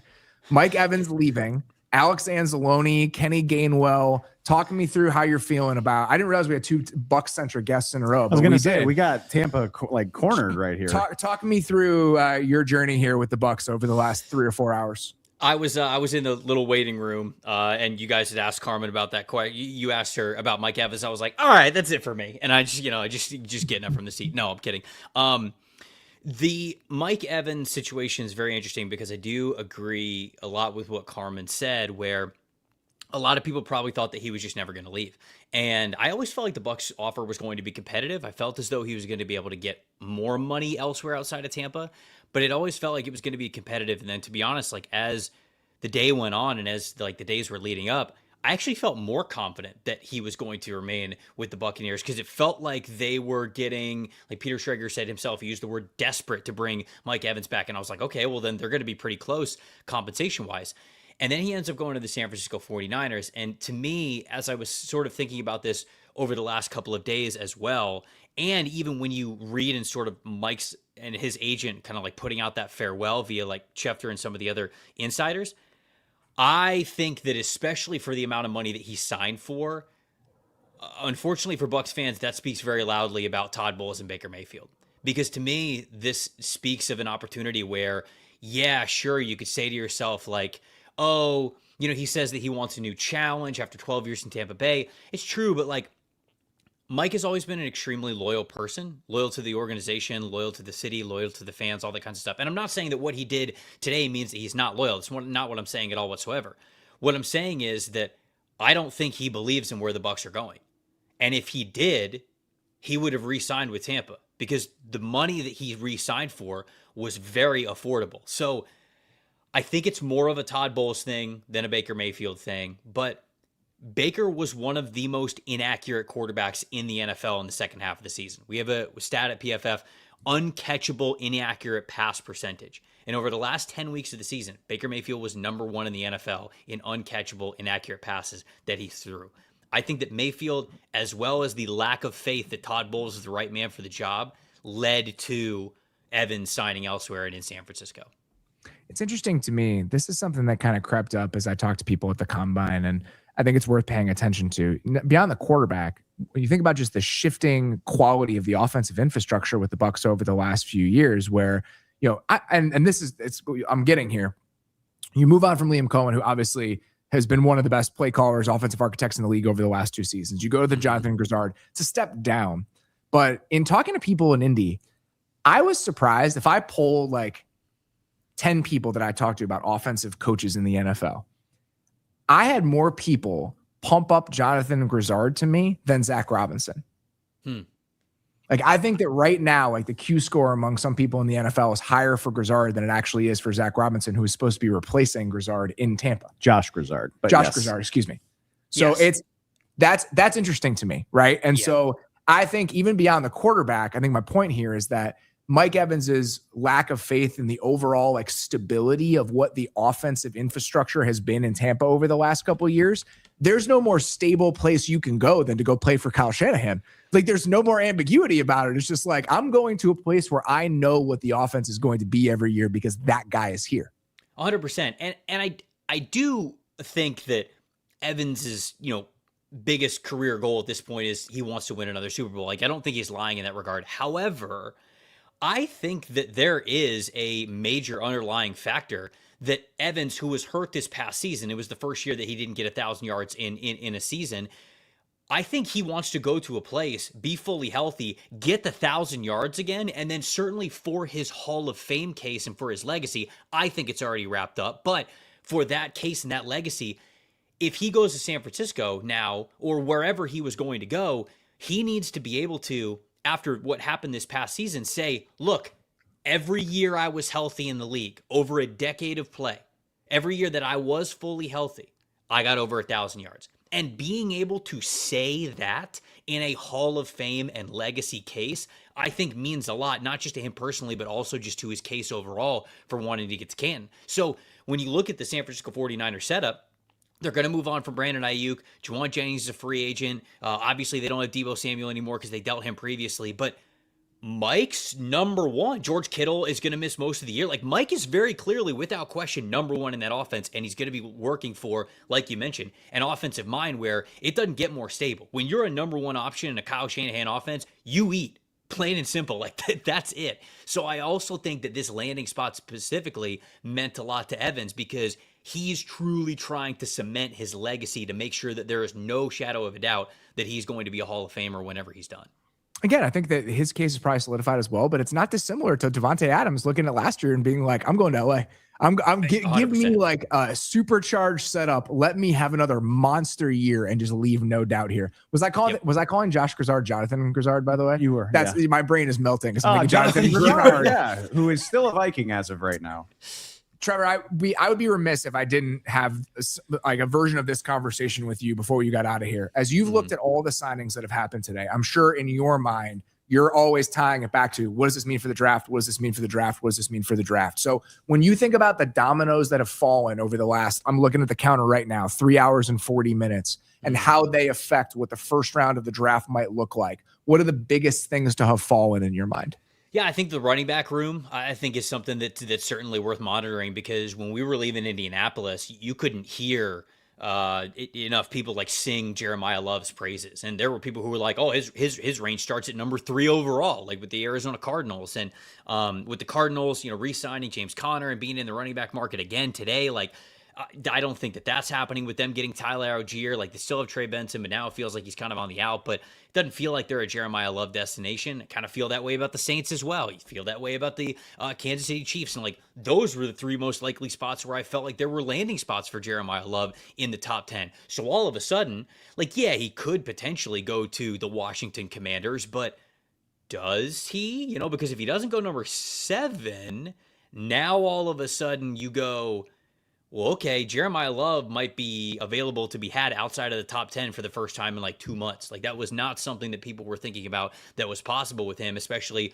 again, if we turn back the clock a week ago to all of the places that he could have gone in the top 10 that you would have felt good about. So I think that certainly the the Jeremiyah Love domino there. Very interested to see sort of what all of these defensive moves for the New York Jets also means on who they might be honing in on. To me, it speaks to more of an Arvell Reese type of a number 2 overall pick than anything else, just because they are getting bigger. There is some familiarity there, like signing Demario Davis. I don't think that they draft Sonny Styles at number 2 after, not that Demario Davis is going to be there forever. I don't hate the idea of Davis and Sonny Styles, but to me, it just says, hey, we're filling out a lot of different, like, specific traditional roles on our defense.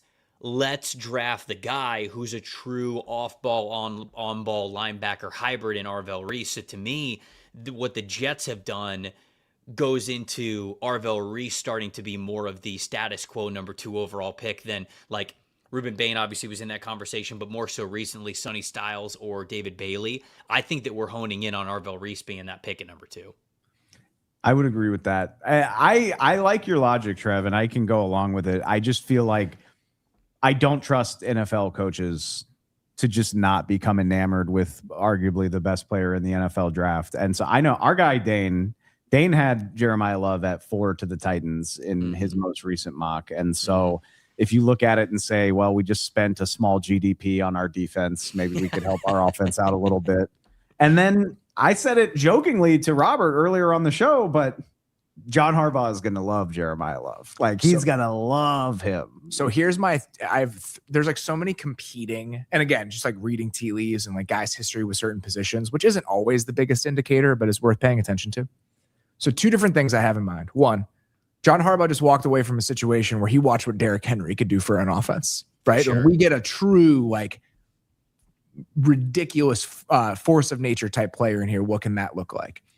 Joe Shane, let's Saquon Barkley walk out of the building. Okay.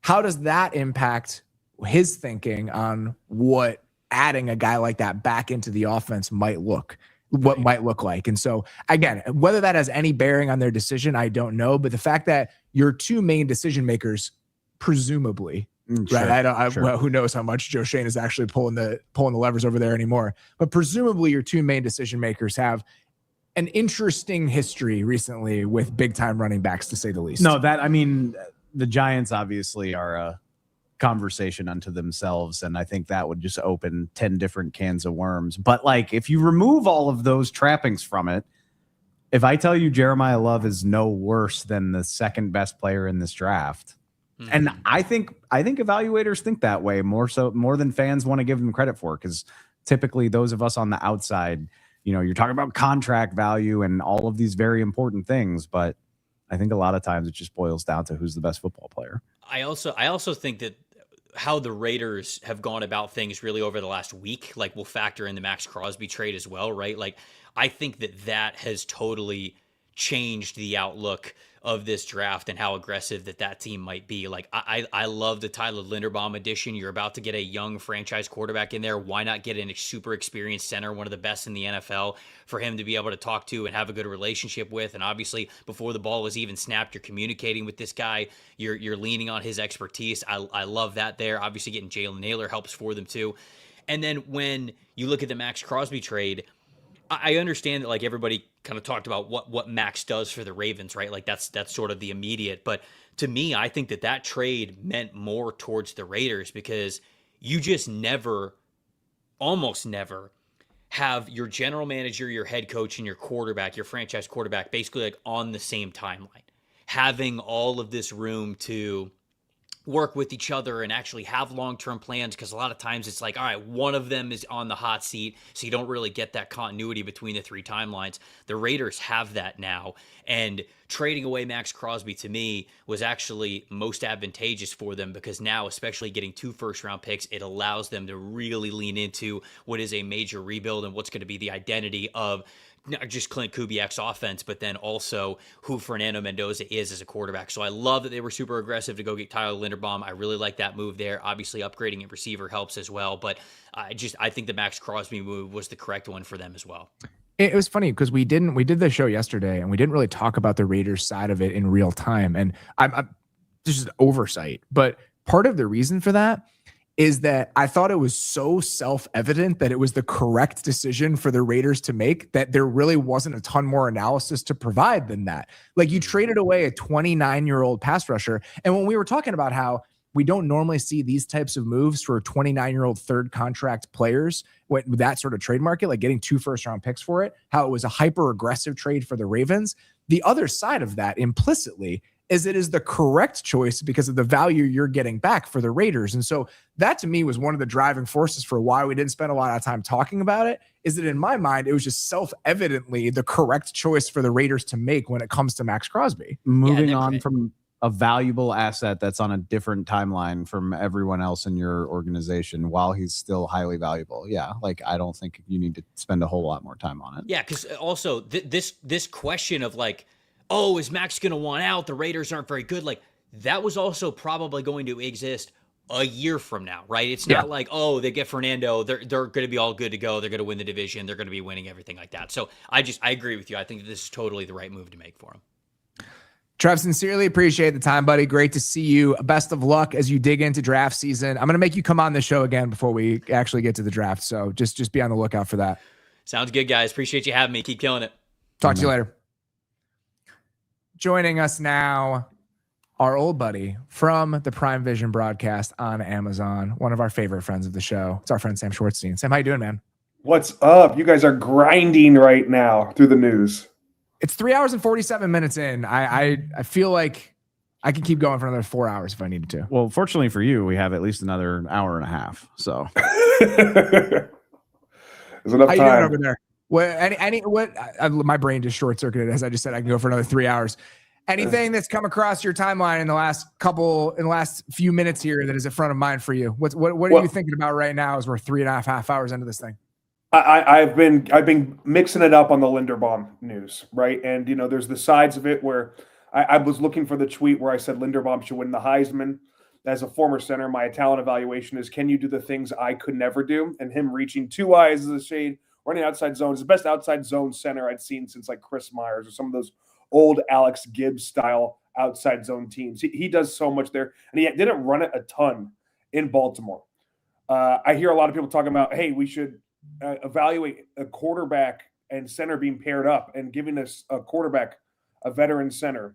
So I see why you want to do it with Kubiak. The problem is that you don't need a massive center or a huge center contract style player to operate an offense that runs play action 30% of the time. If that's your plan, you're not making the mic points, you're not changing protections. That's not the focus of it. So it's different than if you were getting if you were putting a top tier center for Joe Burrow and they said, Joe, you do so much at the line. Let's just focus on you throwing that football. And we'll have a center do all that for you where you're manipulating protections. That's a different story. And so, it's market resetting. It's crazy.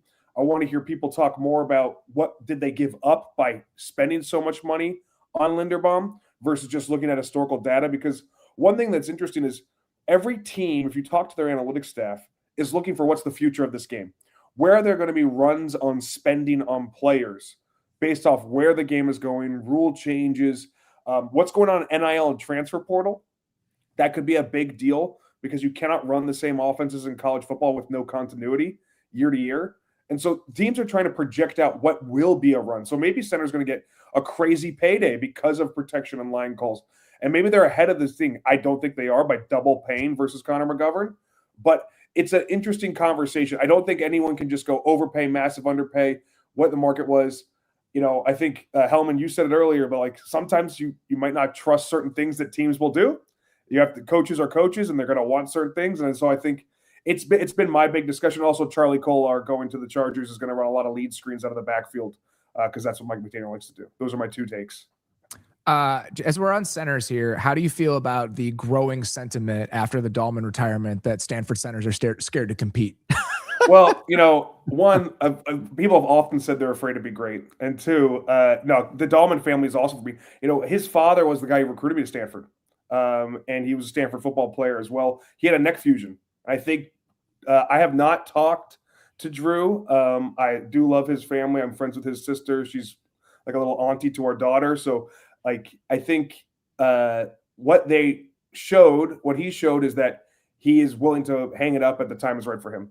And look, he can come back. I mean, people said that other about Stanford football players, and they never came back. Maybe he wants to go be general manager of a team. Just to be very, very clear about this before we move on. That was just a little tongue in cheek. That was me giving a friend shit, not criticizing Drew Yeah, Dolman. yes. That was potentially best for him and his family. Just if there's any confusion out there. Busting Clip on it, fam. program. So a little bit of corner news came across the timeline while we were transitioning to Sam here. Josh Jobe back to Seattle. I didn't see I think it was 3 years, 24, but I know it's $8 million a year. So $8 million a year for Josh Jobe back to Seattle. This is one that's interesting to me, Sam, because, right, like we talk about markets and positions and kind of how they start to unfold. You have guys getting twice that. Cordell Flott's getting twice that to go to the Titans. Josh Jobe at $8 million a year, you understand how that market develops, because in a vacuum for any system, Josh Jobe is probably not as valuable as a lot of these other guys, but he's extremely valuable for what the Seahawks specifically need. And so the idea that you can spend half on Josh Jobe knowing what he gives your defense, even if he has limitations in a vacuum for every system, that's just one of those signings where it's just like, you'll feel really good that you're paying him $8 million a year compared to the corners that are costing 15. That's serendipitous, because that's a crazy deal. I did a bunch of research post Super Bowl on him, because one thing I'm fascinated about is I talk about this every year on your shows. How do we use data to better tell stories? And then how is there also mislabeled data, and how can you take advantage of that? Josh Jobe plays in a defense that overall plays some of the most zone in the NFL. He himself plays some of the most man, because he's always in the boundary. Yeah. And he's always one-on-one, and he's playing that backside X a lot of the time, covering him man. And so you could consider him a lockdown corner for what, exactly like you said, for what this defense needs at a great discount for what a lot of these teams have. So, they have 3 stud corners, and I think now you have one that's probably one of the more important ones that people don't talk about, because of the ability they have to play man backside, or they have all the funky zone going to the front side. I just love you took the words right out of my mouth. Like, there's no projection here. That's what makes free agency so scary. Is like, you're moving across the country. It's a new scheme. It's new coaches. It's a new level of talent around you. Most of it is projection. And if there's none whatsoever for a pretty discounted price for a starting caliber corner, that's one of my favorite things that's come across the ticker all day, because I don't have to imagine what Josh Jobe is going to look like for the Seattle Seahawks. I can just go watch his games. Smaller one, but one that's worth mentioning here. Larry Borum is heading to the Lions. We do not have numbers on that quite yet about where he'll be playing. Larry Borum for the Dolphins last year played mostly right tackle. In his career, he's kind of bounced back and forth. He played mostly left tackle 24. So is this potentially a stopgap or competition at that left tackle spot if Taylor Decker is going to move on? We mentioned this with the Decker news. Are you ready to kind of cede that job to Giovanni Manu, or do you need a little bit more competition in that room? Day one signing for Larry Borum seems to indicate that maybe he has a chance to play for that team a little bit more than we might have thought. And that to me signals we're not going to have a panic attack if our options at pick 17 in the draft don't lend itself to helping that position. And I mean, drafting a good tackle that at 17, like that far down the list in the first round, is easier said than done. I do think this is a year where you could potentially pull that off, but that lessens the urgency on you to solve that problem in the draft, which is, I always think, a really smart way to approach free agency. Is we're like, hey, we won't be screwed if we don't do something more about this later. Sam, now that we're in kind of a lull with the signings and the fact that we don't have any currently rolling in, I'm curious, just going back to any other bigger picture kind of studies or things that you wanted to table set before free agency started? Like, what were the bigger picture thoughts that you kind of had on your mind as you were thinking about this group and how the money would get thrown around? Yeah, I mean, I keep going back to what the Raiders are doing, because they made the big trade to get rid of their franchise piece with Crosby, and now we know they're going to take from Mendoza first overall. That's been made clear today. As a tough AFC West, and the Chiefs, one of the better DVOA teams that didn't make the playoffs with our good friend Aaron Schatz. So I think that team is taking massive swings. I have no idea if they will work out. And then you want to look at the Commanders, because the Commanders, they've missed on a few of the prospects that apparently they wanted. They wanted Alec Pierce. They have a new offensive coordinator in David Blau, who we don't even know what his offense is going to look like, with a quarterback who, he ran more pro style Jaden Daniels when he was at Arizona State, but now how long ago was that? And so if they're going into a pro style offense, that's going to be a brand new look over there in Washington for a team that looked like it was, on the precipice of being a big player in the NFC. I haven't seen them make enough moves to make me feel comfortable with them being a big player again. They might have another down year. I wonder what the Washington move at receiver is with both those guys now off the table, with Pierce now off the table. Is that the Romeo Doubs team now that Mike Evans is in San Francisco? And then the other thing here is what happens with Brandon Ayuk, right? Like if they're in on Alec Pierce, is Brandon Ayuk now a fallback option for them? Like there are still some solutions at one of those boundary receiver spots, but they're starting to dwindle a little bit. Is Brandon Ayuk a solution right now? I mean, that's a good question, a worthwhile question. I guess we'll see.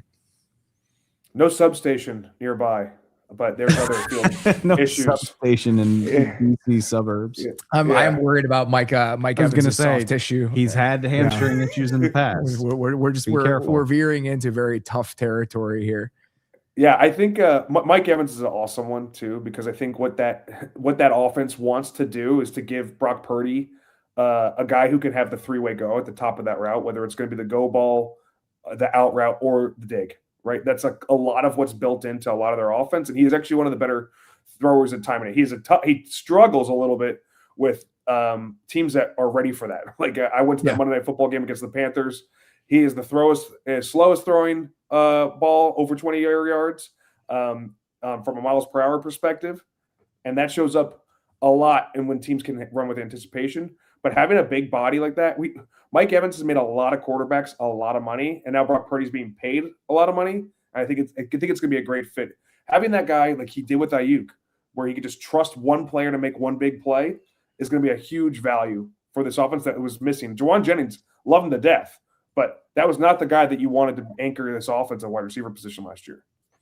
I'm not trying to retread the same territory we've done a million different times when it comes to running back value. I don't really care what the answer is. I just think that this offseason in particular is an interesting one for having a discussion about how important they are for individual offenses. And the two things that I feel like are kind of working in tandem with each other this offseason in particular, and what happened today. Kenneth Walker going to Kansas City and the Chiefs being like, we need this level of pop at running back for our offense to come together in the same offseason where we're potentially going to be talking about Jeremiyah Love as a top 5 pick. I just think that the bulk of data and the touch points that we're seeing at that position this spring, Sam, it's at least worth thinking about how they all fit together and what it overall means for the types of players and the types of skill sets you're seeking out at that position. I mean, that's a really funny one for me because the Chiefs of the past 2 years are one of the more successful running games. And this is without the ability to QB sneak with the quarterback on fourth down, which can inflate rushing success rate numbers. But they had almost no explosion, right? So from a television perspective, we love it. We have a consistent, good offense that shortens the game, that makes the games closer. Now they have Kenneth Walker, who we want, who we almost did a thing on him on Prime Vision where we would measure how much backwards running he would do before going forward. We're going to get it for next year, but it makes it worse now because he's in an offense that wants to find explosive runs. That's what because they're trying to change what they're doing on offense that's a clear indicator. But they teach their backs go straight. Just get me 4. I don't know if you can teach Kenneth Walker that. He's going to want to run up to the line of scrimmage, run backwards, and then use his speed to get outside. Unreal posterior chain on that guy. If you know, you know. So I'm going to be interested to see, are they going to change the offense with Nagy out to where they can manufacture more explosive runs, get into the edge, versus where they've been is just try and keep Mahomes out of being super backed up because he'll make 3rd and 7 look like 3rd and 2. Sam, as always, buddy, it's great to chat with you. Excited to have you back on the show as we dig into some more kind of bigger picture philosophical offseason discussions. I will make you do that at some point in April and May. And so we'll do that when the time comes, but sincerely appreciate the time. We'll talk to you very soon. You're a very demanding guy. You say this to everybody as they leave off. I will make you do this. And guess what? I'm getting up the rest of the calendar today. I hope you're not surprised when I send you a text on like May 1st being like, hey, anytime in the next month you want to come on and do X and Y. So that will happen. Just be ready for the text to arrive. I do like it because we all show up and do it for you and the Helman. So it's like a very funny thing. Appreciate you, buddy. You say we're going to, and we will. I'll talk to you soon. Joining us now, and we're going to have him roll in while we pull up the top 150 graphic and see what's left on the board. It is our friend from Yahoo and Reception Perception, our man, Matt Harmon. Matt, how you doing, bud? What up, boys? Quiet day. Not much. Nothing has happened. I'm doing fine. I'm not completely fried. I love the part. This is the part of the day where you might go 6 to 12 minutes without something happening, and you're just like, "What the hell? I'm bored. Give me more. Give me more. I need the dopamine to keep going. Let's go." So not much has changed of our top 50 here as we look at it compared to the last time we checked in. We still got Trey Hendrickson left. That's going to be a really interesting one. Devin Lloyd still on the board. Odafe Owe, Rasheed Walker, Jermaine Illuminor. A lot of offensive linemen in that collection of players. We saw Josh Jobe head back to Seattle. Tariq Woolen still available. Boy Mafe, the other Seahawks defender we have not seen come off the board. Matt, I'm curious about, as you sit there and look at Romeo Doubs being, him and Jawan Jennings being left here, and we've seen some of the dominoes start to fall at receiver. Mike Evans ends up in San Francisco. We see Jalen Nailor head to the Raiders. Your landing spots right now for Doubs and Jennings, when you think about their skill sets and the teams that need guys like that, what's on your mind? Yeah, Doubs, I actually was the guy that I had pegged to go to San Francisco. So that moved. Yeah, okay. Well, there you go. That moved that off the board. Mike Evans is basically the better version of that. I love that fit there as their X receiver. I think for Jennings, it's tough with him because just frankly, I just don't think he was great last season. Now, obviously, he was playing through a lot of injuries. Everybody in San Francisco is playing through a lot of injuries, so there is that to consider. But, he also is kind of miscast as, I think, again, to come back to the Evans thing, he kind of had to play as their X receiver, which was obviously not the plan. I don't think that's the ideal usage for him. So I think that's a part of why I think he wasn't as impactful as you probably would have wanted him to be. But Baltimore, to me, stood out as a landing spot for him because I think he brings some size to the position. He's also not old enough to, and probably not like a high pedigree enough to land on that disgusting list of like receivers who finished their career with the Ravens that were 33 years old and were great back in like 2015, but bring some size to the position that I think they need. He can play on the ball, allow you to do some fun stuff with Zay Flowers. So that was still one that I think makes a lot of sense for him. And for Doubs, it feels kind of cheap to say New England, but I've seen that one kind of connected, and it would make sense. They do need more help on the perimeter and a guy that can just like consistently pick up first downs. He is a guy that I think helps you move the chains. There was so much smoke about Alec Pierce to New England, and we talked about them not meeting Indianapolis's price, which is few and far between at this point. But like if you came out of this with Romeo Doubs at a much lower price point, I would feel pretty good about that. The two teams that, again, where I think we're in on the Pierce thing that I think do make sense as landing spots for Doubs because of needing that skill set, Washington and New England. Those are the two teams that I think are worth mentioning there. I'm curious how you feel about Nailor. The price tag, the fit with the Raiders, just that pass catching group in general. I know you had been doing some work about the free agent receivers before the market opened. So where do you sit with Nailor and his elevation going from decidedly the number 3 in Minnesota to now profiling as more of a number 2 option with the Raiders? Yeah, got that Jalen Nailor charting profile up on the site on Sunday night. Attaboy. So thank God we got that one in before he signs the first day of free agency. No, I really liked what I saw at Jalen Nailor. Honestly, at times I thought he had like the best chemistry with JJ McCarthy last year, which by the way is not a good thing, right? Like it's good for Jalen Nailor, but you don't want your third receiver to have the best chemistry with the quarterback. That's not an ideal situation for a situation that we all know was not ideal in Minnesota last year. But I thought a few things stood out with Jalen Nailor going back and charting his 8 games for reception perception last night and over the weekend. Number 1, made a lot of plays at the catch point, like contested stuff, attacked the ball well, shielded defenders away from the ball. I thought that was pretty nice to see. Not really a strength of any of those Raiders receivers at this point. I do think they have some interesting, useful guys potentially on the roster, but they don't necessarily have someone that could do that. He's also a guy that I think can play all 3 receiver positions credibly, probably more of a Z and slot option at his best, but still, I think that allows you to unlock some movement with the other guys there. Cause like I liked Besh as a prospect, but I thought he might be a little bit more developmental. Dante Thornton was like a pure developmental player to me. It still bothers me that they just pushed that guy in the deep end after drafting him from the Looney Tunes Tennessee offense. That made no sense to me. A lot of stuff did not make sense to me with what happened in Las Vegas last year, but that was one of the more perplexing ones. So I wouldn't want to give up on those guys necessarily, but Naylor allows you to just kind of unlock your best three at the receiver position. In addition, like Trey Tucker's a guy who can legit stretch the field. He led all wide receivers in snap share last year in terms of like most snaps from on a percentage basis of his team's offense. That's probably not what you want out of Trey Tucker. So again, Naylor just allows you to come in here and level set things a little bit. But yeah, I wouldn't say that the Raiders got themselves a future star or anything with Naylor, but a really legitimate, useful player, which is something they definitely lacked at wide receiver last year. So let's play this out because I'm interested in this because you do so much thinking about this exact subject. So we got Besh, Trey Tucker, Jalen Naylor, Brock Bowers. If you're trying to piece together what the roles with that group looks like, or let's just say your answer at the end of this may be they still need, I was going to say X, but that's a misleading letter to use when it comes to receivers. They still need fill in the blank in terms of skill sets. How do you think all of those pieces do fit together in an ideal scenario for the Raiders in a world where, and again, I think this is worth mentioning, Clint Kubiak, we were having conversations heading into last year about how it was a weird collection of skill sets with Seattle's receivers and it didn't end up mattering. And so he does have some very recent experience with maybe what seems like an odd collection of players and making a really cohesive offense out of that. Yeah, I mean, to put a fine point on it, I kind of do think they need like a nominal X receiver here in this room, like somebody just play on the ball and beat press man coverage consistently. Because even if you didn't have proof of concept of Jackson Smith and Jigba being a outside boundary receiver prior to this past year, you definitely, and this was a drum I beat consistently with him, is you did have proof of concept of him being able to beat man coverage. So you could like make a case that he would transition well into that as a 3-level player, even if it was unproven at that point. I don't think any of these guys rise to that level, even if you do like Naylor. And like, I liked Jack Besh as a prospect. Thornton would be that guy, but again, is he ready to do that?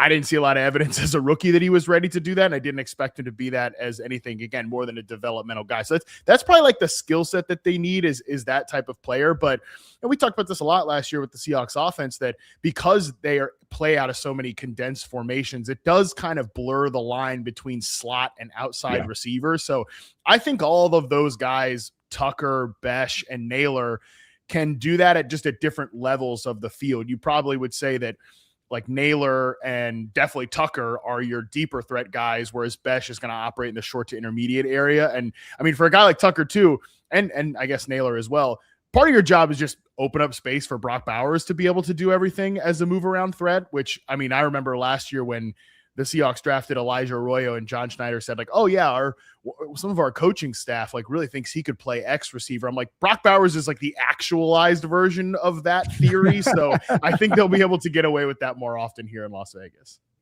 Go ahead. No, it's all you. Understanding that the answer is everything when you're as bad as the Raiders were. Is there a direction they could go with their new Ravens pick that would get you more excited than other places? It's a really good question. I was pegging offensive line for that pick at 14th, but that was before they got Tyler Linderbaum for $81 million. I mean, you could still make a very serious argument. They need two more offensive linemen, though. I mean, they need it all, free buddy. agency. Like the DJ Glaze thing is unfortunate. The closest comparison I would make, it reminds me a little bit of what happened with Braxton Jones in Chicago, where mid-round pick, thrust into starting role as a rookie, plays well enough where he earns the job again the next season, but then you bring in an offensive infrastructure that's just hot, flaming garbage. He plays terrible, and then now you're in a place where do we have to replace him? And the Bears ended up doing that. And so kind of it's a developmental plan that has been uneven to no fault of his own, I guess is what I would say. And that's why I think, but when you're on that development plan, you could absolutely justify just being like, fuck it, we're getting ahead of this. We're going to draft a guy in the first round. We're just going to put this to bed. So if they replace their right tackle and their left guard, I still wouldn't be surprised by that. That would make me really excited just to watch the Raiders offense, but then you flip over to what their defense looks like right now. And I don't know, you might need some balance between the two sides of the ball. We just said they have no players making more than $10 million a year. It's an insane roster. It's kind of wild when you actually think about it. The other big receiver contract, Matt, that I wanted to ask you about, I know you weren't overly excited about what his market was going to look like. Wan'Dale Robinson making $18.5 million a year in Tennessee, and how that fits with the current collection of Titans pass catchers. Where are you at on this? I mean, it's fine, you know. Like, I know that sounds. It's 3:10 p.m. We're 4 hours into this. It's exactly where we all are. Right. Fine, it's fine, especially because also didn't we all come to terms with this was going to happen? We just needed to know what the number was going to be like 4 days ago. Yeah. I mean, honestly, probably when we all saw Brian Daboll get hired by Tennessee, we knew that this was coming. But yeah, I mean, look.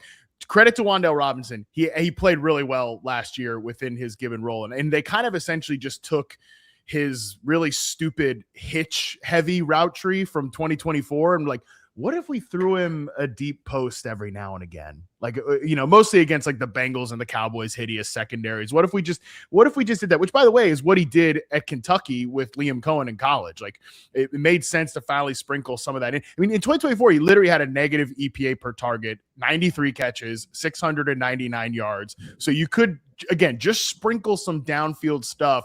That would be nice for him. And I think they'll do that here in Tennessee. My two concerns, one is like more of a meta, maybe macro level concern, but the first one is just like, does he overlap, not from a how they win perspective, but from a pre-snap alignment perspective? Does he overlap too much with Jameer DK, which if you think Jameer DK is just a gadget guy and like a good return player, that's fine. I think that's totally defensible take. But if you think he's more than that, does Robinson block him a little bit there from getting on the field? Because Robinson definitely has to be a slot player who's going to, you know, move around the formation a little bit, which again, I think is probably the ideal usage for Jameer DK. But you mentioned blank slate with the Raiders defense. Like, this pass catching group to me is a blank slate. So if you just want to throw resources at it and see what stick, I think that's fine. But the second thing, again, that would just have me concerned if I was a Titans fan, not that you're not going to get some use out of Robinson, you are. And this could also extend to Romeo Doubs. And frankly, I think it could extend to like Alec Pierce a little bit too, although he's definitely a better version of his archetype than these two guys are.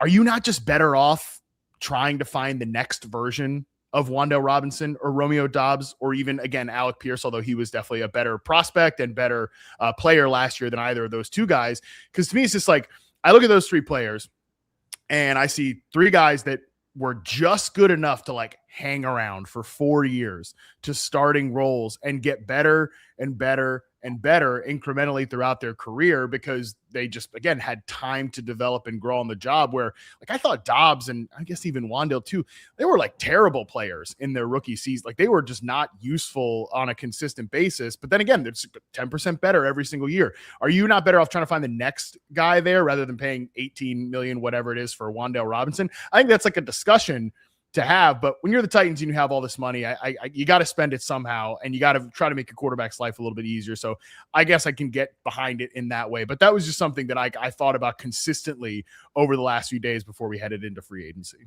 I love this. And I think it's a really interesting discussion. And I think my knee-jerk response is it's all about where you are in the team building process, right? Because they did get so much better. Like, watching Romeo Doubs last year, like some of it was the way that the Bears played man coverage late in the season. But you watch Romeo Doubs last year in one-on-one situations and just like what he was doing as a third down, gotta have it player for that offense. That was not who he was early in his career. And so if you're on the precipice, you think you're competitive, that's the skill set you're missing for your offense. You're willing to pay a premium for that in the moment because you don't want to wait around for 3 years for him to develop into that sort of player. But if you're a team that's a little bit earlier in the early stages of this thing, and you have time for those players to grow into those roles, then I think your point totally stands. It's like, well, why would we pay $18 million a year for Romeo Doubs when we could have Romeo Doubs in 2 years for $4 million a year because we drafted him in the third round? But which teams have those years to wait around and wait for that development to happen, I think, is the question. Right. Like, is Alec Iomanor the next Romeo Doubs? Well, maybe, right? Maybe, that's but completely plausible to me. And I think and this is actually a perfect example, because what the Packers didn't do is they didn't sign the $18 million version of Romeo Doubs to block Romeo Doubs' development. And that's the reason he turned into this sort of player. And so that's always kind of the push and pull when it comes to these things is, yeah, you can solve this problem with money in the short term, but are you cutting off development pathways to guys that will eventually get there at a cheaper price? And so that's always kind of the push and pull that you're having to weigh in these sorts of moments.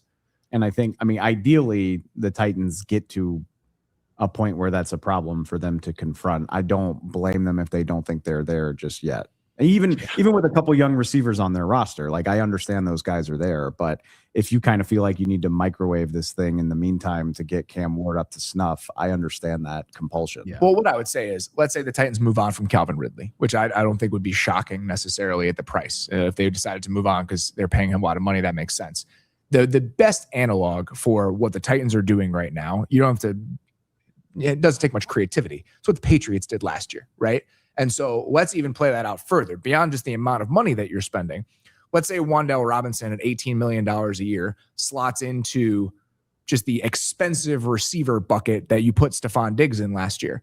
That still leaves a can Kayshon Boutte get better for us bucket for you. And let's say you put Iomanner into that one. It doesn't have to be one or the other. You can do both at the same time. But if you're going to sign one of those guys, it's going to come at the expense of reps and development opportunities for some young player on your roster. And outside of Calvin Ridley, that's all they had. Like all they had was young players at those pass catching spots.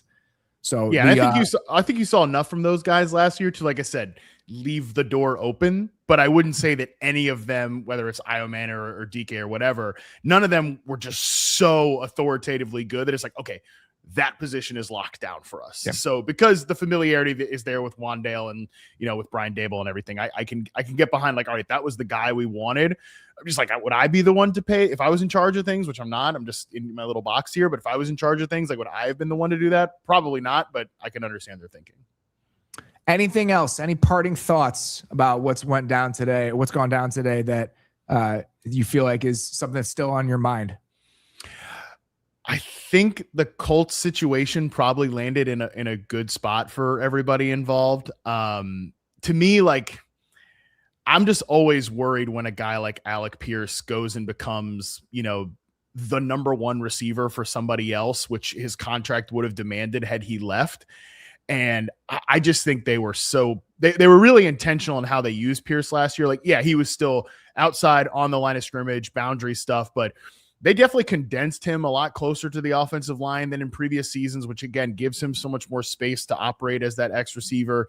To me, it's just like, had he gone to Tennessee and it's much more of a true spread out offense under Brian Daboll with more of a, more traditional, like old school leanings, at least in my opinion, I think there's a chance that, like, okay, he has 84 targets or 90 targets for the Titans next year and he has 850 yards, and Titans fans are like, why did we pay this guy $30 million? Kind of in the same way that like Steelers fans are like, we paid DK Metcalf $30 million for that last year. Like, I don't know how well that contract is aged. And I frankly think they're like similar. Actually, as a prospect, I compared Alec Pierce to like the bad analysis on DK Metcalf as a prospect. Like, it's kind of stiff, can only really run 3 routes, probably has to play on one side of the field, and like that's it. Now Pierce has again gotten better at it, so is DK Metcalf, but staying home sometimes is like the grass is just not always greener. So I think that actually landed in a pretty good spot for Pierce, even though the idea of him with Drake May was pretty fun. I do think like staying with the coach that knows you, like a team that knows you, can still be good. And you know, for Pittman, actually with DK Metcalf, I think he gets a new deal. He gets to start over. I think Pittman's a really smart player, great culture guy, going to work really hard. It is just kind of funny that the Steelers team that I always hated this narrative, just they can't miss when it comes to day 2 receivers. They can't miss. Well, now they've traded for like 2 other players, discarded veterans in back-to-back offseason. So I think we could probably put that narrative to bed at this point. I think the Pierce thing is so well-founded. And we look back, we were talking about this last week when we were just discussing the recent history of free agency, and not even just the recent history, but you go back a decade. I mean, the landmines at receiver is crazy. And I think it's if there's a lasting lesson from that, and the Pierce thing is a really good example of this, receivers are more situational dependent than I think we like to admit sometimes. And so a guy like Pierce, like that scenario of it's 90 targets, it's 65 catches, it's 850 yards. How many times have we had to watch that? We've watched that happen so many times because we just think, well, this guy was productive in this place, he's going to be productive here. And those small little idiosyncrasies and nuances with the role matter so much for getting the most out of those guys. And so allowing him to be in that situation where we've seen him thrive, it just there's so much better. The chances of success are just so much higher because there's no confusion and there's no blurriness with what the role should be. You know exactly how to get the most out of this guy. 100%. Like, and I think too, you should always be considering, am I signing this guy so that he can just come in and replicate his production here? Probably a bad idea. But am I signing him to like help another player? Like Mike Evans, again, he's this better version of what I thought Romeo Doubs would bring to the Niners. Like him being that on-ball X receiver allows like Ricky Pearsall to do more and move around and not just have to be a vertical guy. So you should always be kind of considering that as opposed to just like, we're trying to, you know, Dave said earlier, like microwave this production. For certain teams that doesn't make a lot of sense. And specifically with guys that are hyper specific. And if you're making it to free agency, you're a hyper specific type of receiver. Matt Harmon, always great to chat with you, sir. People can check out all the work you're doing like 4 times a day on Yahoo. We have the Yahoo Fantasy Podcast. You're on Football 301 with Nate, always doing fantastic work. People are not checking out either of those. Please do so. We will talk to you very soon. Appreciate you guys. Thanks for having me. Our last guest of the day. It's got just nothing but runway here. Best for last. Our buddy from PHLY. My guy. It is our guy, Fran Duffy. Fran, how you doing, man? What's happening, guys? A lot, actually. A couple signings that just came down that we have not talked about yet. There was a stretch. I love when this happens. Where just certain position groups, it all happens at the same time. We had the DBs about half an hour ago. We got the edge rushers now. You ready? I saw this one. I think. I'm sorry. I can't. The whole vibe of the show. I can't stay off of Twitter for 5 hours. Go ahead, though. Boye Mafe, 3 years, $60 million to sign with these. Okay, I did not see the price. Holy shit! 3 years, $60 million for Boye Mafe. Okay, I'll lay this one on you. If you like that one, $20 million a year for Boye Mafe.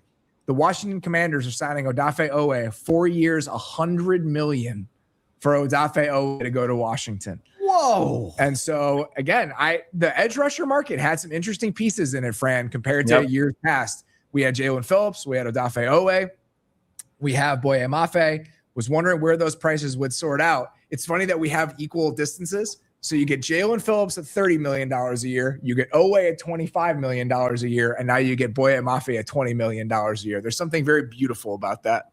Yeah, we had talked about it on our show earlier. Once the Jalen Phillips numbers came out and it was 30 million, we kind of thought, all right, it's going to be high, maybe 27 a year, maybe 28 a year. We did not talk about 30 million a year. And so when that came through, I was like, all right, what does that mean for the rest of the market? For Owe to come in at 25, I like the scheme fit, with Dan Quinn. I think that could be really fun. I think you get into some of the things that Durante Jones has done in the past, like, been around Brian Flores, moving those rushers around. That could be fun. So I'm excited for that, but that's a pretty penny, man. I mean, when you're looking at some of the other guys that are in that market or even just below that, Danielle Hunter, before they just redid his deal, I mean, he was at 24.5. So like, that's the echelon we're talking about now with where Odafe Owe is being paid. And then when you get into that next bucket with 20 million a year, I mean, that's a big price to pay for the kid from Seattle. Just a phenomenal that he was able to cash in that way. I don't think we actually talked about this at the top of the show, but and it was a big price to pay. But when I saw the Cowboys throw a fourth to the Packers for what's left of Rashawn Gary's contract. I thought you were going to say for what's left of Rashawn Gary. I mean, that's much meaner than I typically get from you. That is mean, but fair based on what Rashawn Gary looked like in December and January. As soon as I saw it, I was like, the edge rusher prices must be nuts. Like the Cowboys must be terrified of what they're hearing out there if they're doing this. And I'm not saying it's going to work, but I understand the logic. If you'd rather hope Rashawn Gary can give you more for a future fourth than $25 million for Odafe Owe or $20 million for Boye Mafe. I really like this. So you look at just analogous contracts for what the Odafe Owe contract looks like, Fran. Yep. Nick Bonito got $106 million over 4 years with $70 million guaranteed. Yep. Owe is getting $100 million over 4 years with $68 million guaranteed. And so I think it really speaks very cleanly to what free agency is versus what it looks like when you're re-signing guys in your own building. Where Bonito has been so much more productive. And again, undersized guys, they give you a very specific sort of impact within the defense. But Bonito has been so much more impactful and consistent and productive over the course of his career than a guy like Owe is. But when you're hitting the market and you have these teams who are seeking out that skill set because they couldn't find their own guys. That's how you get to a place where Odafe is worth the same amount of money as Nick Bonito. And it's, I'm sure, the push pull that, I look at it from a player's perspective as well, right? Where if you are Nick Bonito and you say, all right, well, I'm getting ready to hit the market. Do I want to stay here in Denver where I've got a proven place where I want to be, I can have success. I'm happy with where I'm living. I'm happy in this situation with this coaching staff, with my teammates. Let's take this deal now where, I'm pushing up near the top end of the market. But I could probably make more if I wait this out. But what happens if I get hurt? What happens if production falls off? You get out. There's all these other factors that come into play. But it's the Kirk Cousins thing. It's the Dak Prescott thing where it's like, but if you hit the market, you've got that ability to just push that future earnings number higher and higher and higher. So, I definitely felt that, honestly, seeing a number of these contracts today. Certainly at wide receiver, there were a number of numbers that surprised me. You guys were just talking about that. I think when you're looking at it, certainly at these premium positions, I think you said it. You guys said it over the weekend. If you're an offensive lineman that can walk and chew gum at the same time, you're going to get like a double-digit million per year guaranteed. I think at the end of the day, wide receiver, pass rush, offensive line, those are the premium spots, and even just suitable play, teams are willing to pay top dollar for that spot. Boye Mafe getting that $20 million a year. If you look at it, and Paul Dehner did a great job of pointing this out, if you account for cap inflation, it's essentially the exact same swing they took on Trey Hendrickson 5 years ago. And you think about the situations, Trey Hendrickson comes from New Orleans where he's the third edge rusher on that team. And you're trying to bet on, okay, this is a guy who's productive. If we put him into a role where he's getting more snaps, can we kind of just extrapolate that production into more playing time, and can he be a valuable piece for us? That's exactly what Trey Hendrickson was for the Bengals on that contract. And now I think they're making a very similar bet here, Fran, about whether Boye Mafe can follow a similar path. I will say, like, when Hendrickson was leaving New Orleans, I was with the Eagles at the time. The Eagles and the Saints had played a lot over the, whether it was postseason, in the regular season, they played a decent amount. It was like a 4-year stretch where I'd watched a lot of Trey Hendrickson. And I felt like that was a good bet. That was a great signing in free agency. I was like, I feel good about this. This is a good bet to make.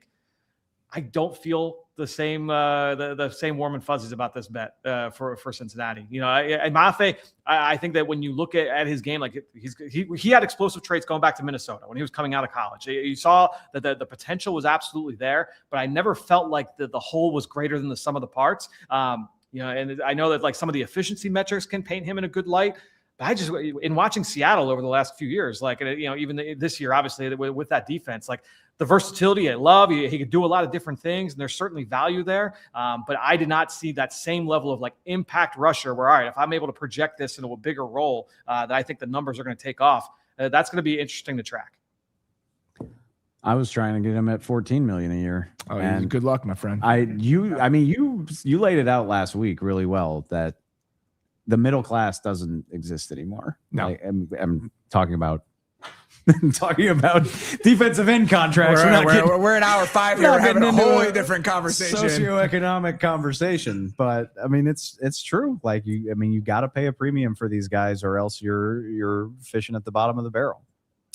So the other, speaking of the Cowboys and the markets and the defensive players they were seeking out, Jaylen Thompson is where the Cowboys land at safety. I believe I had the numbers and then I lost them for Jaylen Thompson. 3 years, $36 million. 3 years, $36 million. So I love when this happens, where we just have a price like this is what it costs to sign a player at this position in free agency. So in this class, it's $12 to $13 million for a safety. Last year it was $16 to $18 million for a corner. That's what we're doing. So Jaylen Thompson, Fran signs the 2026 free agent safety contract to head to Dallas. Obviously watch Christian Parker very that system. You watch Christian Parker very closely over the last few years. As you think about how Jaylen Thompson profiles into that defense and those roles that were filled by Reed Blankenship and others over the last couple of years, how do you feel like Jaylen Thompson fits into what Christian Parker wants to do? Yeah, I think that it is a good fit conceptually, and I think that there's some carryover with some of the things that he did with Nick Rallis, which out in Arizona they did some wacky stuff, so it's not completely apples to apples. But in terms of trying to project him forward into this Christian Parker scheme, I do like the fit there. I think when you're looking at Thompson, you're betting on a guy that's got traits. Obviously, it was a unique situation with him coming out of college football, going in the supplemental draft. But I think when you're looking at Thompson, this is a player that has that ability to work down close to the line. He can play split safety. Can move over to the post. I think that versatility will serve him well. The biggest thing, and I think that when you talk about that system, the safeties and the nickel are so important in terms of the term you always use, Robert, the connective tissue, right, of that defense. How often they are forced to communicate with those guys on either side, and just being able to kind of pass things along and be kind of that sheriff there on the back end. It's important to kind of have, like, do you know that that's what you're getting with Jaelan Thompson? But right away, I'm like, all right, who in that building in Dallas now can kind of speak to that? Well, their offensive coordinator, Clayton Adams, came from Arizona last year, and can speak to, oh, you know what? Yeah, like he can be that. He definitely is that kind of presence there. So I do think that that's probably a box you wanted to check. Here in Philly, we were wondering, all right, like, could Christian Parker pluck Reed Blankenship? A lot of safeties here in the market. Would they go with Reed Blankenship because he is that guy on the back end for the Eagles in terms of being that traffic cop and kind of setting the defense back there? Them deciding to go with Jaelan Thompson and pass up Reed Blankenship, he must have had someone in there that was able to say, like, yeah, like he's got the physical talent and provides the intangibles there. And he does. It's easy to draw the line, and I did it on the show, Fran, for Reed Blankenship. Ryan Smith is the secondary coach in Dallas now, coming from Arizona. That was one of Christian Parker's hires. So yeah, there you go. There you go.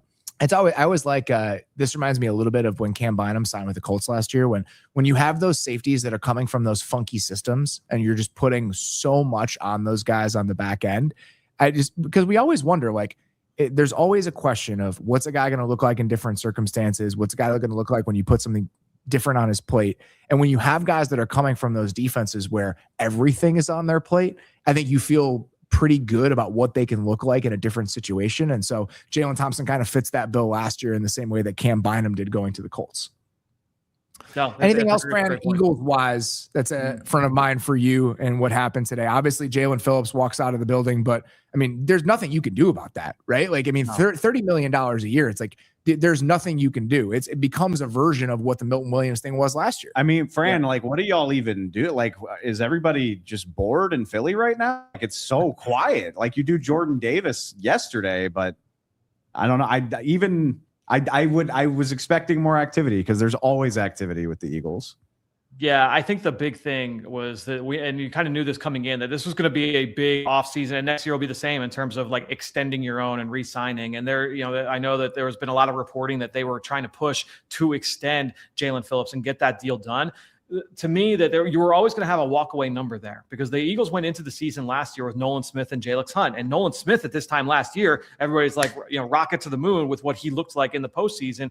He was just never really healthy this past year and was on injured reserve. They had nobody opposite Jalen Hunt, who was just a safety in the Ivy League like 5 years ago. So it was like, all right, like he obviously took a big step this year, but you didn't have anybody opposite him. And so they go out and they make that trade. They feel motivated. They feel the urgency to trade for Jaelan Phillips. Well, when they acquire him, it was like, yeah, this guy, we want to keep this guy. He's everything we want in the locker room, on the field, off the field. He's got all the traits. He's a great fit for the system. He's great for Vic. He can project forward into a new defense once Vic Fangio does retire. So I think that they would have liked to keep him, but at some point you couldn't match what other teams were going to offer. And the point I made up on the show earlier today was that last year, Carolina, they lost out on Milton Williams. Remember, it was reported, Milton Williams is going to Carolina, and then New England swooped in and stole him. Right, so they weren't getting outbid this time for their Eagles defensive lineman.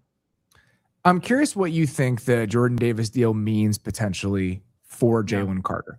Like, do you think this is a move where one impacts the other? Like, is there smoke here? Like, how do you think this ultimately gets resolved with Carter after we saw that contract for Jordan Davis?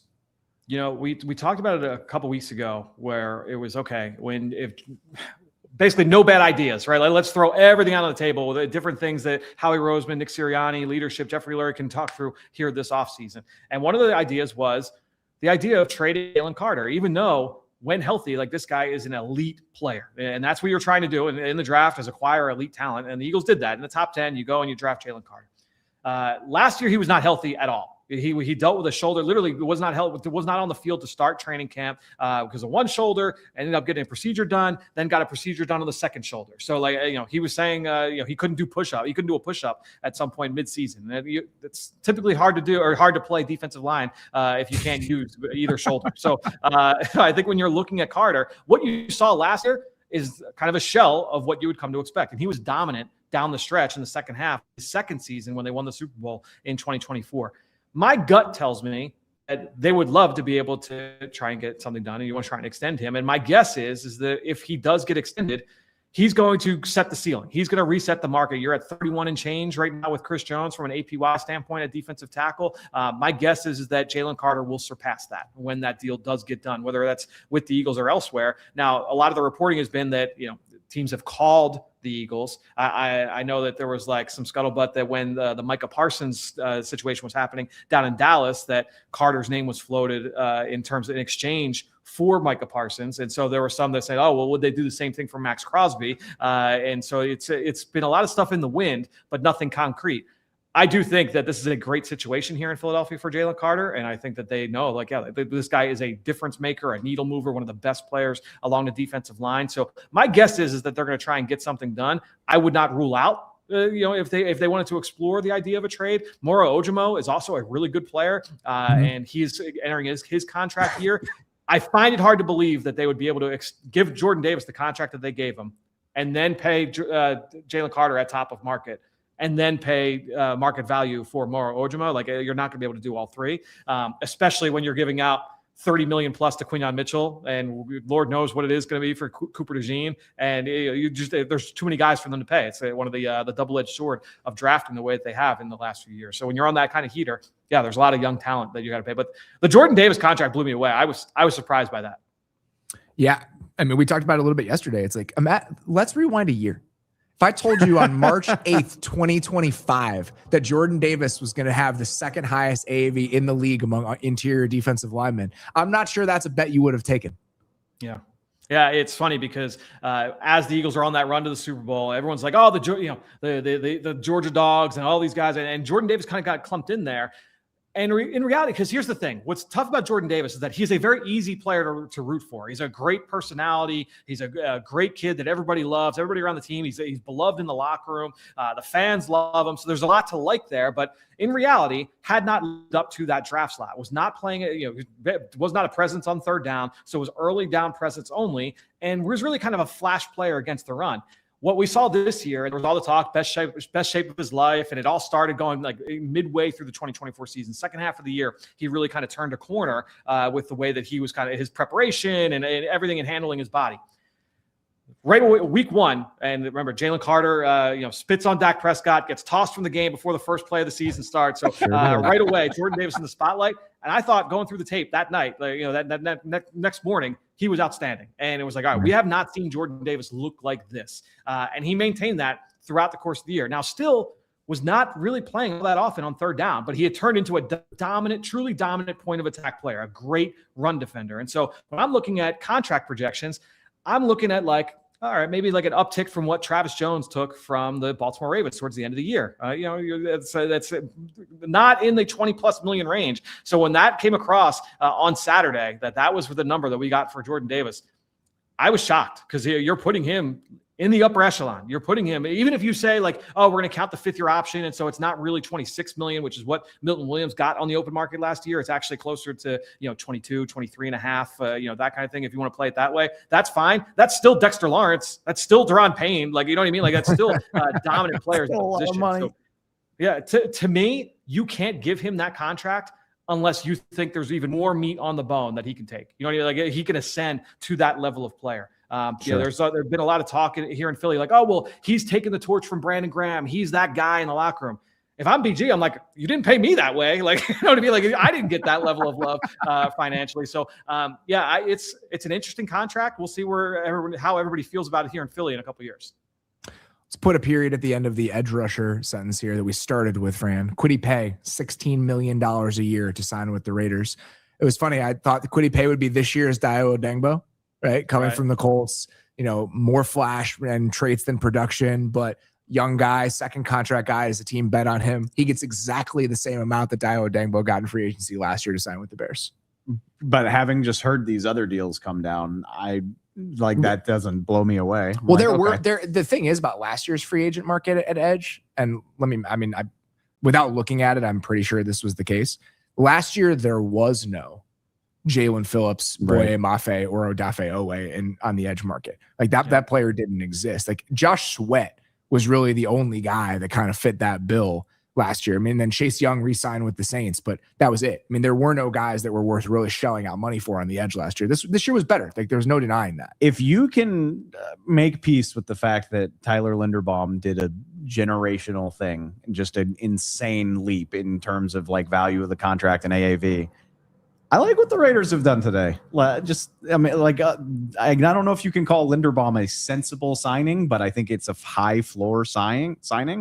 And then 3 or 4 other sensible signings that just make them a more well-rounded football team. And other than Linderbaum, which that's a huge but, the rest, Eric Stokes, Jalen Naylor, Kwity Paye, these are not insane deals that are going to cripple you. So good job, Raiders. I think I like what you did here. Fran, we're going to let you go. Always appreciate it, my friend. We will chat with you again as we get closer to the draft, I'm sure. Best of luck over the next month and a half. We'll talk to you soon. Later, man. Yep, sounds good, guys. Appreciate it. All right. So one of the first things we talked about today was whether Tua would sign with the Falcons. That has happened. Officially. Sources tell The Athletic per Diana Rossini that the Atlanta Falcons plan to sign Miami Dolphins quarterback Tua Tagovailoa on a 1-year deal. Selfishly, I just appreciate getting it out of the way. Because remember when Russ signed with Pittsburgh and people saw him on his flight to Pittsburgh and there were photos of Russ at the airport and it was this high stakes drama, except it's not, because what are this Russell Wilson Steelers even going to be? Let's just get it out of the way. Let's get Tua where he needs to be. I'd love to wrap the Kyler thing up ASAP as well. We don't need to drag these into being 1 and 2 week contract standoffs. Let's just do it. So obviously that's going to be one of the big things that has to fall tomorrow. We still have no Trey Hendrickson deal as we're 4.5 hours into this. Most of the other top free agents, let's pull up the top 50 Yeah, can we again, see the Katie, list just really quickly? Yeah. That's okay. For the most part, it's been updated with all the guys that have signed, right? Rasheed Walker hasn't gone anywhere yet. Hendrickson, Devin Lloyd, Illuminor. We got the Owe thing in there. Well, Owe went to Washington, but we still got to change a couple of the logos, but the color of the names is correct. So those are some of the bigger names that are still on the board. Why? Kind of surprised that we've had enough going on that I haven't spent a lot of time thinking about it, but I'm kind of surprised Devin Lloyd wouldn't be one of the first guys off the board. Alec Pierce was gone 90 seconds after this all opened. Yeah. So for an unquestionably top of his position guy, first round pick, young play, second contract player, for him to still be sitting there is interesting to me. Worthwhile question. Obviously, we had some big spending teams. Jets spending a ton of money today. The Titans spending just an insane amount of money today. Ungodly amount of money. So let's go through the Titans signings just very quickly before we get out of here. Okay. Looking at what the Titans have done. We have 4 years, $78 million for Wan'Dale Robinson, 3 years, $63 million for John Franklin Myers, 3 years, $60 million for Alontae Taylor, 3 years, $45 million for Cordell Flott. And then just it feels like just thrown in. It's like me at dinner where I'm just we'll take that too. That he does do that, by the way. It's great. Daniel Bellinger, 3 for 24. So just that's the roasted Brussels in this order. We'll do the roasted Brussels. Yeah, there's some interesting it's got a weird orange thing on it. Yeah, I'll take that. So we right now, if you're adding it up, 84. I'm going to do some terrible math. Wait, here. I got over the cap has it. I'm looking at it. Total guarantees. Total guarantees. $84 million in total guarantees for the Titans. That's what it says. No. That's just Alontae Taylor and John Franklin Myers. It must not be updated. It's about $170 million in total guarantees on the first day of free agency. Sorry. They do have their total, and I know that if it's not guaranteed, it doesn't really matter. But according to this, so the Panthers have spent the second most total money today. Most of that's obviously. Yeah, they gave Jalen Phillips $120 million. So it's $121 million. So their other signing was negligible. they're $130 million behind the amount of money the Titans have given out today. Great stuff. 259 million total. When you see teams succeed with approaching things a certain way, I think that you can start talking yourself into it. And like we said it, the Titans hiring Robert Saleh, it was like, this is Mike Vrabel correction. We want Mike Vrabel. We want Robert Saleh to be the Patriots version of Mike Vrabel. And they are spending money like the Patriots did last season, heading into year 2 of that rookie quarterback contract. So Titans have spent a ton. I'm sure there will be other teams that start nipping at their heels as we move it into tomorrow. For now, based on the signings that are rolling in, I think that's all we're going to have. This is the only day we're doing this, the only day we're going to be live for 5-ish hours, but we will be live every day this week, Tuesday, Wednesday, Thursday, at least over the next 3 days. We will be here 2 p.m. Central Time tomorrow, 3 p.m. Eastern. Fingers crossed that Derrik will be here. I don't want to count my chickens here, considering some of the travel issues we had yesterday, but Derrik should be here. We'll be wrapping up each day of free agency, 3 p.m. Eastern, right here at this desk over the next 3 days. Very much looking forward to that.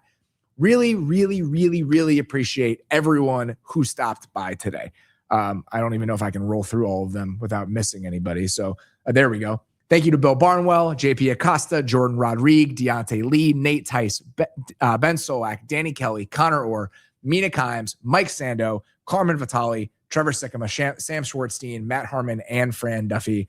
I love doing it this way. What a cast. Thank y'all so much for hopping on. It is a busy day for everybody. Obviously, everyone else is working. And so the fact that people are willing to take time out of a busy day and a busy week to join us, I truly do appreciate it. It's just a fun thing to do. You know, it's a fun thing to cycle through everybody, get their thoughts, be able to respond to this stuff in real time. I meant it at the beginning of the stream. Truly one of my favorite days of the entire year on the NFL calendar, just because it's a shit show. It's nonstop. There's things flying your way all day. It's a blast. Appreciate everybody who spent time with us today. We will be back tomorrow right here, 3 p.m. Eastern. Until then, appreciate you listening. We'll talk to you soon.